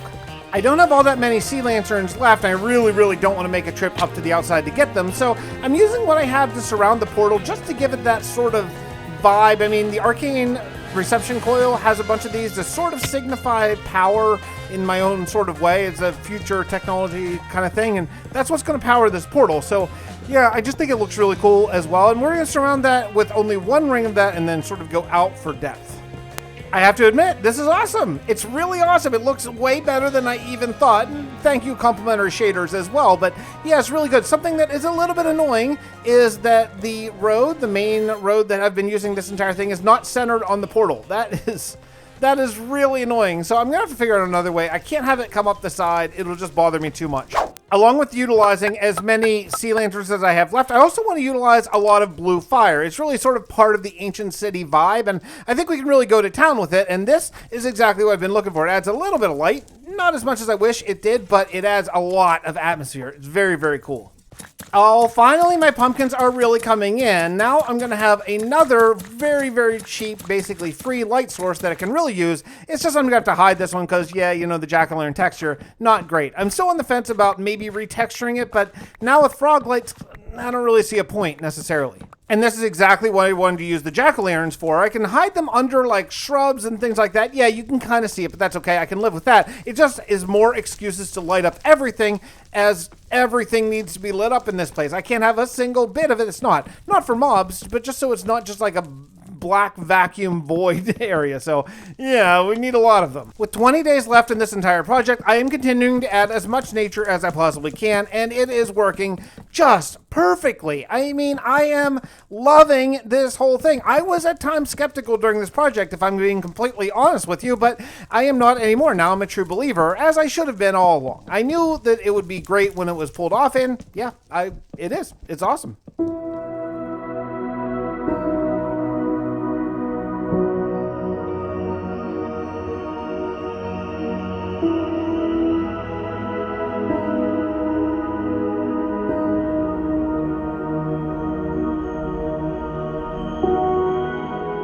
I really feel like I'm in a really good place with this right now. All the really major stuff that I needed to accomplish is done. The Skulk is dealt with, the portal is basically done, although I could pretty it up a little bit more, and the villager housing is roughed in. Now I can get on to the actual, just sort of really high-level detailing stuff, and one of those is just adding a lot of these little trees. I think that the big trees are just way too big for this cave. These little fence-based trees are just going to be perfect, and I can just stick them everywhere.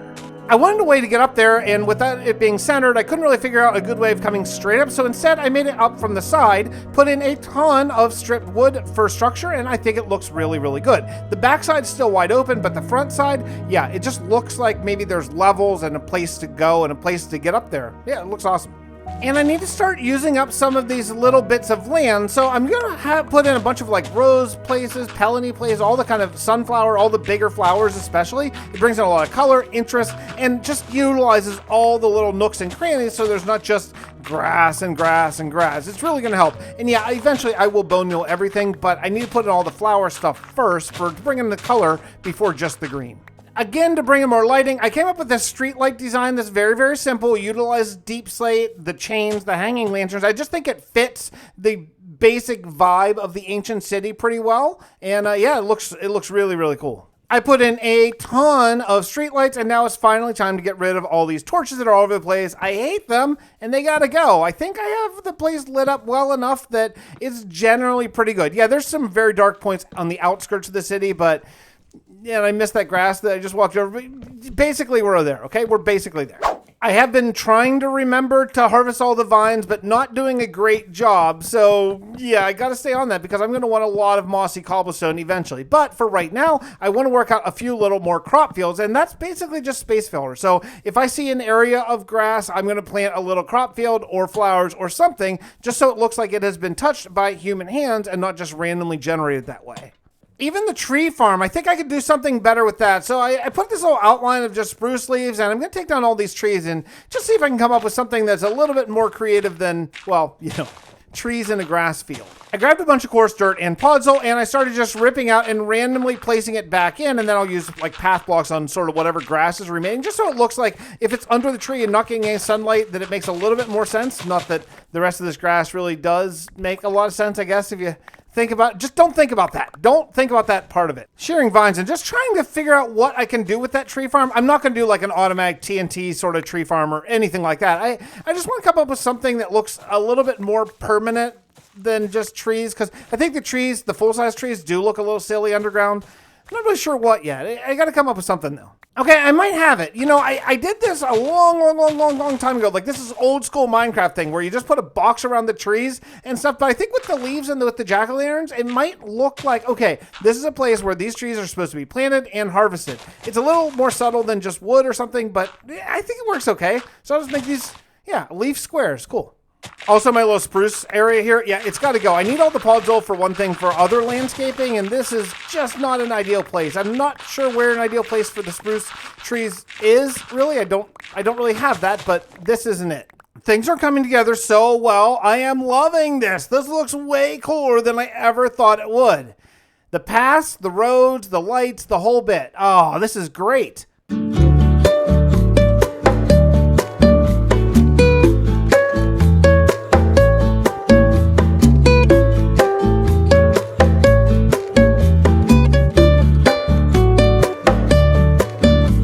In love with this blue fire, and I just feel like it gives that extra magical, deep, weird underbelly of the underworld feel, and I want to use a lot more of it. So up on top of these big pillars, I'm going to go ahead and put blue fire. It's so freaking awesome. I love it. What an addition to the game. And then speaking of the blue fire, I thought, well, what if I just did some lanterns that are like blue fire lanterns, sort of intermixed with the hanging lantern street lamps things?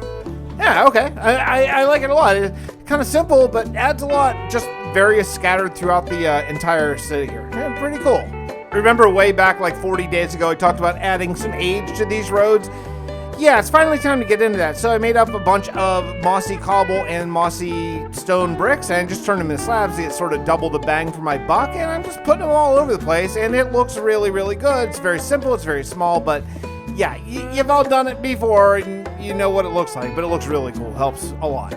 Now, I don't often plug my YouTube membership or my Patreon membership all that often, but I want to today because we're going to be showing a bunch of supporter houses here, because if you are a member or a Patreon at any level, you get world downloads every 100 days. But additionally, if you're a gold tier member, then you get a house built with your name on it. And on top of that, if you grab one of the world downloads and you find your house somewhere in my world, you can do the interior and then put up pictures on my exclusive supporter Discord, and I will copy those interiors into the world. So you can actually sort of design something in the hardcore world. I think it's kind of cool anyway. But I want to say a very special thank you to my supporters of any level: gold tier, silver tier, bronze tier, YouTube member, and Patreon. Thank you so much. And thank you to all of you for just watching the video, because that is so much support. I can't even wrap my head around it sometimes. So seriously, thank you all. Continuing to work on these paths now, though, I made a bunch of stairs and just did the old stair trick. Now, I don't like to do half slabs because I don't like that slow down effect. If you're sprinting, you hit a half slab, then you slow down. So stairs, it gives the feeling of that. What I might do is actually waterlog them so it looks like little water puddles. Could be a cool idea. However, with 10 days left, it's about time to deal with this last shrieker that I've been just sort of waiting on. Now, unfortunately, it's not an ideal location. It's right sort of in the back of all these houses, but we can make it work. So what I'm going to do is tear down these ruins all around it and build, well, you'll see. Now, if you guessed a warden cage, you're right. I'm going to be making a warden cage where I'm going to summon the warden and I'm going to name tag him and keep him as a pet here in my ancient city. Is that the worst idea ever? It could be. It could be the worst idea ever, but it's what we're going to go with. So I'm just making a nice little design here on the floor. I thought wool would be kind of cool because, like, maybe the people who live here would have wool so you could potentially get close to warden and he wouldn't hear you, or some sort of lore bit. I'm never going in this cage ever after I summon him. I got the whole thing glassed in. I wanted to use all glass because, though maybe not the most secure block according to the lore of how things work in real life, it's just going to look the coolest because I can see it. So as long as I don't step on that shrieker, and I'm just now watching the footage, seeing how close I came to stepping on the shrieker, yeah, that almost ended my entire series. Jeez. So what is this warden going to do according to the lore? Well, okay, so I think what it's going to do is it's going to have this copper sort of pitchfork up above it, and that's going to bring out the sun. Yeah, I just touched it. See? See how dangerous that is? Luckily, I think I had been a while, so I got back to warning number 1. Okay, so anyway, about the copper pitchfork. So the copper pitchfork is going to sort of summon a magical ability that is going to transport the LP from there up to this contraption that I made up on top of the portal that is going to sort of gather it in and harness it and actually power the portal to hopefully bring our mage to us.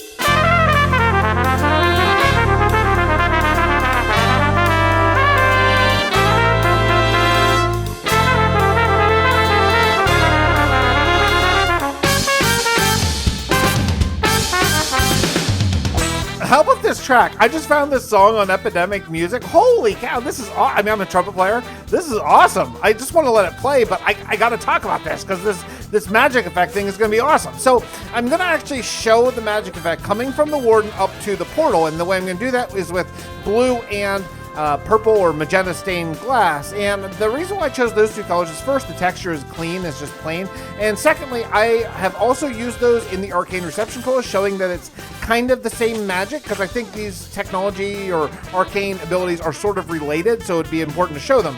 Also, I'm using sea lanterns as sort of particle effects.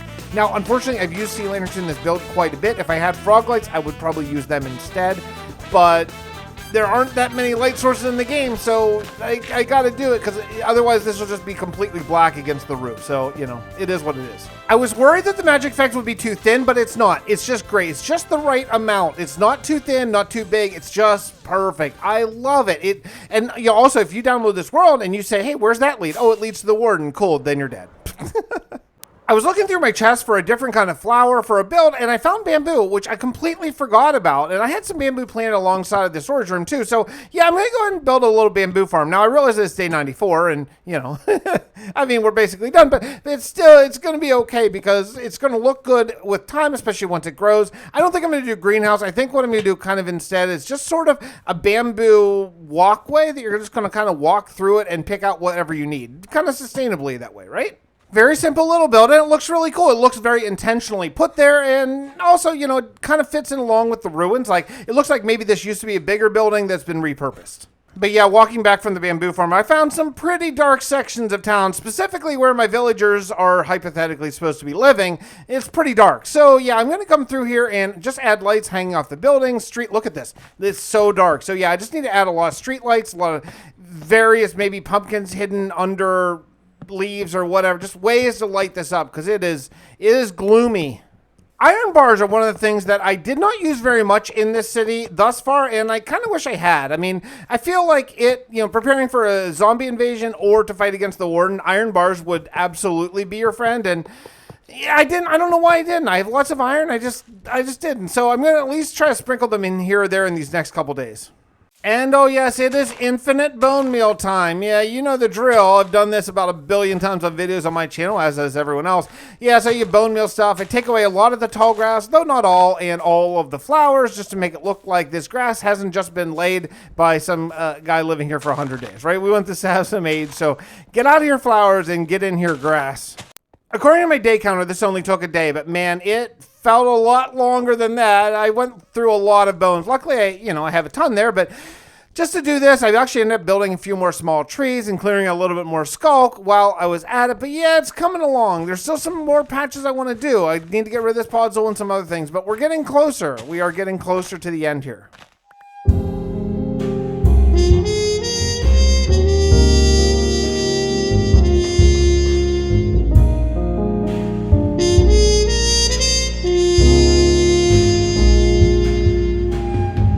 I must be in a particularly trumpet mood to pick that song while I am editing up these last couple days. So we need to finish up the stairs here. There are officially 2 days left, and I want to get these at least stairs done. Look, at this point, I gotta admit, I'm not gonna get all the walls and ceiling of the stairs done. There just isn't time. I can always come back to that later on, but at least let's get sort of the border of the stairs so it looks semi-finished, and then we'll come back to lighting it up and all the kind of detail work later on. When I got to the top after my last trip of laying down all this deep slate, it was nighttime, which means it's basically the very end of day 98. I have barely slept at all in this entire 100 days. I think I slept maybe 3 times, so basically I'm getting double the whammy of what I usually get whenever I sleep basically every night in this world. It's a lot of hours of recording here that you're watching, folks. I would be remiss if I didn't craft the 2 things that I can think of that you get in Ancient City. One is I got this new music disc that's kind of cool, very creepy sounding track, and also I think I can make this compass too. So you take these shards, these echo shards or something, you put it around. It's if I die, but this is a hardcore world, so not super valuable to me. But hey, I made it. Can't believe I didn't get an achievement for that.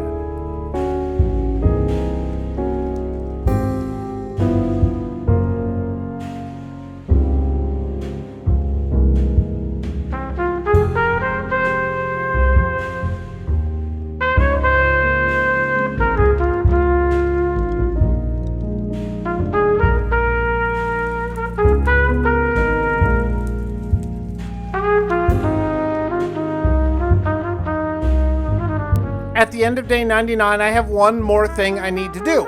I brought all these eggs with me for a purpose. I knew all along that this is where we were headed in this episode if I lived to day 99. And yeah, it's time to set up some distractions. I placed down the skulk sensor and it's time to let the magic happen. I actually thought these chickens would do it, but they didn't. I kind of had to stand on it and yeah, okay, well, 4th time's the charm. Here comes the big fella. Now, I need to name tag him or he'll just despawn. So I have a name tag that's already been named Wally, because Wally the Warden seems like an appropriate name. I name tagged him and I ran the heck away. It actually worked. I can't even believe it. I did it. I made it in the Warden's home for 100 days without dying in hardcore Minecraft. Now, before you click off the video, I want to remind you that the epilogue is really juicy. It has big lore with big implications for what's coming next in the entire interconnected Fixxiverse, so stay tuned. But I want to say thank you so very much for checking out this video, for hanging out with me on the channel. The channel has done extremely well recently, and I am so overjoyed and happy about it. So I love you all. Thank you so much. This has been a very, very fun video, but I cannot wait for the next one. Hang in there. And here comes the epilogue right now.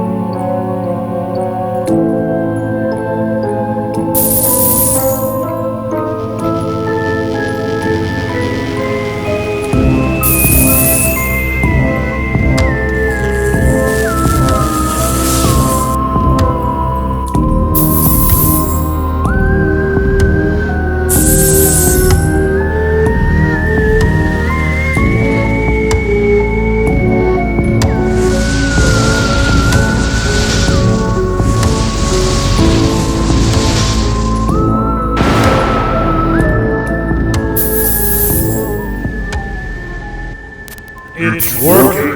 I can feel it. Wait, no, something's wrong. No, what's what? Who are you? I am known as the Oracle. But why am I in this body? What have you done? I don't understand. How could... Go away.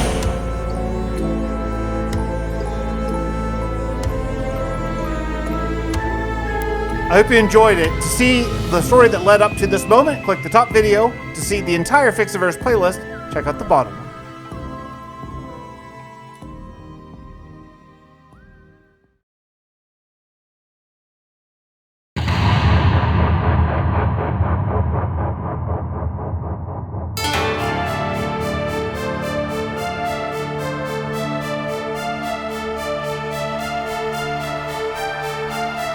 My people, the people of New Hope, have been hiding underground for 100 days now, and it's not been fun.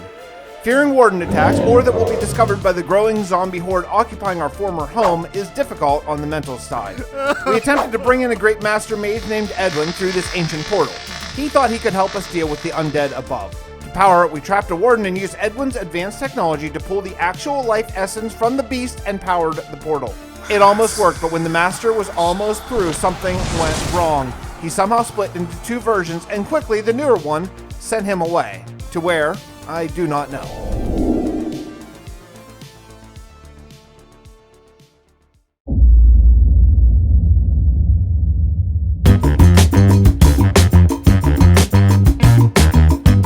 Alright, let me just start by saying I know why you're here. You are here to learn technical Minecraft with Fix. Yeah, that's right, I know. But all jokes aside, yeah, I don't know anything about technical Minecraft, and it's time that I learn because I need some things in this world. So, after doing a lot of building for the last couple episodes, it is time to dig into the technical stuff. Well, my people, yeah, they're gonna hang out in the ancient city for a little while longer. Now, what I'm really after here is frog lights. It's the hot new thing that I want in 1.19 so badly. And yeah, to do that, I have a lot of infrastructure I need to build. So I'm going to repair my tools first, and then after that, let's get to actual work. Frog lights, not so easy to come by. Now, the first farm I need to address is one that I actually already built. It's my ink farm. It's crap. It doesn't work at all. I bet I have 0 ink in this farm, so let's look at that first. In fairness to me, I think I built this farm with no tutorial. I just kind of thought about it and thought, hey, I'm smart. I know how to do this, but I'm not smart, and I didn't know how to do it. It's very bizarre to me to see this cart going underwater with tracks. I mean, look, I don't do the technical thing at all. So to see this is the first time I've noticed. I mean, I guess I knew it was a thing, but it's weird to see it in action. Now, you know what's really fun about this farm is I get to drain it again. Yeah, I drained this already because this was a river biome, and yeah, now I get to do it again. That's fun. That's really fun. I mean, look, it's been a bunch of hundreds of days. I think I did this in episode 3 of this series, but still, I painfully remember it. All drained and all ready to go now. This is pretty good. I think I need to actually expand it a little bit, and we should be good to go, but yeah, okay. All right, this is a good start. You know, I give myself 100 days per episode from my hardcore world, and it feels like sometimes I do like 15 days before I get a usable clip. This is still day 1. I'm taking it on the beacon and moving it because I have a good deal of digging. I have to go down quite a bit deeper, I believe, to make this farm work, and yeah, I'm following a tutorial this time. I'm not gonna make this up by myself. Let me tell you the reason why I need this ink farm to work is because the next farm I'm going to build, I really need some black glass, some of that light-proof glass, dark glass, tinted glass, that's what it's called, and I need some. So to do this, geez, I don't even know how to build a beacon. I'm so disoriented here, I don't even know how to build a beacon. Look at all these extra blocks. Now, unfortunately for my sanity, yeah, there's actually a river below this farm too, so much for making a really efficient farm because I didn't drain out the river directly below it, but I got to now because I need a big fall zone for this next farm, so yeah, a lot of this river's got to be filled up and drained.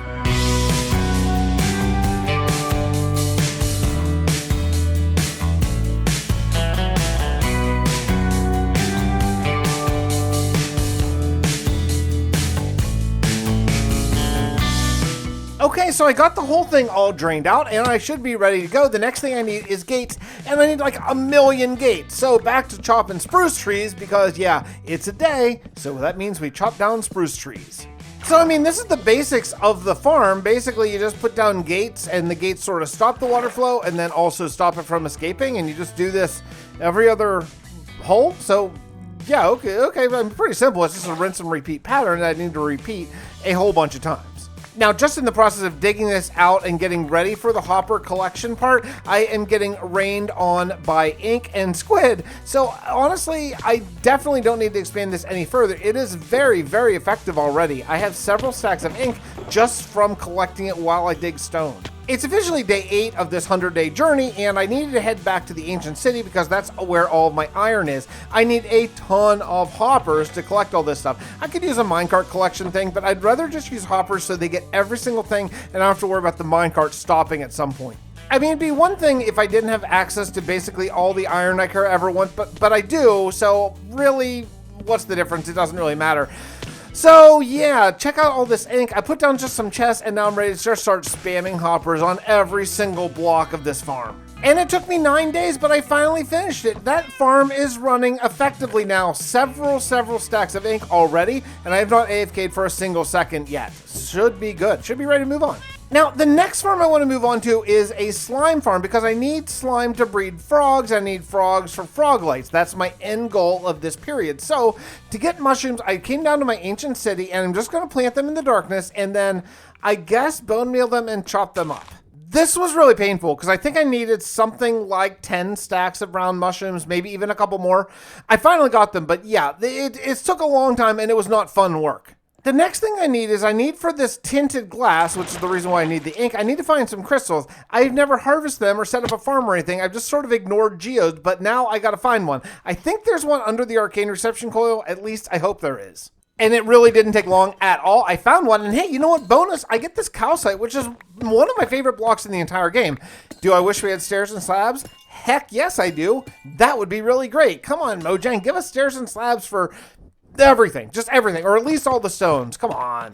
This slime farm is going to require a lot of materials, and in addition, I need to find a swamp. I think I know where one is, but I have a couple plans that we'll get to down the road. First, I just need to fill several shulkers of just raw materials that I need a lot of. One of the things I need powdered snow, and I'm going to need this actually for a couple of the farms today, and I don't know where really any is. I spent a good deal of time searching these mountains near New Hope, and no luck. This is all just regular snow. Finally, I remembered that there's some powdered snow if I just headed sort of towards that igloo. I remember there was an igloo just outside the gate. So yeah, I found it, and I found a lot of it. So I brought a whole bunch of buckets and went to town. I cannot believe how many shulkers I'm going to need just for this one slime farm. Like, I'm going to need about 4 shulkers of materials, and almost none of it is building materials. This is just like the stuff I need. It's a pretty big farm. When 1.19 came out, I did use Amulet to trim all the chunks from right around my base because I wanted ancient cities nearby and also a mangrove swamp. So I believe I know where one is. I'm going to head south and see if I can find one. I think anyway. And I'm right. I actually forgot that I have this map program on here. This is perfect. It's just wonderful. So it's just south of sort of the harbor. I could actually do a road along there, and I will because I want everything to be connected in this world. But it's very close. I'm very psyched. I have an ancient city and a mangrove forest, jungle, swamp, very close to my house. Now, look, I'm not going to fly the whole way across the ocean every time, so that means back to the nether to work on this sort of connected nether pathway. Look, I admit I hate my nether pathway. I hate it completely. I just fly. I got to come up with a better thing. Maybe after 2,000 days, maybe we'll dive into the nether and really redo this thing because it stinks. I moved the nether portal, indeed found the mangrove swamp, which is awesome. I found a bunch of this rooted dirt, so I had to come back anyway, so I started placing it around. It is so cool. What an awesome block. I came back and grabbed a whole bunch of cobblestone just so I can widen my path so I maybe won't fall to my death.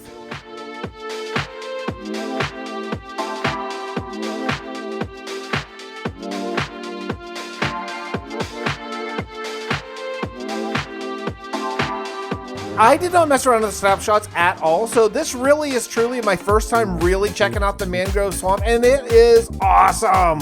It's so great. What a great addition to the game. I am super psyched about it. It's nighttime, and this swamp is incredibly scary. There are monsters everywhere. I neglected to bring a bed too, so yeah, back to the nether to do some path work. Why not?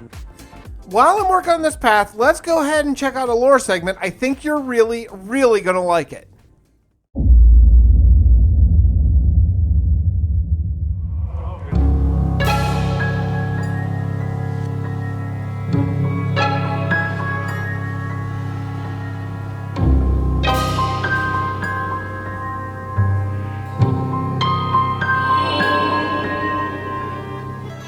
Can you hear me?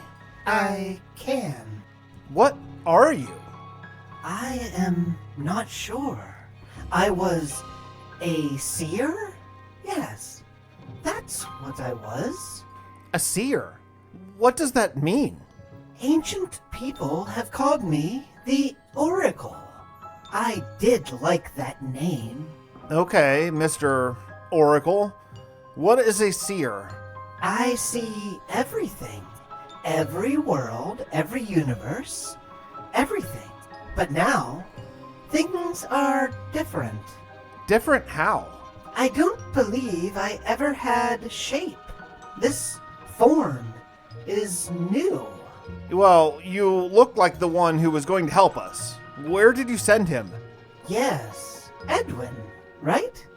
I'm remembering now. Joining with his form was so very confusing. It is vital that we bring Edwin to us. He thought he could help us. Help? With what? The undead have taken our city. That is why we are hiding here. Your city, New Hope, I believe? Yes, that's correct. Yes. I watched with great interest as you built the arcane reception coil. It was to contact Edwin, Fred, and your old captain. I don't understand. You saw that? I see everything, Mr. Tepic. I see every world, from the beginning. You saw Tovlin, where I was before I was teleported here? Oh, yes. I saw Tovlin, right up until Cal ended it. I've seen the end of so many worlds. He really must be stopped.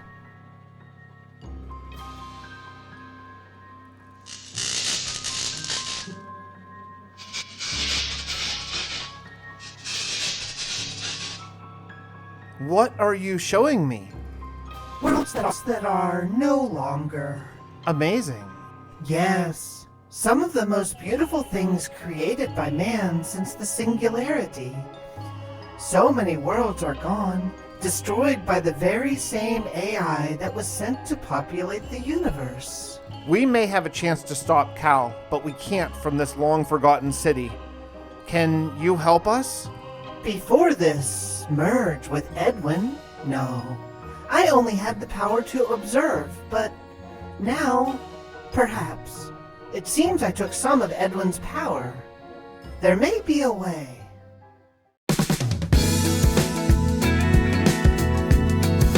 Oh, I may have made a terrible mistake. I decided to put this slime farm right in the middle of this mangrove swamp, and it is such a pain to clear out the amount of space that I need. I have cut down so many mangrove trees, I can't believe. Now look, it's a good thing. It's a good thing because I need all this wood. It's going to be great to build with later, but what a grind this is. This is such a perfect location in so many ways. First, I'm going to get a ton of mud just from cleaning this out. Secondly, there's a villager outpost just over there. And thirdly, it's a mangrove swamp, so I'm getting all the wood. I mean, this is perfect. Everything is lining up great for this farm. That all being said, though, I am going to need to go get my beacon because, yeah, I have a lot of digging. The mud is fast, but I got to go down actually quite a bit lower than that.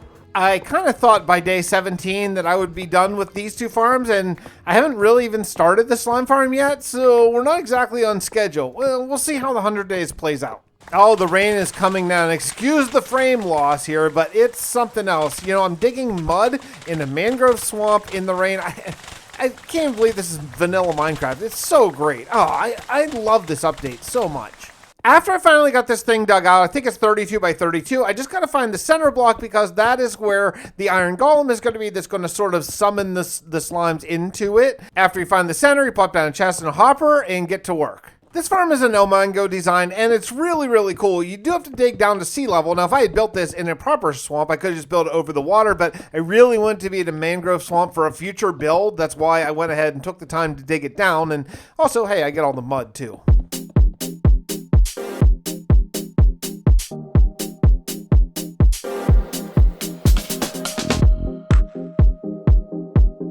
After building this small little sort of water platform to push the slimes into the powdered snow, it's time to put down this awesome new device, powdered snow. Such a great killing mechanic for mobs. Now, I have no plans on making these farms look good at all. Later on, we're going to come back and do another episode where we actually make them look pretty. For now, let's just get them working.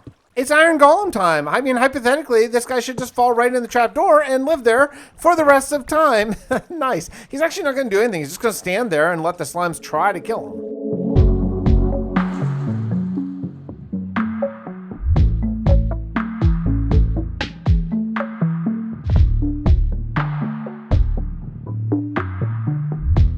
After building out the giant spawning platform, and for some reason lower slabs around the outside, I don't know. El Mango said do it, so I did it.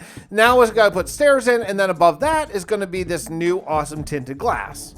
First I'm putting this stuff down, and it looks so cool. I can't even believe it's in vanilla. Second time I've said that this episode. It's amazing. I can't believe we have tinted glass in vanilla Minecraft. Freaking awesome. Now, unfortunately, I did put all of my chests to hold all of the stone and cobble and ores and mud and everything right in the middle of where my mob farm is going to be, my slime farm. Yeah, so I got to move it all. And so for right now, just put up some more temporary chests. So yeah, I'm going to have a lot of trips at some point to get all this stuff back home. On top of the tinted glass goes slabs. I assume that there's going to be a lot of slabs coming up. I'm following this tutorial step by step and have not watched it to its completion yet, so just kind of guessing. But I guess we probably don't want a bunch of spawnable surfaces on top, or at least maybe we'll just light up. I don't know. I'm just doing what he says. While I'm doing this busy work, I want to plug my second channel a little bit because I have a second video game channel that is, at one point was going to be things like Elder Scrolls and stuff like that, but honestly, it may turn into a Minecraft channel because I have an idea that I want to do.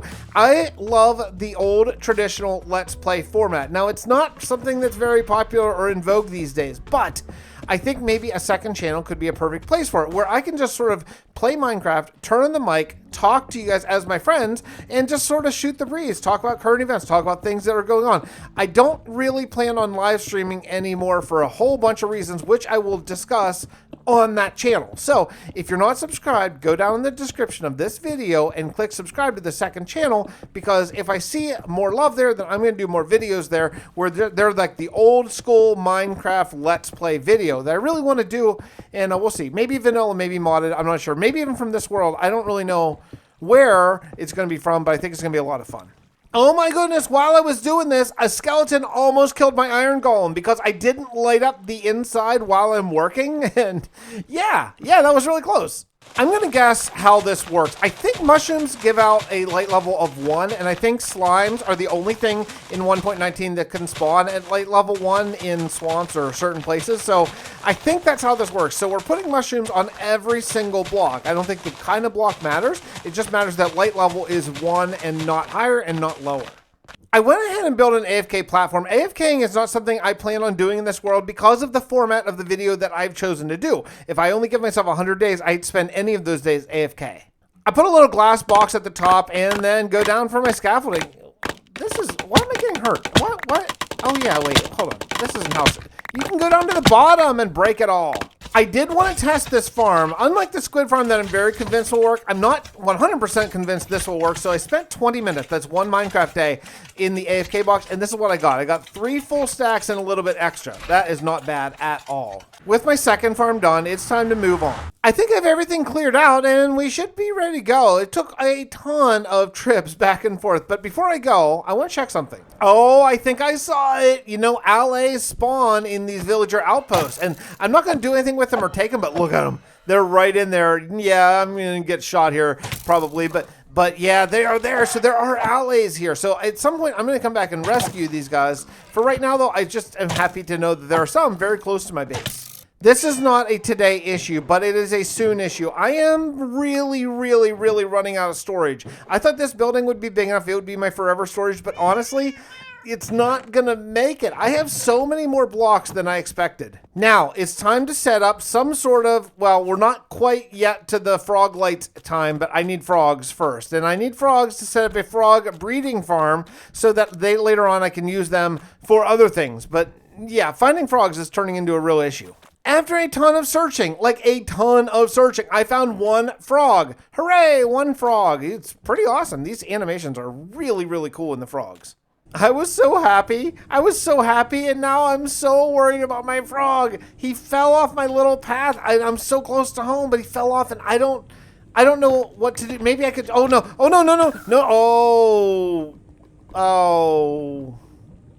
oh, he fell in lava. Oh no.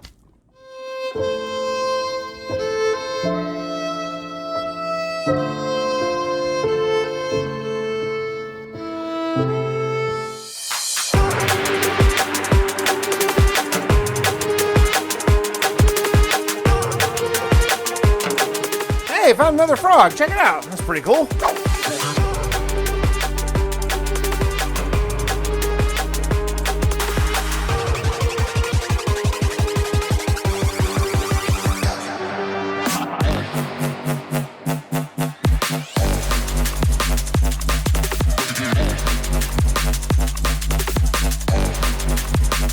Now, the next tough decision I have to make is what to do with my frogs. So I managed to get 3 frogs back alive and ready to go back to New Hope. And I don't want to just stick them in like a house or something. I want to build a frog habitat so that I can breed them in that spot.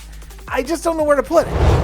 Yeah, sure, I have a bunch of open space, but I'm planning on houses. So I found that spot right up to the top of the screen where I'm going to build a very organically shaped frog habitat. Another concern, though, is that these frogs can really jump. I don't remember exactly how high, but it's more than a couple blocks. So that means I need to have walls that are more than a couple blocks tall. But I have a plan that I think might actually work. If I build an overhang, perhaps that will keep them in, kind of like it works with spiders, right? And I really want to go all in with this frog habitat idea. I want it to look like it's a little spot of nature, almost like a zoo, like a frog zoo, where they can live there forever and breed, and I can get all the different kinds of frogs by taking tadpoles to random different biomes, either cold, hot, or medium. I guess this is medium, so cold or hot. Also, I want this to blend in, so I grabbed some spruce and I'm adding in supports just like the walls. So this is going to kind of look like city walls, just sort of extend this way. I think it's going to blend in really well, but then when we add some sort of roof, maybe even mangrove or something a little bit more colorful, it should stand out just a bit. I think it's going to be a nice blend of old and new. And finally, on day 31 of the 100 days, I am about ready to actually breed the frogs. So I brought 2 in here and I saved the other one back in a boat in my storage area just to make sure that he's safe in case something happens. Okay, well, I learned something. The overhang does not prevent them from jumping out. This dude jumped right over the wall. I actually Googled it, and they can jump 6 blocks tall. So some areas are more than 6, but some areas, unfortunately, less than 6. So okay, I'm going to have to make the walls a little taller than I really wanted to, but I can live with that. Now, I had talked about using this mangrove wood, and I really, really want to. I just think it's cool. It's new. It's such a unique color. I really love it. So, yeah, I'm going to use it up here. I'm going to use both the stripped logs, and actually, I think I'm going to go ahead and use the mangrove planks as well. An idea I had was to actually go all in on the mangrove and use the mangrove leaves as well. So I use all 3 different sort of things. And I think it's going to be really cool. So I actually just used leaves as a sort of almost wallpaper and then put lights in behind it to make it really, I glow, I hope. I'm not sure. I haven't seen it at night yet. I think it's going to work great though. Oh, I'm so happy that I have slime, and I'm so happy that I can breed these frogs. So let's go, dudes. Do your thing. Now, it takes tadpoles apparently a while to hatch. So while it's going, I'm going to continue working on sort of the infrastructure for my place here, just adding in some coarse dirt, some soul sand, all the stuff that's going to make this look like a whole bunch of frogs live in this little sanctuary area. It's starting to look really nice already. On day 36, I'm going to call this another done farm. Look how many frogs I got. I only have 2 white ones and the rest are just normal, but I don't really need that. I need the tadpoles to take to various areas. Armed with a couple buckets full of water, I went and scooped up a whole bunch of tadpoles, and it's time. Now, I can take one of my white frogs to the magma farm that I'm going to eventually make, and I can take a regular one, of course, but then I also need the cold biome, so this is what I got to do next. I made a little tiny sort of just cobblestone-y place just up the hill from New Hope where I was getting all the powdered snow, thinking like, let's kill 2 birds with 1 stone. I'll just build a little hut up here right around that igloo, and then I'll be able to get powdered snow and also my cold frogs all in the same place. Finish the little rough in. This is supposed to be maybe like an abandoned outpost or an old garrison or something. I'm not sure lore-wise. The one thing I had to make sure I did was put a roof over the water because it would freeze and turn into ice, and I think you have to put the tadpoles in water, I think. Though, I could be completely wrong, but regardless, once they turn into frogs, then I can move them into the nether, and we should be good to go.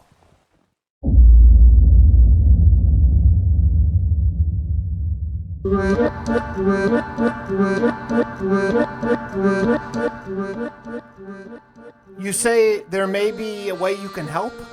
I have no interest in seeing the entire universe wiped out by a ruthless AI. How? What can you do? There is a power in this void, this place between worlds. Perhaps it is some of Edwin's power left over. Oh, he was so strong. Was? Is he dead? Oh, goodness, no. I simply sent him away. It was so confusing having tangible form for the first time in my very long, long life. Can you come through the portal? I may be able to, but it will take some time to gather enough energy. I will begin my meditations. I will contact you when I'm ready.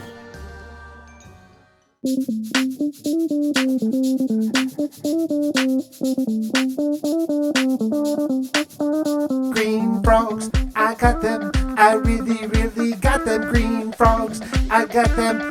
Ooh, baby, I got green frogs.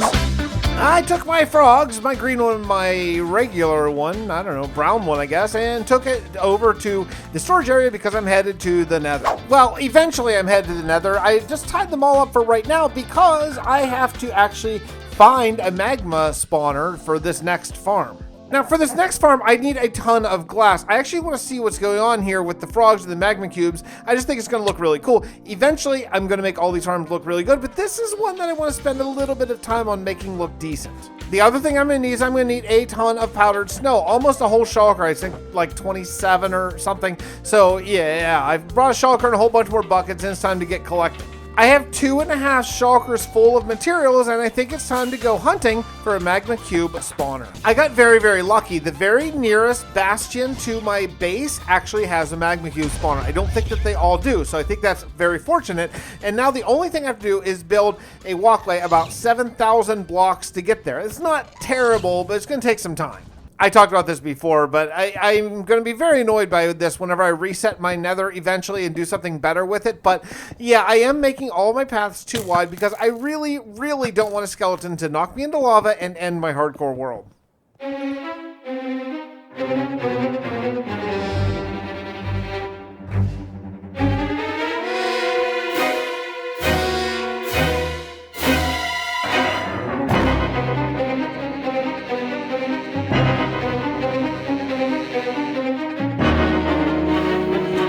Yeah, I didn't catch it on camera. Unfortunately, it was on replay mod. You have to look really hard to see it on that last replay if you want to, but I popped a totem. It's the first time I popped a totem in, wow, like 1,400 days probably. It's been quite a while, but yeah, the magma cubes got a little intense. A bunch of the big ones spawned right on top of my head and I couldn't get away and I popped a totem. Thank goodness I got to a little 1x2 passageway so they couldn't follow me in. Yeah, it was pretty scary. So I am now operating without a totem. I don't have any more totems. That was my last one. So that's the situation we're in. I'm in the nether working on a magma cube farm without any totems in my hardcore world. Yeah.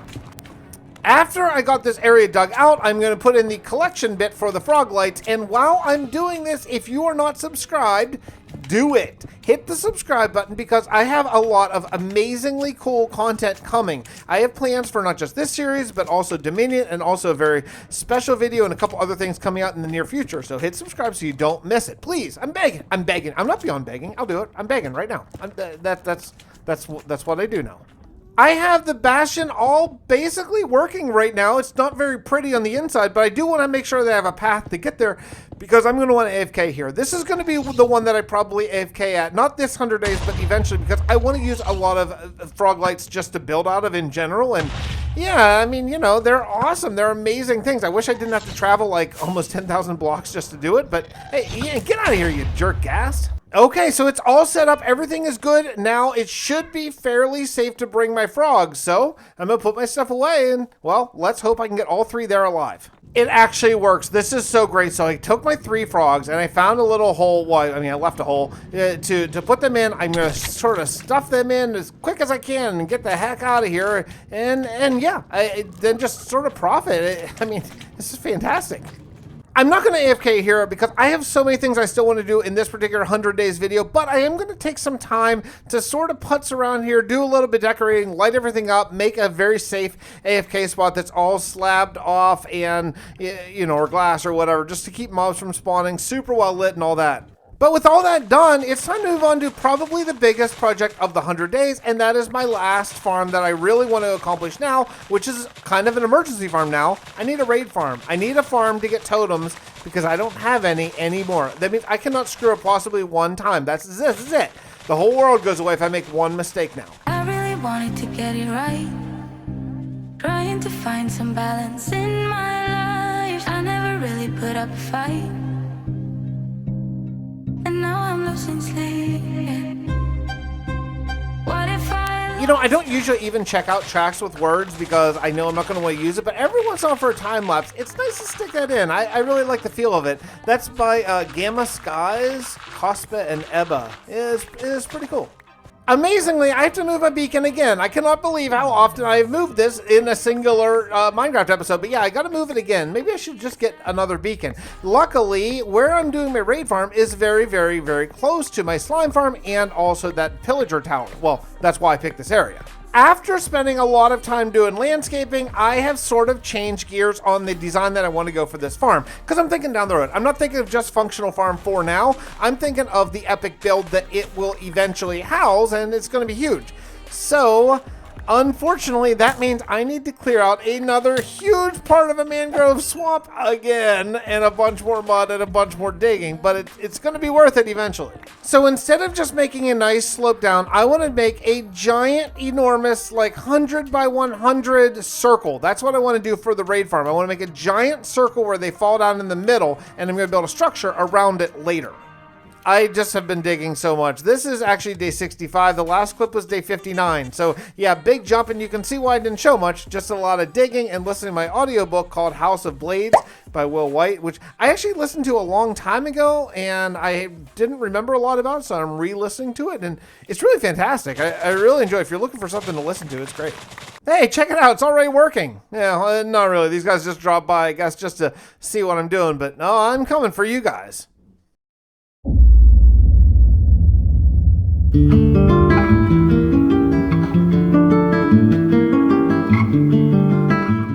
It's been a few weeks since talking to the Oracle last. I check periodically in the portal, but he just hovers there and doesn't seem to hear me when I call out. I'm not sure how to proceed. The people are anxious to return to New Hope and excited that we may have a way to rid the city of the undead horde, but for now, we just wait. In other, less official news, I've met someone here. I suppose it was a matter of time after appearing here on Fixtopia some 4.5 years ago. I grew close to one of the villagers. We've been planning on marrying when we take back New Hope, but after discussing it with her this morning, I think we'll have a small ceremony here in our ancient city vacation home. I am very excited to start this new phase of life.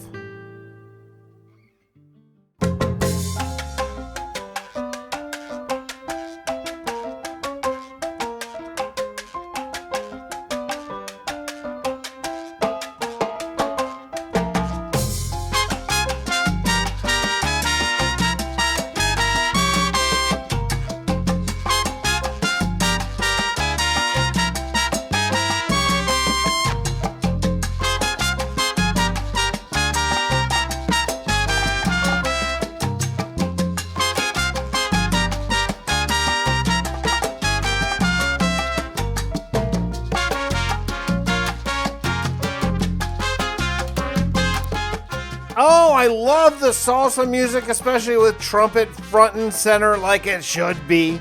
I tell you what, I've been spending a bunch of trips taking all my stuff back. I really need more shulkers. I gotta go seriously end busting at some point. I think I only have like 6. I mean, like, I know I have a lot more. I just don't know where they are. I left them in some build somewhere. If you're a Patreon or a YouTube member and you get a world download, which you do every 100 days, could you go and find my shulkers for me? Because I don't know where they are. They're gone. I don't know. I actually had to go underground to find more obsidian because I want to put a portal at my raid farm as well. And this is going to be really, really good. In fact, I don't really need it at my slime farm as much as I need it at my raid farm probably. So maybe I'll just use this one and sort of move the exit portal. It is day 89 and finally time to get rid of this beacon and get ready to actually test the raid farm. I really hope I don't die. Now, I don't have an exact future build in mind yet exactly. I have sort of a vague idea of what I'm going to do. So I'm going to put the raid farm right in the middle, thinking that all the pillagers will just sort of spawn all around it and just walk right to the middle where they'll just fall in a hole and I can kill them. While I'm working on this raid farm, I want to say very quickly, don't leave at the end of the video. You got to hang around till the epilogue because it's probably the animation that I have worked the longest and hardest on ever. And it's kind of a meaningful one for me, as cheesy as it is. I think you'll really enjoy it. I think I should be all set to go. I'm moving my slime portal over there. I have everything all set for the raid farm and, well, it's time to test it. Yeah, wait a second. I forgot the most important thing. I forgot actually my villager. You have to have a villager to make a raid farm, and I forgot him. So I've had this one villager sitting in my villager trading area for ages, for like 1,500 days. It's time that he finally has a use. I pushed this dude. I pushed and pushed. He would not go in the hole, Then finally the sun went down and he just like walked in the hole. All right, cool.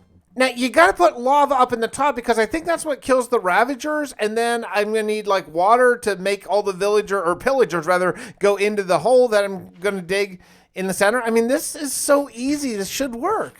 I mean, nearly last. I just got to dig, 27 blocks down, which, by the way, if you notice my Steve skin, we're in the middle of house construction, and I don't have internet for a few days, so, yeah, I couldn't get my skin from the Mojang servers.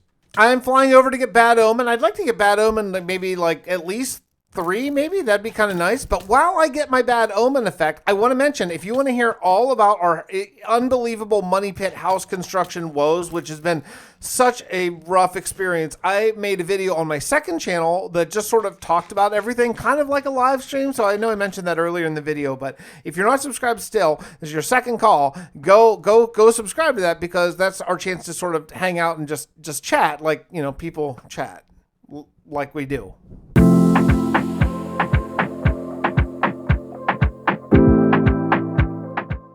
It's worked perfectly. So this is my first raid test, and it worked absolutely perfectly. The pillagers swarmed in there, no problem at all. At one point, there was one point where a couple of them got stuck sort of on the rim, so I need to go take care of that, but it worked great. It took me about 3 or 4 more Minecraft days to get all the walls just sort of roughed in. And yeah, they look terrible right now, but at least I don't think mobs would get caught on sort of overhang. So they're all straight up and straight down. So if any villagers spawn, they can walk right over the edge of the cliff and come to try to get our villager. Nice. Because I only have 3 days left in this 100-day block, I just decided to just go ahead and just begin the outline of some sort of design on this place. I'm not going to work more on it right now. It's fine. It is what it is. But hey, you know what? After only 1 raid, I end up with 7 totems, and I had none before. So this is terrific. Let's check out our slimes, and we will head home. There's one more thing I want to check, though, before we're done for the episodes. I got a bunch of comments last episode saying, hey, even if you name tag a warden after you go away from the area, he will despawn. But I don't think that's the case. But let's go check on old Wally, shall we? Oh yeah, he's still there. He's still there. Wally the Warden, still keeping my ancient city company. Sorry, everybody. Maybe that wasn't the best idea ever, but he hasn't killed me yet. The last thing I want to do, though, is I want to build this little chapel area right here. I spent the last couple days just building it because of the lore bit that is coming. So, well, if you've been paying attention to the lore segments, you probably know what it is. But yeah, I thought it would be really nice to have this here for all time. So let's do it. And just like that, it is day 1,700 days in hardcore Minecraft. If you haven't liked the video yet, this is your last chance. Like it, and then enjoy the epilogue. I'll see you all next time.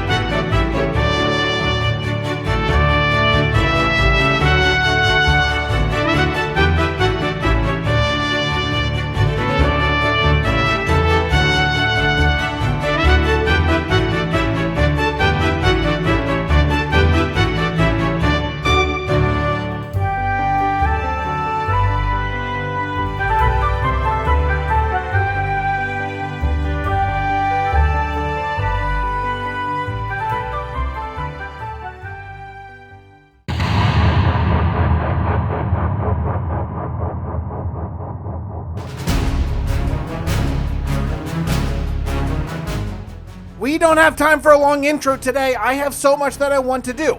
It has been 1,700 days and I have built so many things. Check it out. We started by building New Hope and all of this farmland. Things were going really well. Then I went down south and built this awesome dock city, complete with a bunch of fishing boats to further feed my people. After that, the hero of our story, Dr. Steve Tepic, had to contact the future to find out how he could stop the evil AI Cal who is bent on destroying the universe. But before he could even think about Cal, a zombie horde invaded New Hope, sending the people fleeing into an ancient city.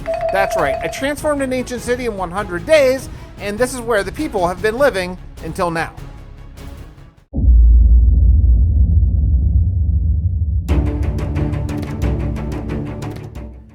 Mr. Grady, I have a mission for you. Sure, boss. What do you need? We need to know where this horde of undead is coming from. Can the Oracle help? He seems to be in meditation. I'm not sure. He's unresponsive. Well, we know there are countless zombies in New Hope, and they came from the south. I'm hoping the Oracle can find a way to help us. He seems willing to, but I don't know.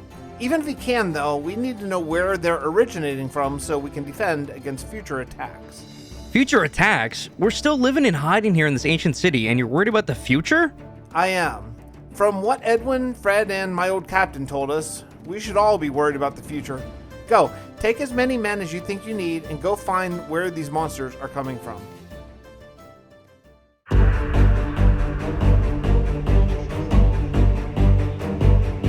So what's my plan for 1800 days? Well, I want to spend the next 100 days finishing. That's my entire goal. Look, I have 100 days before we're done with this block, and I need to get done. While Dr. Tepic's people are stuck in the ancient city, I want to come up here and do some building, because when they emerge from the ancient city, eventually, whenever that is, I want them to have houses, and I want New Hope to be basically finished. In addition to, maybe we'll head down to the south as well. We just got to see how much time we have in this block.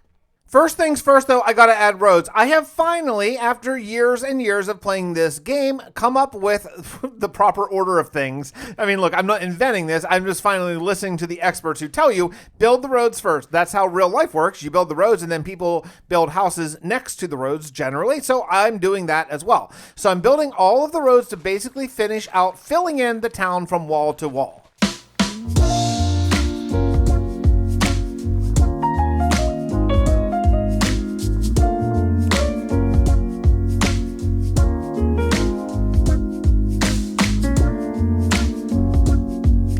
I really love this road palette. It's deep slate, tough, deep slate bricks, and basalt. And it just works really great. It looks a little dirty. This combination I use a lot more tough because I have tons of tough from my time in the ancient city. So I use more tough than I normally do. And I'm not sure I love it. But I have one more bit of road to do, which is take out this last sort of hill. And I got to level it somewhat. Look, I don't do flat land anymore, but I got to level it at least enough that I can use slabs to change elevation and not need like a big steep staircase. While I'm extending these roads even further, I want to mention the new series that I just started. It's Skyblock using the Conquest Reforged mod and a couple other mods too. It's going to be a very talky, old school kind of Let's Play. Not quite as fast paced as this, and a lot more just sort of personality to it. If it's something you're interested, don't miss it.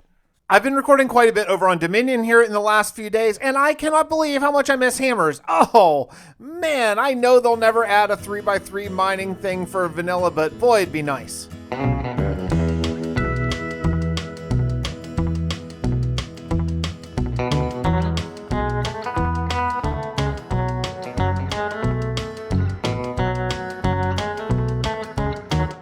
Now look, if I'm going to be building a ton of houses, I'm thinking probably more than 20, maybe as many as 25 houses, that I'm going to need a ton of cobblestone, which I'm good on, but crackstone brick, yeah, I need a lot of that. So I came down to my underground, under the arcane reception coil, to my super smelter here, and just loaded up with a whole double chest worth of stone brick, and I've just got to wait a couple minutes for it to smelt. This thing is crazy fast. Armed with my freshly smelted crackstone brick, I came up to lay out, oh, that's not quite it. I had the shuffle mod, I just forgot to turn it on. If you don't know what shuffle mod is, it picks from blocks in your inventory. It's a client-side mod, so you can use it on servers or anything in 1.18, 1.19 too. Okay, so I am just going to lay out sort of traditional Minecraft shapes. I'll do some diagonals too, because if you don't do some diagonals, things look a little bit weird. And I'm just going to start laying out a ton of houses.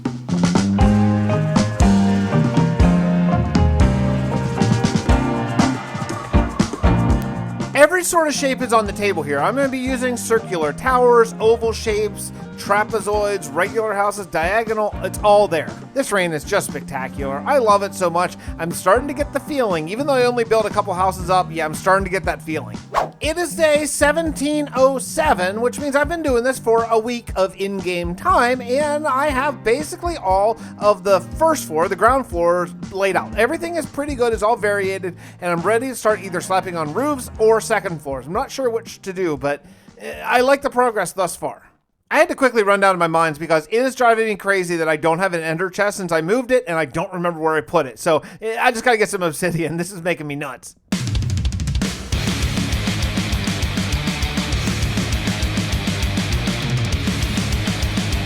After some badass obsidian mining, I am ready to make my ender chest and move on with my life. Believe it or not though, after all of that, I am out of crackstone brick yet again, and I need more because I'm not totally done with all of the stone brick that I'm gonna need. So yeah, right back to the old arcane reception coil. I'm gonna get to you. I'm gonna get to you eventually. I flew up to town and took a look over the place, and I think it's pretty good. Yeah, there's some open spots over there near the gate. That's why I need the additional crackstone brick, but things are laid out pretty well. These aren't going to be shops or anything special. This is just going to be where people live. After finishing laying everything out, I came back up to the blimp, and I counted them. There are 26 houses. What? 26 houses in one episode. We're building it. Let's go. It's going to be awesome. It's going to fill out the entire rest of the city. And once I get all these houses done and decorated and bring in some nature and all that kind of stuff, I can kind of call New Hope done. You know, done-ish. I mean, there's a few things. There's always going to be things. But at least I'm going to feel good about moving on to the 2,000-day block, you know, and feel like this is a good place. Now, I can tell you, I know what some of you who have been here since the beginning of this world are going to say. You're going to say, hey, wait a second, you have a rule. You have a rule for every house you build in this world, you have to have 3 farms. That's true, and I'm not abandoning that rule. The caveat to that rule is, though, fishing ships, can feed a lot more people than a farm. Remember that.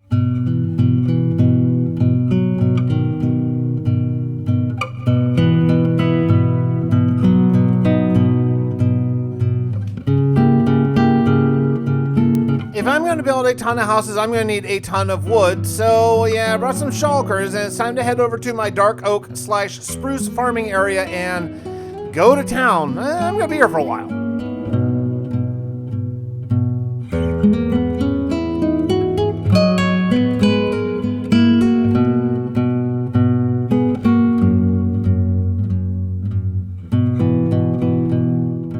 Armed with about 4 shulkers of wood, it's time to get going, and yeah, this is gonna really take a long time. I want to use basically 3 materials for the roofs to just fit in with all the rest of the city, and that is dark oak and spruce, and occasionally, not too often, deep slate. I want to have a mixture of deep slate bricks and deep slate tiles, occasionally, just to sort of break up the all wood roof. I think it's good. 3 seems to be the right number in my mind to have a city have differences, but also kind of the same.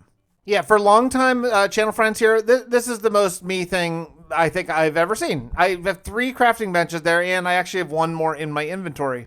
Yeah, right there. Yeah, 4 crafting tables. I want to say this is about the 4th house maybe I've done so far, and finally it's time for a deep slate one, just again to mix it up, so I don't have like a bunch of spruce houses in a row or whatever. I don't want it to look like a pattern. I don't want to have like spruce, dark oak, spruce, dark. That would be really boring. Taking some time to put away all the junk I get just from killing mobs. I don't need a gunpowder farm. I can just kill creepers by hand. I guess that's how people do. I've never really done that before, but I get so much gunpowder. By the way, I know I plugged this earlier in the video, but I made a note on this clip that, hey, I got to remember to plug the second channel. So yeah, the second channel has basically long plays now. If you're someone who likes the long plays, like a bunch of my friends, Infinite Drift and Waxrod, a bunch of them have done it, I've been really intrigued by the style and the format. So I started putting up the Skyblock series as long plays on my second channel, and then on my first channel is actually sort of a broken down old school Let's Play of it. If you're interested, the link's down below. Finally, the grind has been real. I've been watching Stranger Things on Netflix. It's been really, really fun, and I'm sort of watching the first 3 seasons before I move into the new season, so no spoilers in comments if you don't mind. But I have all the roofs laid out, which means I also added second floors to a bunch of the houses that I felt needed. Not all. Some are just 1 story, some are 2 stories, so I sort of already got those all worked out. Now I just come in with the terracotta, pick different colors, sort of the regular, naturally generated colors like your orange and yellow and brown, and put those at the walls, and we're getting close. We're getting close to really good progress in this portion of the build. I filled in all the second floors, and we are good. I like to just walk around here and just make sure that I don't have like a bunch of yellows beside each other or whatever. Things look pretty good. By the way, in this particular video, there's actually 1 less lore segment than normal. There's 2 lore segments, 1 you already saw, 1 around the midway point, and then 1 for the epilogue. You'll know when you see the story why, but yeah, that's what's going on. Oh boy, I gotta tell you, I embrace the grind of Minecraft. I really like the grind of Minecraft, as you know if you've been around the channel for a while, but this one in particular, because it's not very creative, it's just sort of doing cookie cutter houses, this one's a grind. I gotta cut in here to tell you in editing that this clip, and from here on to the end of the video, takes place about 2 weeks after the first half of the video. So not much progress happened because I was recording a ton of other stuff. I've been really pushing hard on Dominion. I had a 100 days video to edit together, and plus the Conquest Survival Skyblock thing. Yeah, it's just been a lot. So yeah, I got to sort of walk around the city and remember what the heck I was even working on because it's been so long. But yeah, it'll come back to me. Ah, yes, chimneys. Okay, I remember now. I need to add chimneys to all of these houses, or not all, probably, most of these houses, because it adds the movement. It adds the living people are in the city type of thing, even though technically in the lore, there are no living people in the city. There's only the zombie horde, but there will be at some point, again, living people in the city of New Hope. Okay, so basically what I want to do is I left some windowless walls, and those are going to be basically the chimney walls. I'm trying really hard to be less even about my windows, so it leaves more room for chimneys and things like that. Doesn't it look so much better? You get that movement in there. You know, I have gone on record saying I didn't really like chimneys, and I was going to keep on using smoke sort of hand done with glass or we used to use dead coral and stuff, but yeah, I was wrong. Okay, I'm just saying for the record, I was wrong. Chimneys, fireplaces or, whatever. It's been a huge upgrade to Minecraft. So good job, Mojang. Bad job, me, for not recognizing it. A couple more in-game days later, and I think all of the houses that I want to have chimneys. We are good. Walking around here, you're starting to get a good feeling. Yeah, it's just plain grass. There's no nature. There's no trees, no mailboxes, no carts, none of that stuff. But you're starting to feel like it's an actual developed city and not like I just plunked down 27 houses right in the middle of New Hope. Hey, check this out. You notice anything? You notice anything weird? I was looking for a resource pack for the Conquest series, and I accidentally happened upon this with the round logs. It's pretty awesome. Am I going to keep it? No, I'm not, so don't flip out in the comments, but I do think it's really cool. I think it adds a lot and doesn't seem to really change my frames at all. It's not like a chisel and bits thing. It just looks really good.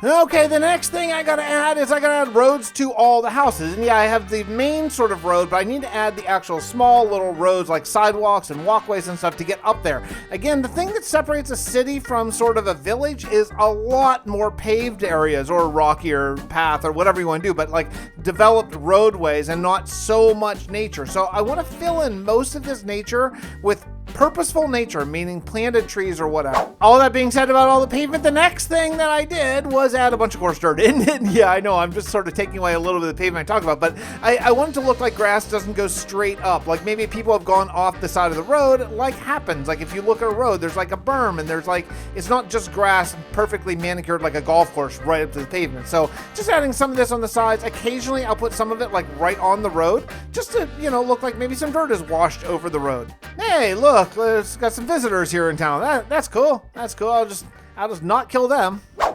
Honestly, though, that part didn't take very long at all, and it actually added quite a bit. So the next thing I want to do, I brought some leaves, I brought a bunch of fences, I brought some lanterns. I need to light it up, and I need to start adding custom trees.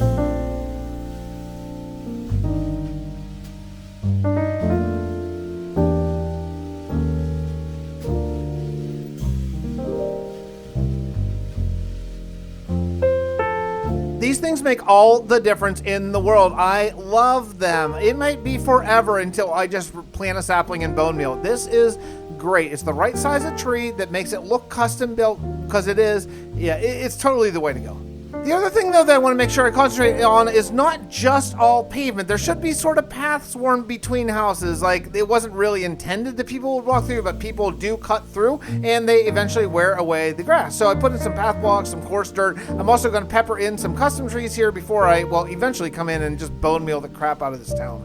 Little spaces, though, that's what it's going to come down to. And if you want to hear more about what I'm going to fill all the little spaces with, then you got to make sure you hit subscribe down below. Just do it. Just do it. It doesn't cost anything. It's free. It's really funny. I actually felt like I had most of it filled in, but the more I look, from the cinematic, there are so many. I have so much stuff that I need to add to make this look like an actual lived-in city.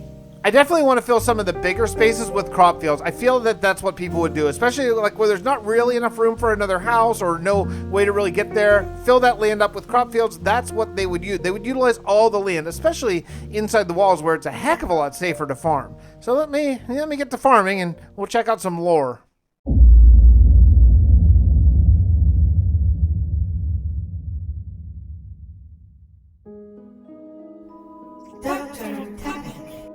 Oh, geez, you scared me. You're through the portal. Am I? Oh, I suppose I am, in a manner of speaking. I don't seem to have all my form here. Are you okay? I believe so. This corporeal form is so interesting. Did you find the answers you need? Can you help us with the undead horde above? I can, but it has a price. I'll pay it, whatever it is. It is a price only I can pay, Dr. Tepic. I don't understand. Even with this human form, I can still see everywhere. I can see every world still. I can advise you with the knowledge of all human history. But if I intervene, if I use some of this borrowed power from Edwin, I believe I will be closed off from this world forever. Are you willing to do that? It is a decision I leave to you. How do I make this choice? To have you advise us armed with the unlimited knowledge of every world, past and present? Or to kill the horde and allow us to see the sun again? I believe you must decide now, Doctor. I can feel this power already fading from me. Do it. And thank you, Oracle. I don't suppose we'll ever talk again. I don't believe so.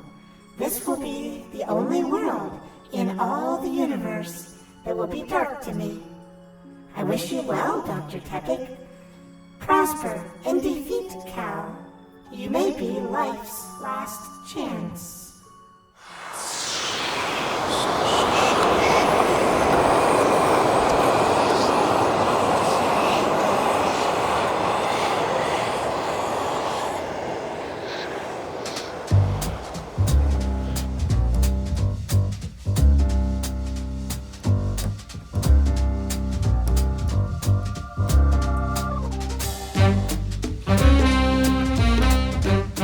Getting closer and closer to putting a pin in this one. I have to work on this little ledge. It's just kind of weird. I'll probably make a custom cliff at some point, but for right now, maybe I'll just throw some trees on it and call it a day. It's a temporary fix for this problem. We'll come back to this. I planted a couple 2x2 spruces just to get some podzol up here to help look like some ground cover. Yeah, I tell you what, these round logs, they're something else. I've never really seen anything like it before. It's pretty cool.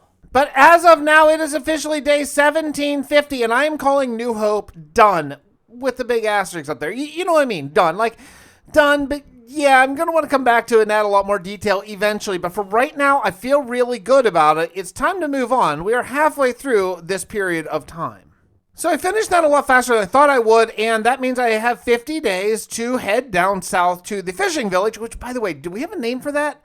I can never remember if we named that fishing village down to the south or not. If we did, would you mind leaving the comments? And if we didn't, could you come up with a good name for me? I could really use some help. I am pretty terrible at naming things. I took a small break to sort of scout around locations for the next block. So I'm going to be working still on New Hope and on the Arcane Reception Coil and on the unnamed or maybe named and forgotten named fishing village down to the south.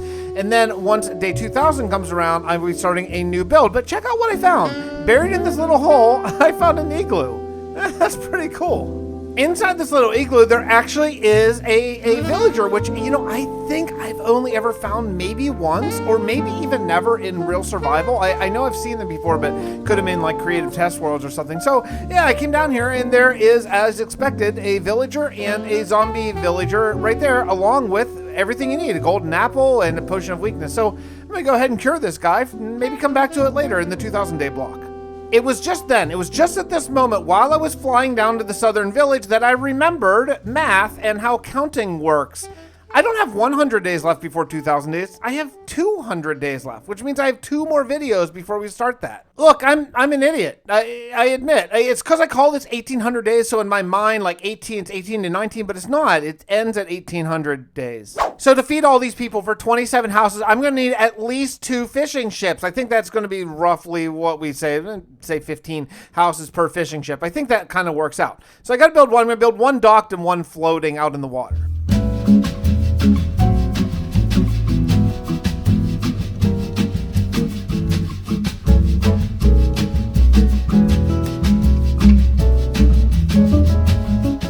had to go repair my shovel, and unfortunately I figured out that my Guardian farm seems to be kind of broken. I don't know what changed between 118.2 and 119, but yeah, it doesn't seem to work. It works like kind of, like occasionally Guardians pop through, but not very often. Back to the Ender, sadly. I mean, look, it's fine. It's what I'm used to, but the Guardian farm is way, way, way, way faster. I have kind of the guts of the ship worked out now, and I need to figure out exactly where I want to put these posts. Now, this is going to be a furled up sail. Is that what you call it? A furloughed? No, what? I don't. What's the name of it? Anyone know sailing? What do you call it whenever you tie the sails up? Yeah, but if I'm going to have to build a sail, or, well, actually a bunch of sails for 2 different ships, I'm going to need to go back and do some serious shearing. It's time for shearing intensity level 100.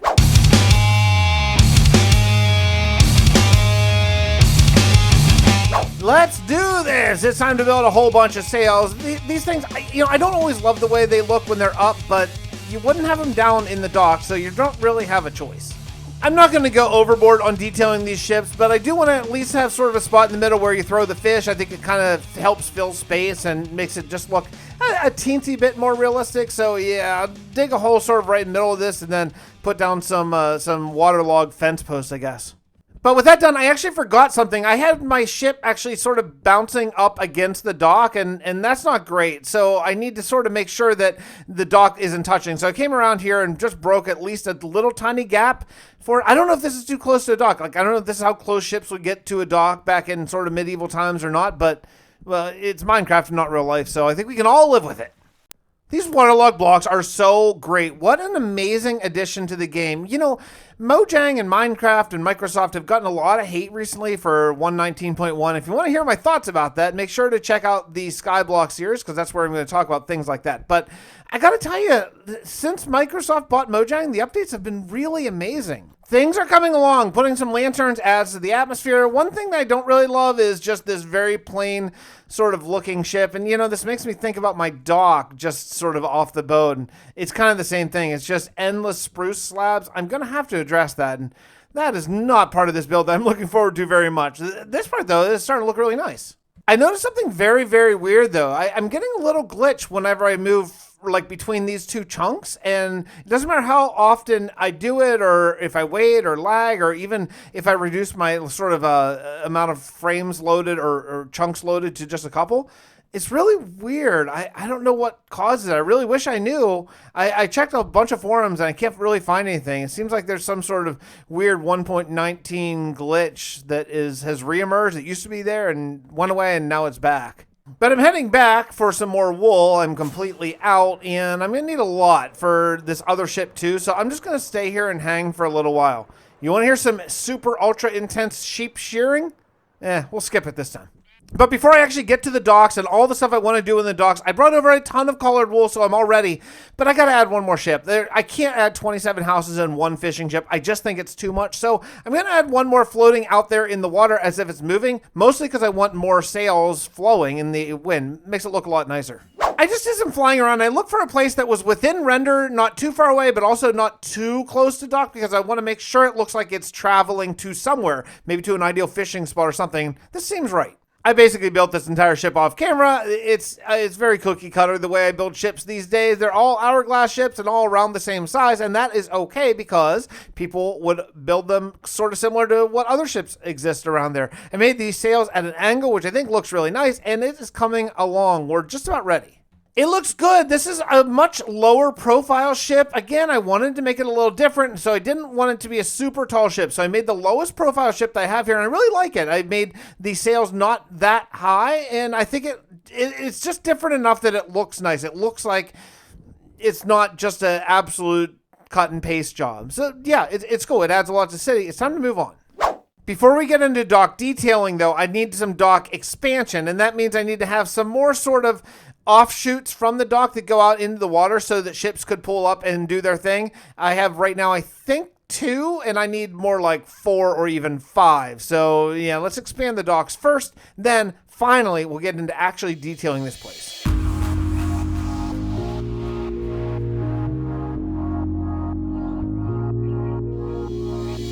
Okay, this is perfect. With a diagonal dock and another dock sort of going the other direction, I think we're good now. It looks like a real actual dock. My goal was going to be to have little stands, kind of your traditional Minecraft marketplace stands. Reason being twofold. First, lore, it fits in. Ships would come and bring their wares in, and people would come here to buy it, fresh fish, all that kind of stuff. Secondly, it's going to add a lot of color and pop to this place, which is admittedly pretty bland. Also, though, I don't want to just add shops. I added like some more stairs and some little jut outs and just some things that add some interest, so it's not just a wall of spruce. And yeah, I'm going to address the wall of spruce at some point here, but it needs to be more than what it is currently. By the way, I wanted to pop in and say I did a little bit of texture pack adjustment. First, I added bushy leaves from Jermsyboy to the texture pack. Now, I'm not going to distribute those to y'all because those are Germs. If you want his, you can get it linked in the description down below. But I added double slabs, which I used to have. And what's cool is by adding these double slabs, like only when you add two slabs on top of each other, they turn into vertical planks, which is a super cool building helper. The reason why I want the vertical slabs, or sort of the other direction planks with the double slab, is going to be because I want to start mixing them in to here. But first, before I get to that, I want to build an actual house or three on top of these docks.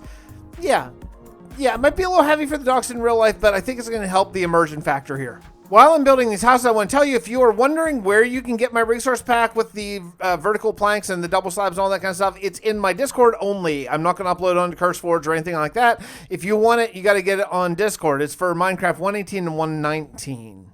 I mentioned earlier that I have a whole bunch of tuff, the most I've ever had from my Ancient Sydney renovation, and I'm going to actually use it. I'm going to use it as sort of a wall here. I think it's going to look kind of nice, just like a textured almost wallpaper, or maybe like a stucco feel or something. So I don't know. I think it looks cool. I really, really, really like how this is coming along. Just adding all these different shops, leaving some places for chimneys and the houses, and then just starting to bring in some nature, some dirt actually on the docks. I spent a good deal of time variating some of these docks, and I have, well, a lot more of that to go, but it's starting to come along here.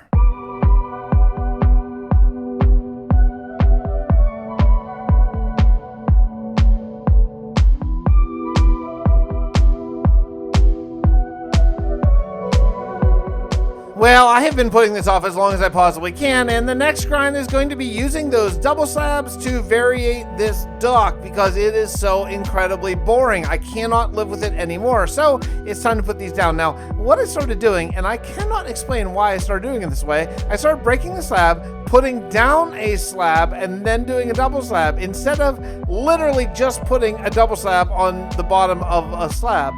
I cannot explain why I did that, but that's what I did. And in the least shocking twist of all time, I'm out of spruce again. I'll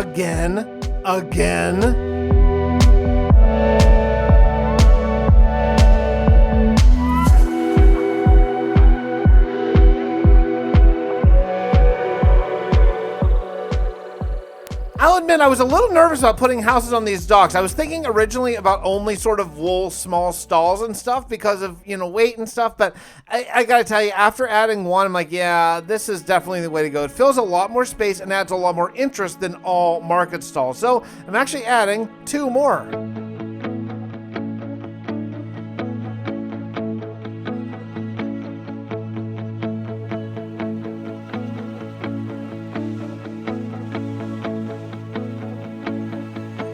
I am still in love with this glass texture that I made for my long-term single-player world, Bedrock Survival with Fix. By the way, I just put out a video called I Survived 100 Days in Hardcore Minecraft and Caused the Apocalypse. It's very long, but it includes all of my single-player world sort of lore beats. I think you'd really love it. If you love the Fixxiverse and you missed some of it, because I know a lot of people missed the Lore of Tovlin series, it's all in there, edited down to sort of one full movie type of experience. Go check it out. At this point, I have 12 days left. I am still working on adding more variation. I have stripped spruce logs, I have the vertical plank logs and slabs, and I think I need something else. It's not quite there yet. I was looking around my storage and coming up with shop ideas, and I found all these candles. And I was like, okay, let's start with candles. And then that sort of made me definitely confirm in my own mind that I'm going to make every shop sell its own thing. So I'll just go through storage, see what I have a bunch of, and just make these shops sell that item.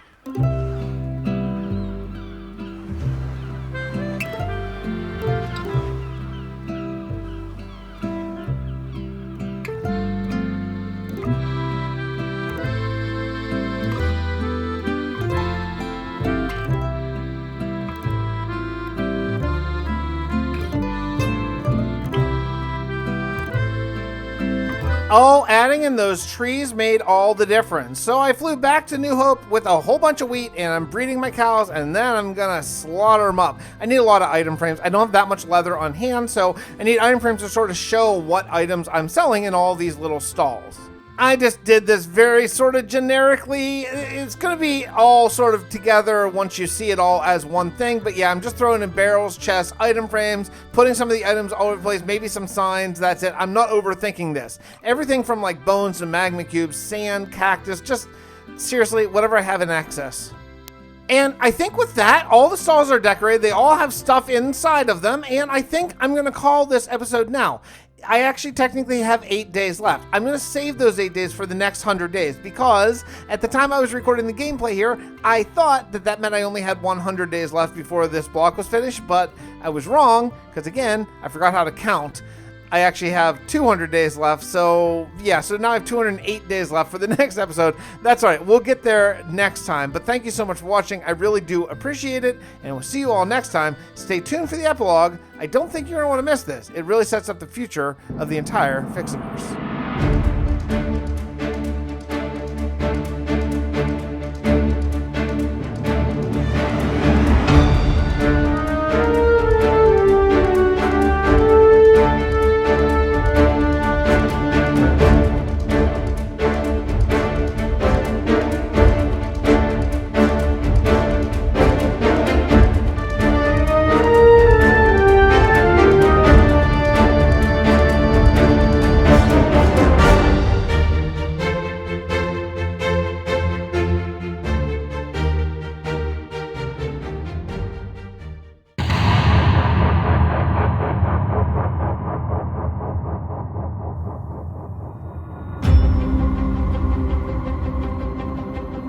1,800 days in hardcore Minecraft is a huge number, and I want to go 100 more in this video and see how much I can accomplish. Look, I am very happy with what we've accomplished in New Hope and our Dock City of Sand Guild, not to mention the Arcane Reception Coil, but yeah, it's time to finish things because on day 2000, I plan on starting an entire new chapter in this world.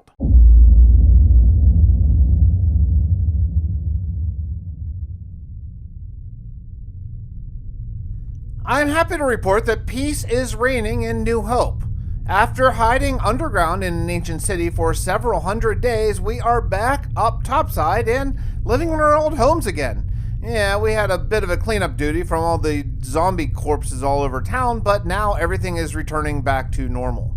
Through the Arcane Reception Coil, we are now connected to Tracy 24/7. It's a great thing. My old ship's computer can now help to, well, teach the people of this medieval society some modern tricks and technology that we're going to need in order to combat a rogue AI sent to destroy us that's coming here roughly 2 decades in our future.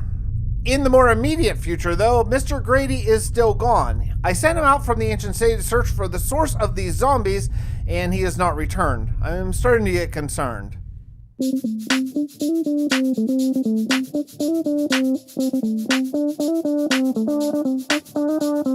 Oh yes, back to the Ark this 100 days. Look, I want to split myself, so I want to do about 50 days on the Ark and get it to a state where I'm calling it finished, and then 50 days on an entirely different project that I'll get to eventually. Now, if you remember last episode, I actually stopped 10 days early to allow for some extra grind time for this episode because I knew it would be a doozy. And yeah, I spent 3 days harvesting deep slate to get like 3 chests worth. That's not that much. I'll be honest, I don't really know exactly how to expand this tower. I really like the way it looks, but there are a few things I don't really love. Like, I don't really love sort of the difference between this outer wall and the upper part. So I think I might start by trying to sort of connect it together. First thing I did is I came around to these orbs. I did these 4 orbs because these are going to eventually be maybe like control stations or something. Maybe once the people of New Hope get computer technology, maybe this will be their little computer labs or something. And I'm going out in all 8 directions. I know it's 4 directions, but each of them has 2, so it's like 8 extensions. You'll see when I get it done.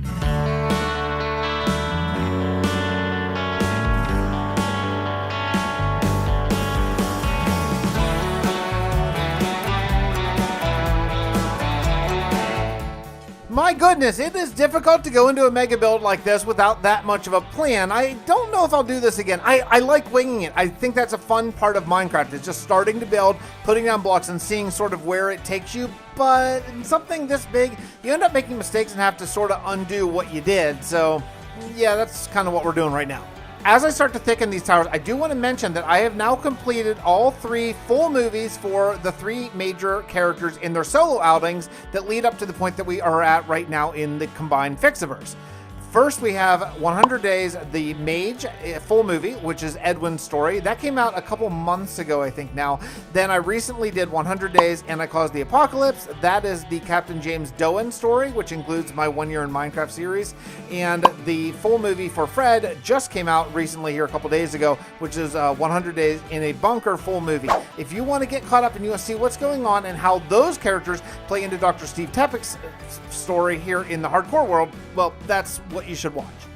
I had some sort of issue with my Guardian farm where the hoppers were locked or something with the timer that made them come from the nether. Anyway, whatever. I just went over and I just took all the items out of the hopper in the nether, on the roof of the nether, and put them back in. And all of a sudden, yeah, I'm drowning in Guardians again. So all is good with this, luckily, because the arcane reception coil needs a ton of sea lanterns. After a ton of grind, I came up with almost a full shulker of sea lanterns, and that is really good. It's time to get back to building because guess what? It is officially day 1800 now. My 10-day buffer that I left from last episode, it's gone. I just love how these sea lanterns look with complementary shaders. By the way, I get that question basically every video. I use complementary shaders almost exclusively in this series and most other series too. I don't know if I'm going to continue using shaders in the future. You have to let me know what your thoughts on shaders are. I love it so much, but some people don't love it as much. Let me know. Let me know down in the comments. Do you like shaders or would you rather, not so much? Now, the thought is these small towers are going to help expand upwards and make sort of battery cells because I want to make more power generation. Look, the lore is pointing towards that the Ark needs more power, so I'm going to need a place to contain all of the power that I'm making. You know, I know that you can get calcite in those exposed stony peaks or something, but I really wish there were a place that you can get it renewably because I hate to rip apart a stony peaks just to get calcite. So, yeah, I don't know. I mean, should we add a data pack to make a crafting recipe or something? Whatever. I could even exchange diorite for it or making it a stone cutter for diorite. You have to let me know. I don't know. I hate ruining landscape just to get a block, you know? And you know how it goes with power in my world, that basically equals copper. I mean, it's the electricity conducting thing. That's what makes all of the power move around in our sort of lore. So yeah, time to make up a bunch more copper. Luckily, I have a good bit from how much I've dug. I hopefully won't need to go dig more.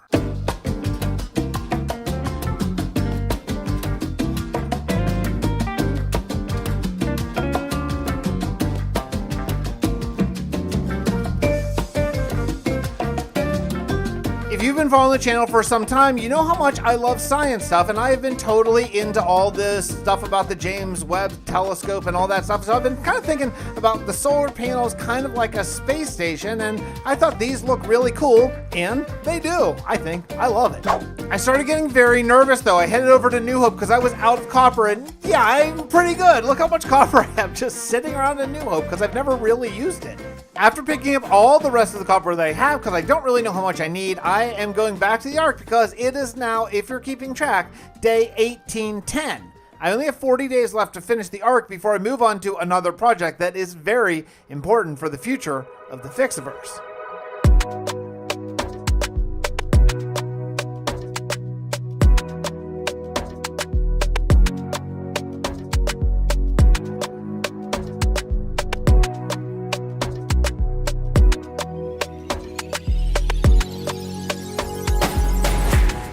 The only thing I don't really like about what we've done so far is these supports just seem really small. Like, I don't think they would hold much weight, so I need to expand them more, and I'm just using a combination of regular stone mixture and then this deep slate that I'm kind of looking at as like a harder stone. It makes sense. Deep slate takes a long time to mine, and that's sort of the support. That's kind of like the iron bars that hold up the building, if you will.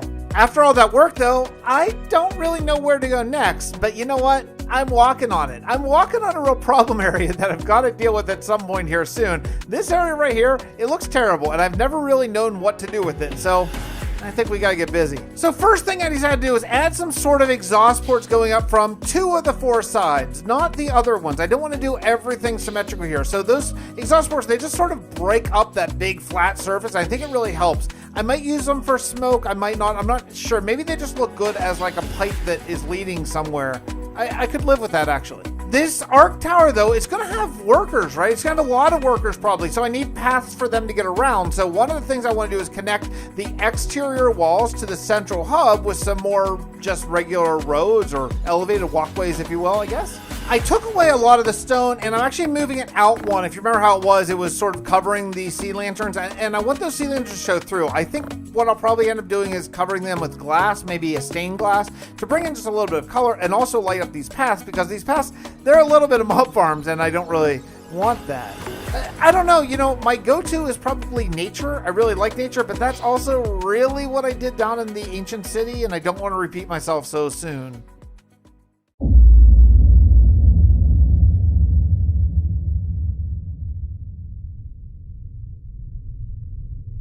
I have huge news. My wife, Robin, is pregnant with twins. I'm over the moon excited. I can hardly believe when I appeared on this planet several years ago, just looking for a way to get off of it, I could never imagine the thought of growing a family. Being a dad. I'm truly overjoyed at the prospect of it. Come in. So, sir, what's the plan? Please, don't call me that. You've been protecting me behind the scenes since I appeared. So, you understand the taxes now? I do. You needed to support the war against the undead. It was much more than that, Dr. Tepic. How do you mean? Of course, yes. We needed to support the war effort. But it was more to force you to become the leader we all need. Why me? We knew you were coming someday due to the ancient texts, but we didn't know into what generation you would appear. Hold up. Ancient texts? There will be time for that later, but for now, what is our plan going forward? Well, with the Oracle gone, we need to find Edwin. He might be our best chance at staying safe in the future. The Oracle is gone then, forever? I don't know. I have no knowledge of how magic works, but it seems like he is. How do we proceed? Edwin's power held the connection for the arcane reception coil open to the future. If we want to bring my captain and Fred here, well, we have nowhere near that power currently, so we'll need to expand it greatly. It should be easier to work without the impending threat of zombie hordes attacking. For now. For now.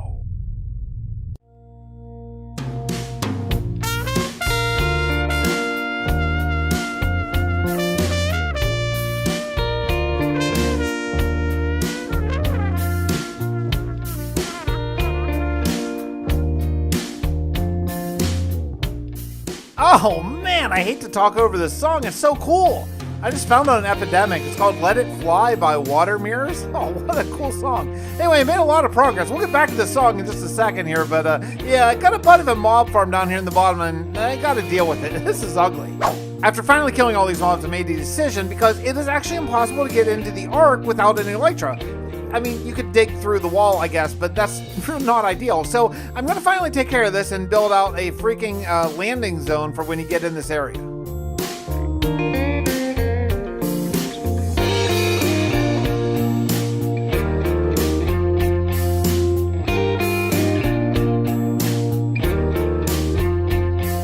Now, I don't know exactly how to decorate this area. I think this is going to be where I actually really am going to bring nature in. I want this to look like it is a well-maintained, manicured place, even though the Ark is going to show some age. I know we're just building it now, but I'm projecting forward a few thousand days. Again, using deep slate as sort of my trim block, I do want to stay consistent within the Ark. I am using that to build up the platform, so this whole thing makes it look like the Ark Tower is sitting on a man-made base and not just jutting out of this ground, I guess. I think it's going to look a lot better than it did before, and I'll just fill it in with something, probably stone in the middle or something.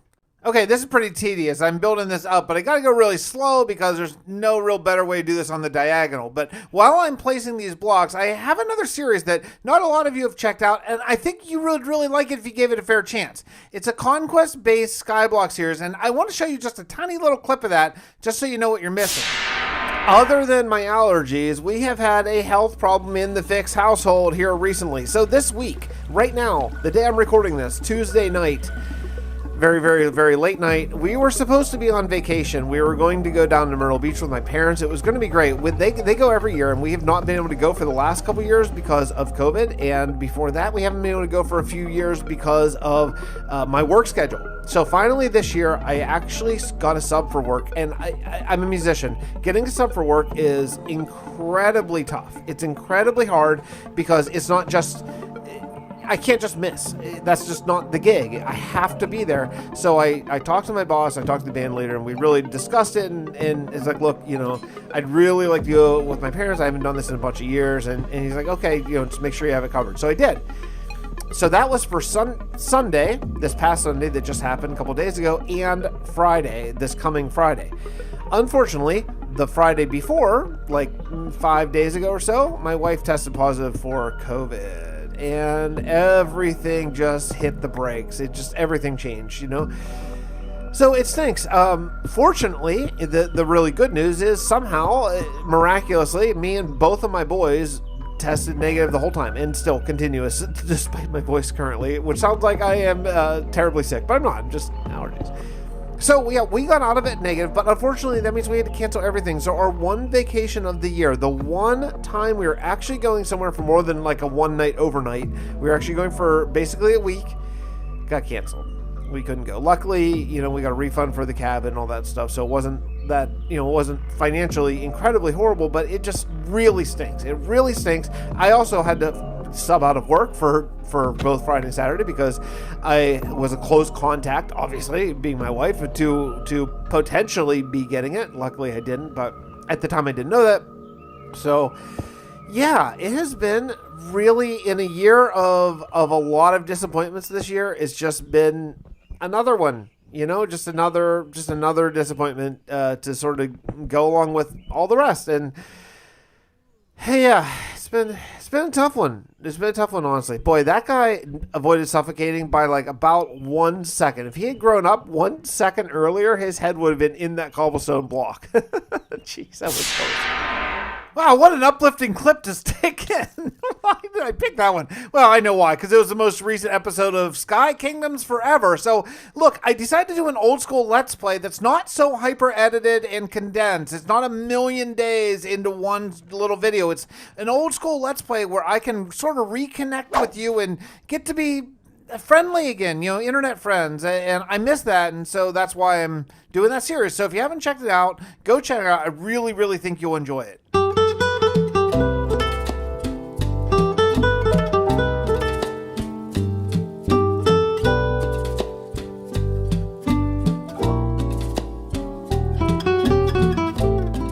Oh, sand is such a pain in the butt to harvest.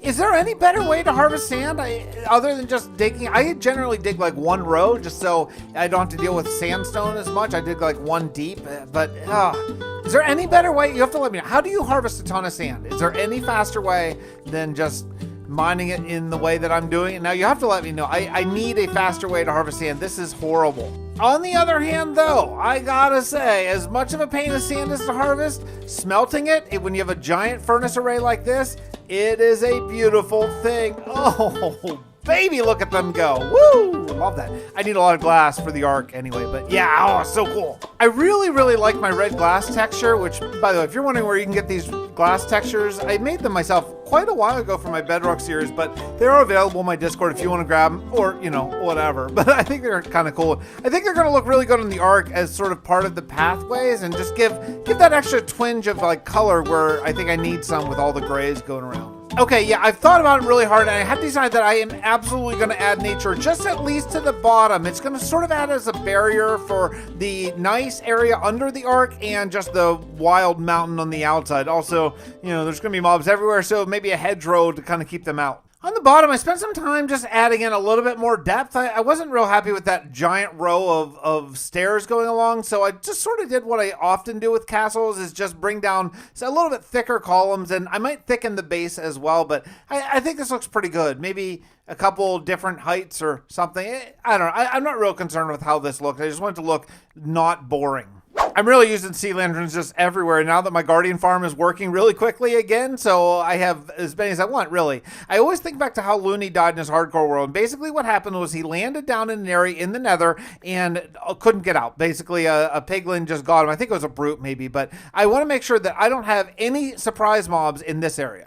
Now, around these sea lanterns, I do want to have some sort of raised flower beds or maybe small tree beds. Oh, maybe small trees would look good in this area. A small little bit of work later, and I decided to do something that I'm not sure I love here. The sea lanterns in the floor looked a little weird, so instead what I'm doing is I'm actually putting deep slate as sort of a border around the sea lanterns. It looks great from far away. It looks less great from close. I'm not sure I'm going to keep this.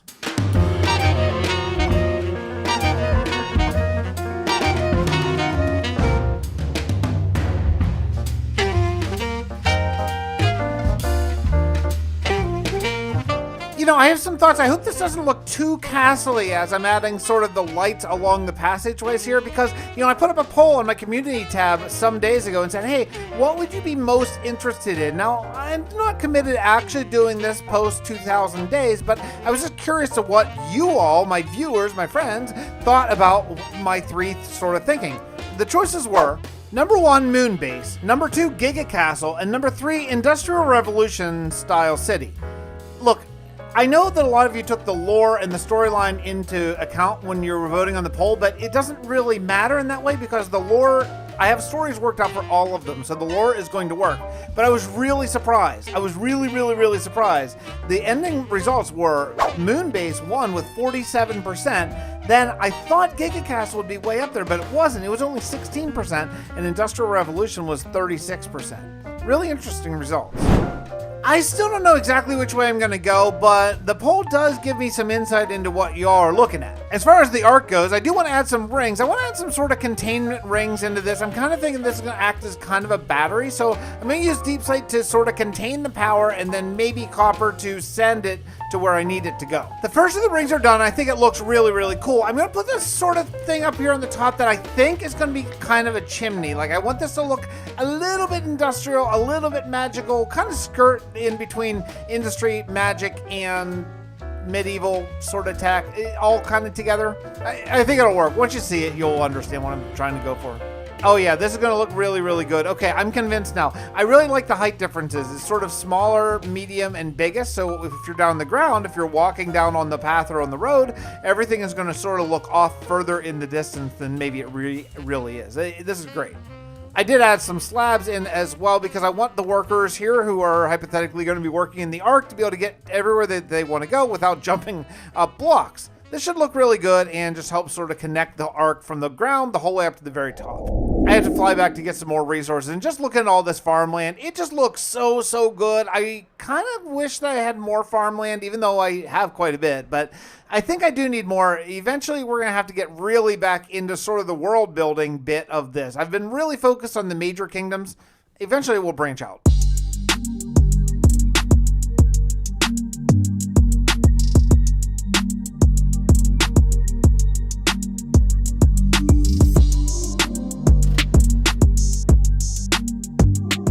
I need to harvest some wheat because I want some hay bales. I want to put smokestacks in this, but I don't want them to all be the same height. So I'm going to use some of these hay bales to give some of the higher flumes, but then also just some regular. I think it's going to give it a little bit extra depth to the smoke. Should look extra cool, and you should be able to see it from way down the ground.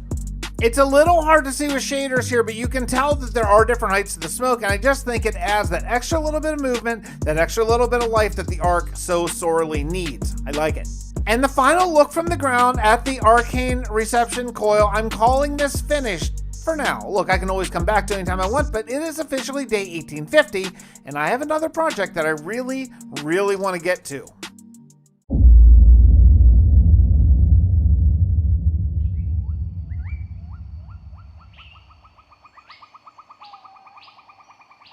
Go quickly, everyone. We need to find him. If he hasn't come back yet, there must be a reason. Go find him and bring him home. Sir, you need to come quickly. What's wrong, Doctor? It's your wife. You need to come with me.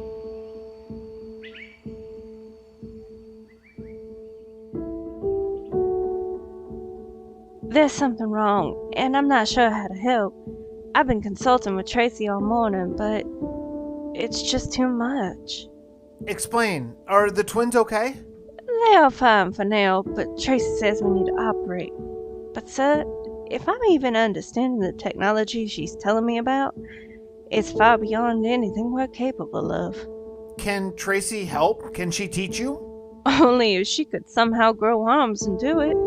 It's beyond us by years still.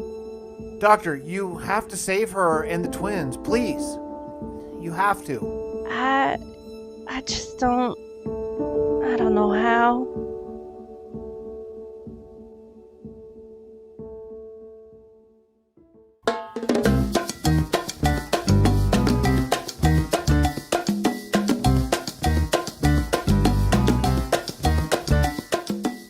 I finished the Arc Tower and now it's time to expand my world. And I mean actually literally expand my world. First, I want to go south. I already built some things down in the mangrove forest and I want to connect everything by road. That's one of my rules here. Everything has to be connected by road. I don't want to just have a little dot kingdom here, a little dot kingdom there. I want it to all be connected.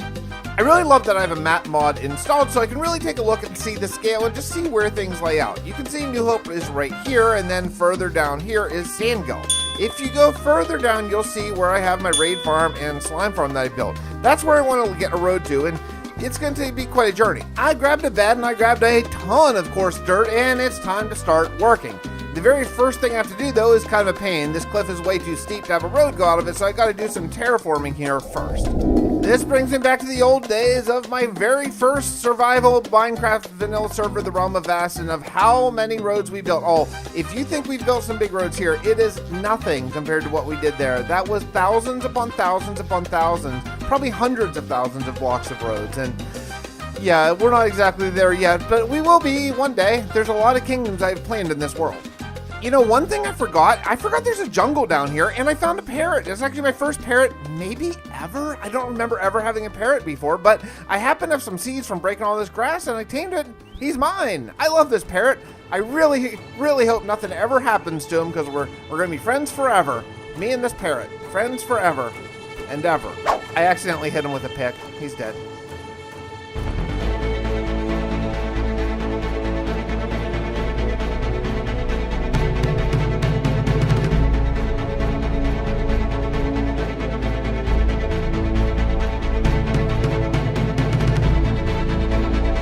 Oh baby, this is some epic road building music. I finally got the road down to the slime farm and it's pretty good. Look, it's not detailed or anything like that. I have no slabs between elevation changes, but we made it and that's just the first step. I do have to return because I have like 4 shulker boxes full of grass I need to take back home, and then, well, we'll figure out what to do next.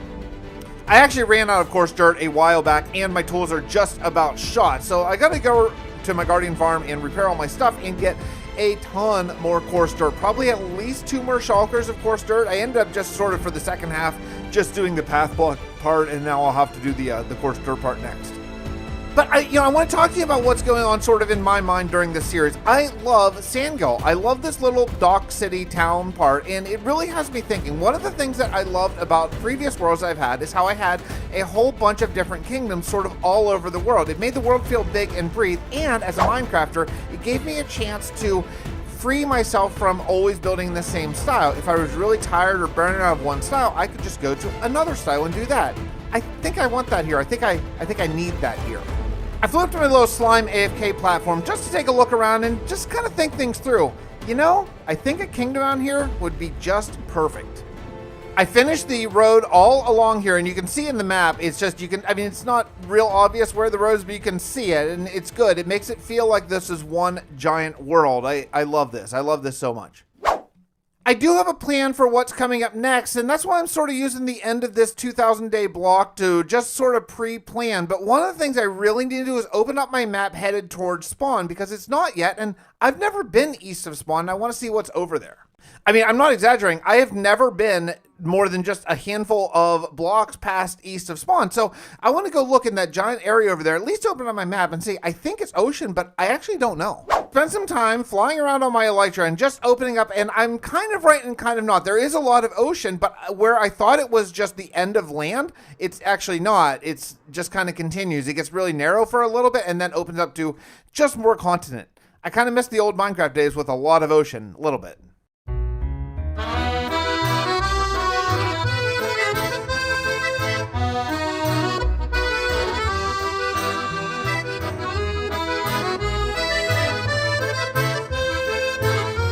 Again, in planning for more stuff down the road, I do want to take the road from New Hope the entire way out to spawn. The problem is I have this giant mountain between me and spawn. I don't want to go over it, so we're going to go through it. I'm going to let the cat out of the bag here. I have had a plan for spawn area for a very, very, very long time. I just needed the story to kind of get there, and I think we're getting close. This is where the tunnel is going to go, and there's going to be a transition from medieval to what we're doing next. Using the same simple palette of course dirt and path block, I worked out the road the entire way to, well, where the tunnel is going to be, and I actually made this a very big, thick road. Look, it takes up the entire valley. There's a reason why. This is going to be a major, major thoroughfare for traffic. A lot of people are going to be using this on the daily basis to get from their homes to work. I moved my beacon and I'm ready for a major dig to get through this tunnel. If you think you know what the plan is for spawn, I would love to see it down in the comments. Just take your best guess and let's see if anyone can get it right. I've left some breadcrumbs, some clues along the way, and let's see if any of you picked up on it. Now, my plan for basically the rest of this 100-day segment was to just dig through this and make a nice looking tunnel. Unfortunately, I found this giant cave. You think, well, that's fortunate, Fix. It saves you a lot of digging. No, it just makes it a mob farm. It makes it much worse and much harder. I'd much rather just dig through solid stone.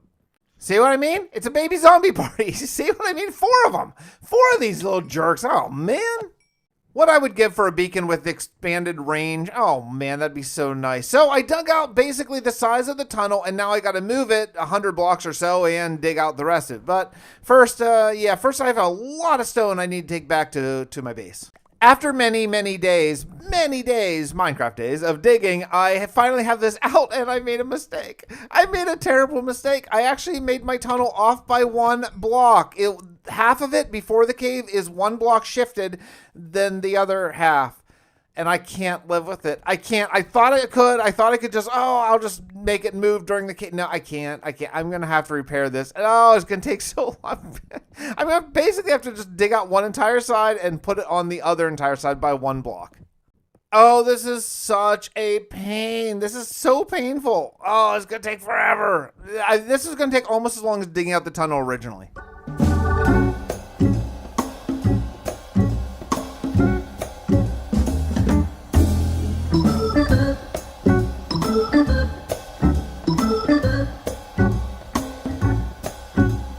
Well, honestly, I thought I was way ahead of schedule until I messed up the tunnel, because here we are on day 1899, and I just finished it. I broke through exactly on schedule. Everything is set up to go to spawn eventually. Yeah, I'm very curious to see in the comments what you think we're going to be building at spawn. Maybe someone got it right.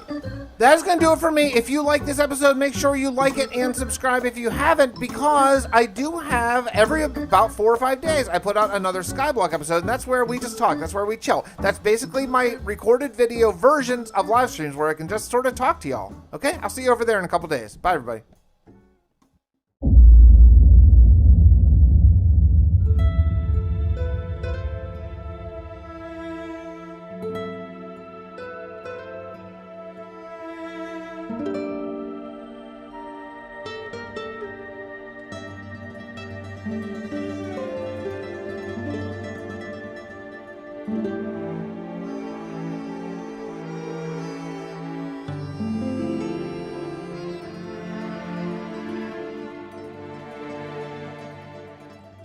Dr. Tepic. Yes. I've been thinking long and hard about giving you this information. I worry what you will do with it. Just tell me. I'm not in the mood for games. This game may change your mind. What do you mean? There may be a way to save your bride. How? I'll do anything. That is precisely what worries me. There is a village to the south, buried deep within the jungle. A tribe of people calling themselves the Avon has access to an item. If you get that item, it can save your wife. What do I have to do to get it? You must be deemed worthy by the priest of the Avon. It is challenging. I'll go immediately. Be careful, Doctor. Do not underestimate your importance. I will be back soon. What's this Mr. Adam called? It is a totem of undying.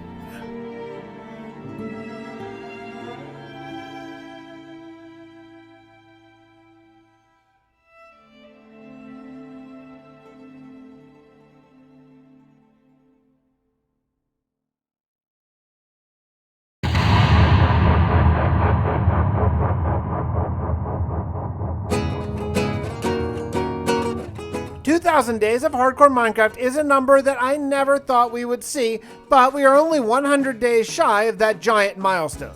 Today's episode is all about preparing for the future in the 3,000 day block. Now in the 1,000 day block I worked mostly on New Hope. In the 2,000 day block I worked on Sandgil and the Arcane Reception Coil. This next block is going to be absolutely huge. We are going to be doing multiple kingdoms so I can bounce around and keep my ideas fresh and my motivation very strong. Enough of the intro though, let's get started right now. Excuse the video interruption here, I want to insert something deep into editing because I've made a decision to try something new. I have a Java 1.19.2 realm that is going to be open to my supporters at any level, YouTube member or Patreon. What you are going to do is spend the next 3 or 4 months building a kingdom within the same world as I'm in right now, my 2,000 day hardcore world. At the end of that time, whenever I hit the 3,000 day mark, I am going to bring the entire kingdom into my main Let's Play survival hardcore world, and that will be the focal point of the story going forward. If you want to join, hit the member button, make sure your YouTube and Discord are linked, you'll get the special rank in Discord and we can talk more there. I'll see you in game.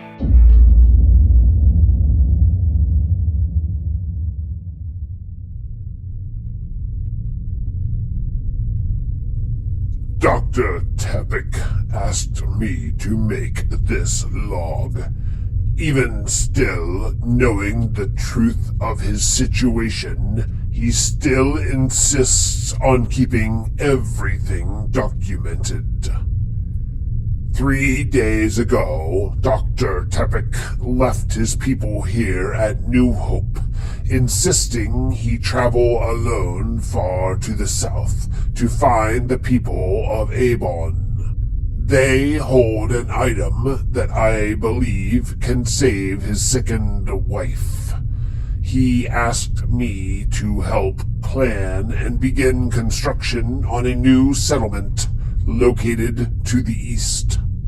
Its location is oceanside, and Dr. Tepic believes that it is just what he requires for his industrial revolution, as he calls it.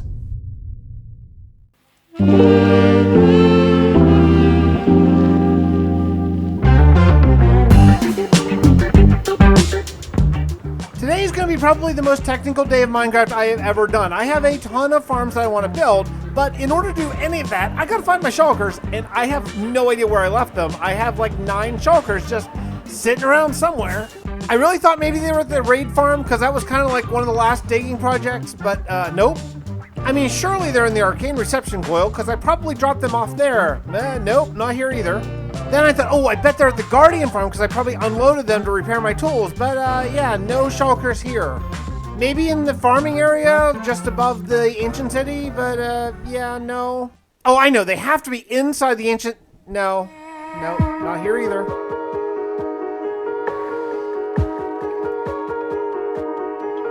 Yeah, you might notice things look a little bit different in the hardcore world because I'm not using shaders anymore. I'm kind of just over them. I'm over their dip in performance and all that kind of stuff. You know, I have a pretty decent computer and a pretty good RTX 3080 card, and yeah, I'm just over it.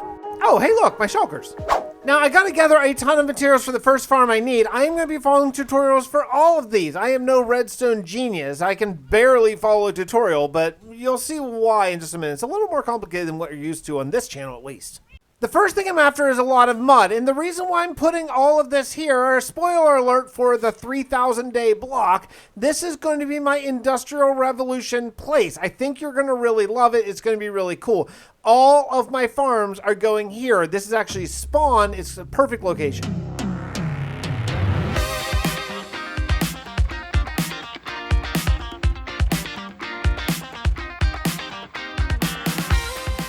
I just looked on YouTube, I just Googled, and I found a very simple and easy mud farm that works just great for my purposes. Love it. All right, well, we're not done yet. I am coming back from gathering up a whole bunch of more materials in a shulker, and I'm ready to build another farm. Oh man, this is great. This is gonna set me up for the future so well.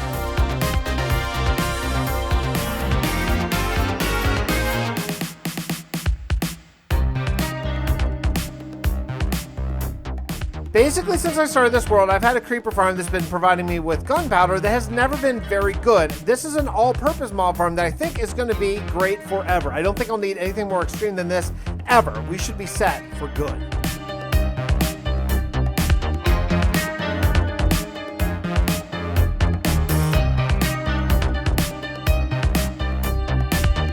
It is officially day 1906, and I'm gonna AFK. It's something I've done very rarely in this world, but I went AFK for exactly 1 hour and see how much stuff I get. Hopefully enough gunpowder that I won't have to AFK for a very, very long time. And crap, I ruined it. I blew it. So I made my AFK platform just a little bit too high up. So if you notice this from a spectator account, the mobs, they despawn just before they go down into the water stream. So yeah, it's not good. I wasted an hour. I wasted basically, 3 Minecraft days here, and that's okay. We're just going to move my platform down. It's now day 1909, and I'm going to try this again, not for a whole hour, maybe like 20 minutes, and just see how it goes. I double checked and I tested with my spectator account just to make sure, and things are spawning like crazy. This is going to be absolutely great. I mean, look, creepers are just dying every second. That's really my main concern, although bone meal is a secondary plus. After 15 minutes, that's 15 minutes, that's not even 1 Minecraft day. Look at this. Basically 4 stacks of gunpowder and a whole bunch of bones. This is unbelievable. I'm so happy. Believe it or not, though, we are not done with farms yet. Actually, not even close to done. I have another farm that I want to get going right away. Again, I'm planning for the future. None of the materials I'm farming right now do I need right now. This is all stuff I'm going to need for a future building palette. So one of the things that I really need is I need a bunch of warped stems and crimson stems. And, I need the logs. And so I guess manual, I mean, surely there's a better way to do this than this, right? Okay, I was after an automatic farm for the crimson wood and the warped wood, but you know what? I think I can do better.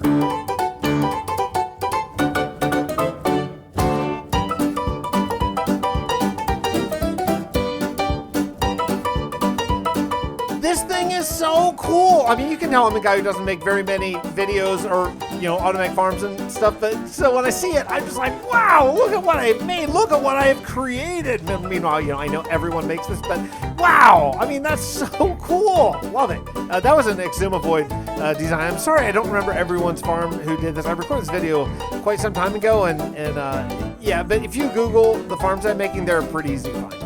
Another thing I wanted to mention, you may notice these observer textures. Hey, is that applied energistics? No, yes, it's an applied energistics texture that I put in for observers because I wanted to be able to use them for future builds. It'll all become clear later on, but ignore it for now.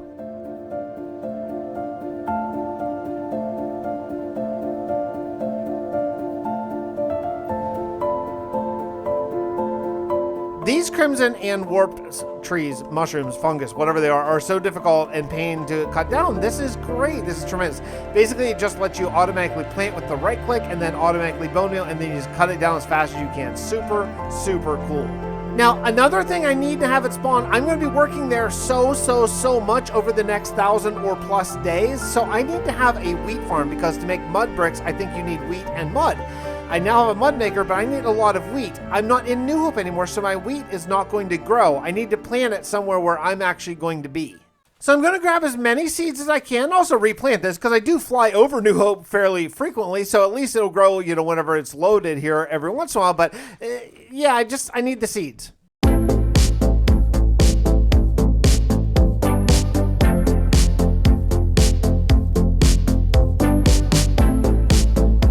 Just a couple episodes ago, I lost my shovel, and believe it or not, I lost my shovel again. I can't even believe it. I gotta find it.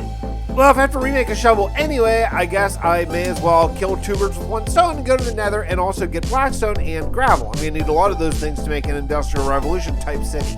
I wish there were a faster way to get netherrack than this. This is quite a grind, and I know I could use beds, but I need all the materials too, so I just gotta grind it out.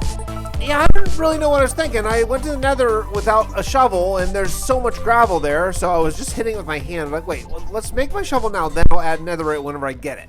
And you know what? Further, let's be smart about this and actually make some potions here. I'm going to smelt a little bit of my red sand. I'm completely out of sand in this world, and make some fire resist potions. Why not? I have the magma cubes.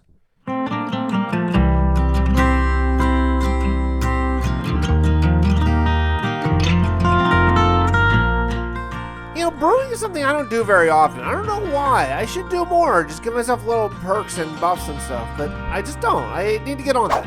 I headed back to the nether and decided to expand my nether tunnel. It is a real pain. There's this giant lava lake that goes right in where I want my sort of main nether mining tunnel, netherrack mining tunnel to be. So yeah, I gotta get rid of it. I finally returned home with 12 ancient debris. Actually 13, I think. That is tremendous. I can now finish my sword, my shovel, and my axe, so I should be good to go. Gotta say, there's something that feels good about actually putting your hard-earned netherite ingot on your tools. You don't get to do it all that often in Minecraft, and it feels pretty great when you do. It's officially day 1930, and it's time to actually start laying out spawn. Now, I have these random farms just sort of set up all around here because I have an idea of where I want the roads to go. Now, I don't plan on doing road building this episode. That's going to wait until the next 2,000, well, the 3,000 day block, I guess. But for right now, at least I want to flatten, well, sort of flatten this landscape, make it a little bit rolling hills so I can build later on.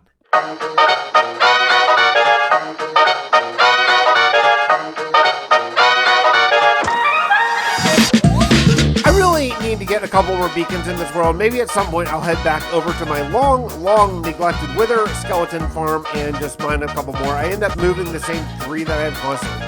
I spent all that time in the nether looking for gravel, and yet here it all is. There's so much, and I'm going to go ahead and harvest all of it because by the time that I start building, I don't want to build on top of good gravel. It can be kind of hard to come by whenever you really need it. So I'm just going to take it all, put it in storage, and be good. Speaking of storage, though, the first building I want to build is going to be my new storage area. And I know, you're like, well, hey, wait, New Hope's just right through that tunnel over there. Why build a new one? Well, because I really am going to need it. My storage situation has been fairly bleak for some time. I've been just sort of combining barrels. I really love using all the barrels and stuff, but my mass storage has got to be double chests so I can stack them on top of each other and just mass compile all of the big blocks. And yeah, my current storage is just not doing it. I do have a plan here, though, that I think I should be able to make storage that is expandable and good for basically forever. We will have a basement here for mass storage as well. I'm kind of over going up and down the ladder that I have back in my old base.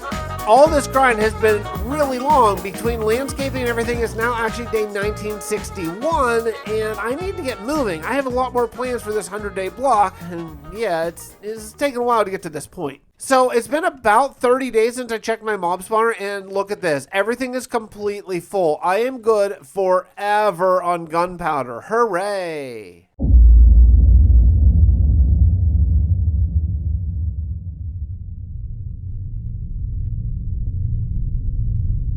Weeks have passed with no word from our doctor. His wife's condition continues to deteriorate, and I worry that she doesn't have much time left. We have continued work on our new settlement, building some amazing machines taught to us by Dr. Tepik's former onboard computer, Tracy. Some of these machines produce materials at such an amazing rate, we should only need to run them intermittently. In other news, the search parties have returned with no sign of our Mr. Grady. We had hoped he would be able to locate the source of the zombie contagion, but now I fear he may be lost as well. Though we are progressing well in New Hope without Tepic and Grady, I worry of our ability to defeat Cal.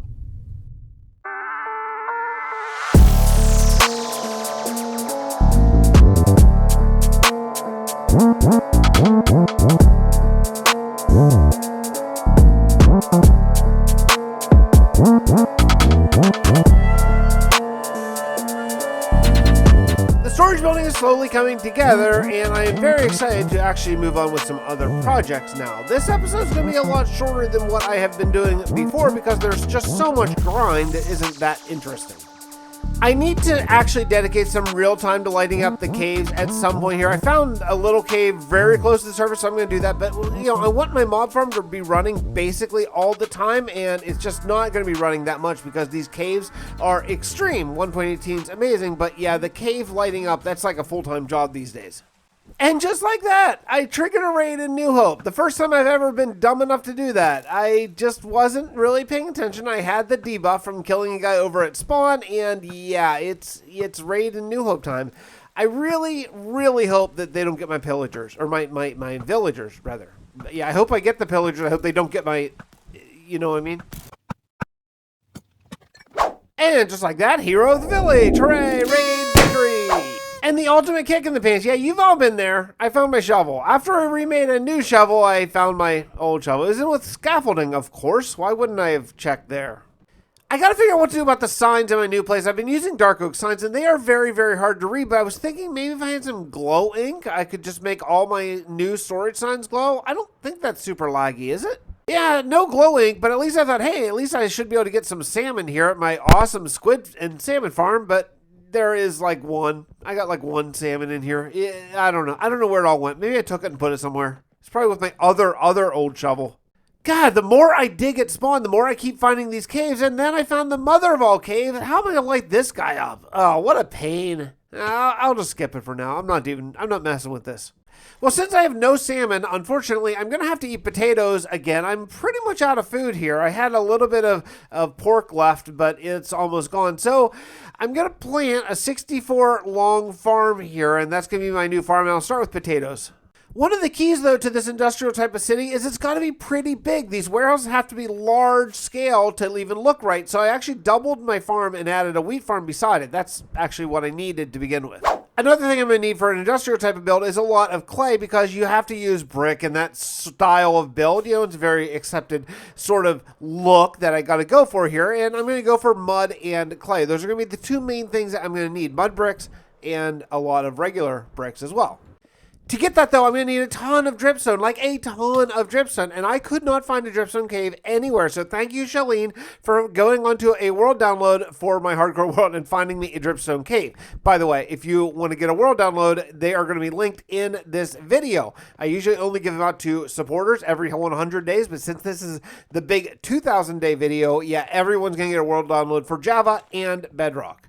I really probably should have started this farm right away so it could just be rolling because I need to get a dripstone farm to actually make more dripstone, and then later on I can use it to make lava and make clay and mud and, all the things that you need for this. It's always a little bit difficult to figure out how to light a big storage room, and I'm just going to go with lighting in the floor. I did it over in Dominion, and it worked out just fine. It looks a little worse without shaders, but I think you can accept it. Now, I'm pretty sure this is how you have to make clay. I don't think this has to be on dripstone blocks or anything, so I just took a whole bunch of my pointed dripstone and put it on just a random block, and then I'll just put mud up on top of that, and I think it will just dry out and turn into clay. That should be great. I mean, I attached it to my mud farm, so it can sort of be one big factory.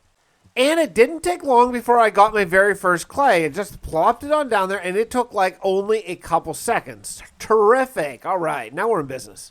I just got to start to kind of remember to harvest my crops as I get them. The potatoes are really just for eating, and the sugarcane is just for making elytras, now that I have a ton of gunpowder. But the wheat, I need to harvest pretty much all the time. The wheat, the dripstone, the mud, and the clay. Those are the things I need to keep an eye on. Thankfully, though, I finally am in a place in this world, finally, after 2,000 days, where I do not have to worry about rockets again. I am basically good forever. I have, like, at least 3 chests full. This is great.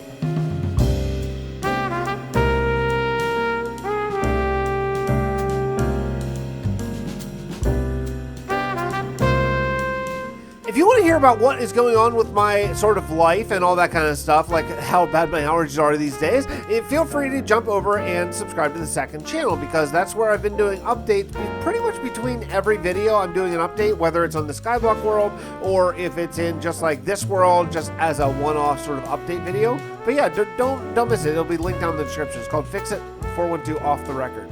Now, I found the mod called Distant Horizons, and I know that it's pretty known in the community, but it's not to me, and look at what you can do. You can load so many chunks, and the way it renders, it doesn't even influence FPS at all. It is absolutely amazing. I just had to check it out, and look, you can see New Hope and the Arcane Reception Coil all in the same like area, and yeah, you know, it looks a little different. It's not rendered like block for block, but it's so good. It's so good. You can actually see the scale of my entire world. This is what I loved about Bedrock, and now I have it on Java. This is absolutely amazing. Now, I love playing with it, but unfortunately, it doesn't work with replay mod, so I have to turn it off. Like, I have to reboot the game every time I want to use replay mod, and I use replay mod a lot in this game, like every 6 or 7 clips whenever I'm doing this series, so I'm not sure how I'm going to work that out yet.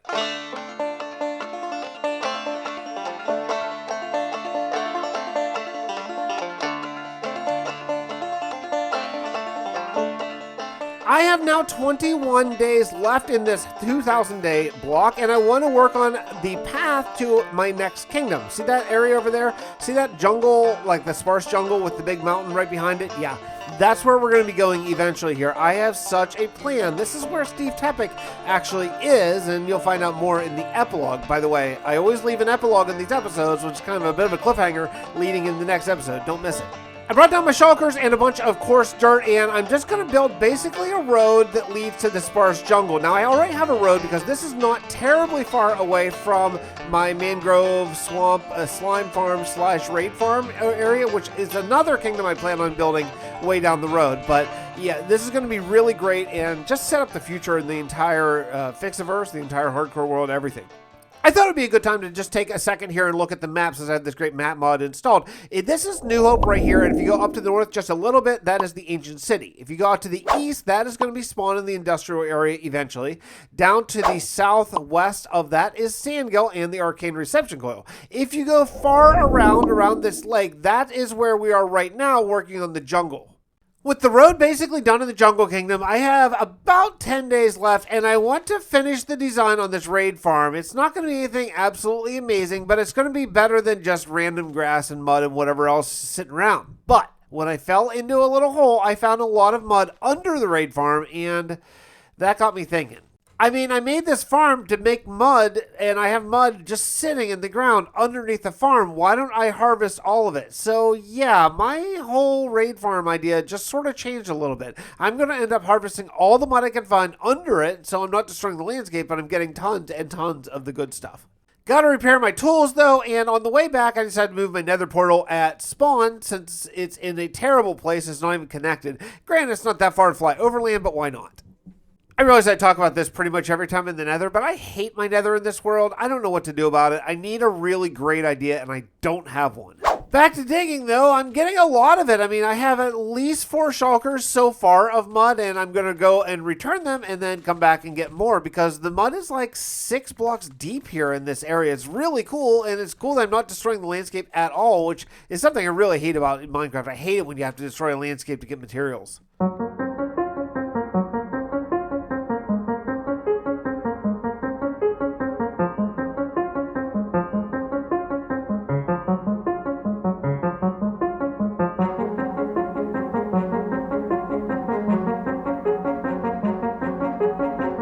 And with all of that, I'm exactly on schedule. It is exactly day 2000, and we are all set to hit the ground running in the next episode.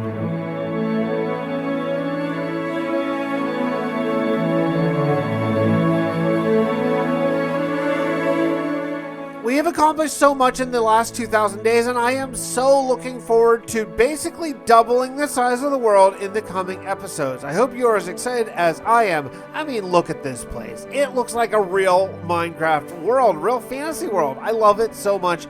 I hope you do as well. I will see you over on Dominion for the launch of Season 2 coming fairly soon, but before that, don't forget to stay for the epilogue, setting up 2100 Days in Hardcore Minecraft. I'll see you next time, everybody.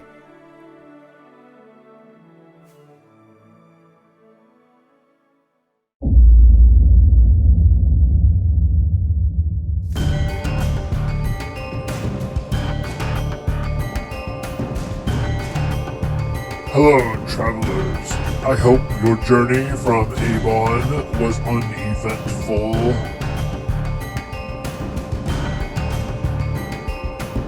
Do you bring word from Dr. Tepic?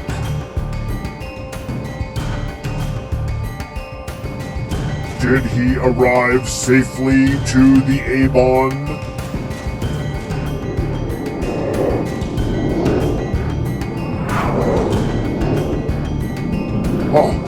A totem.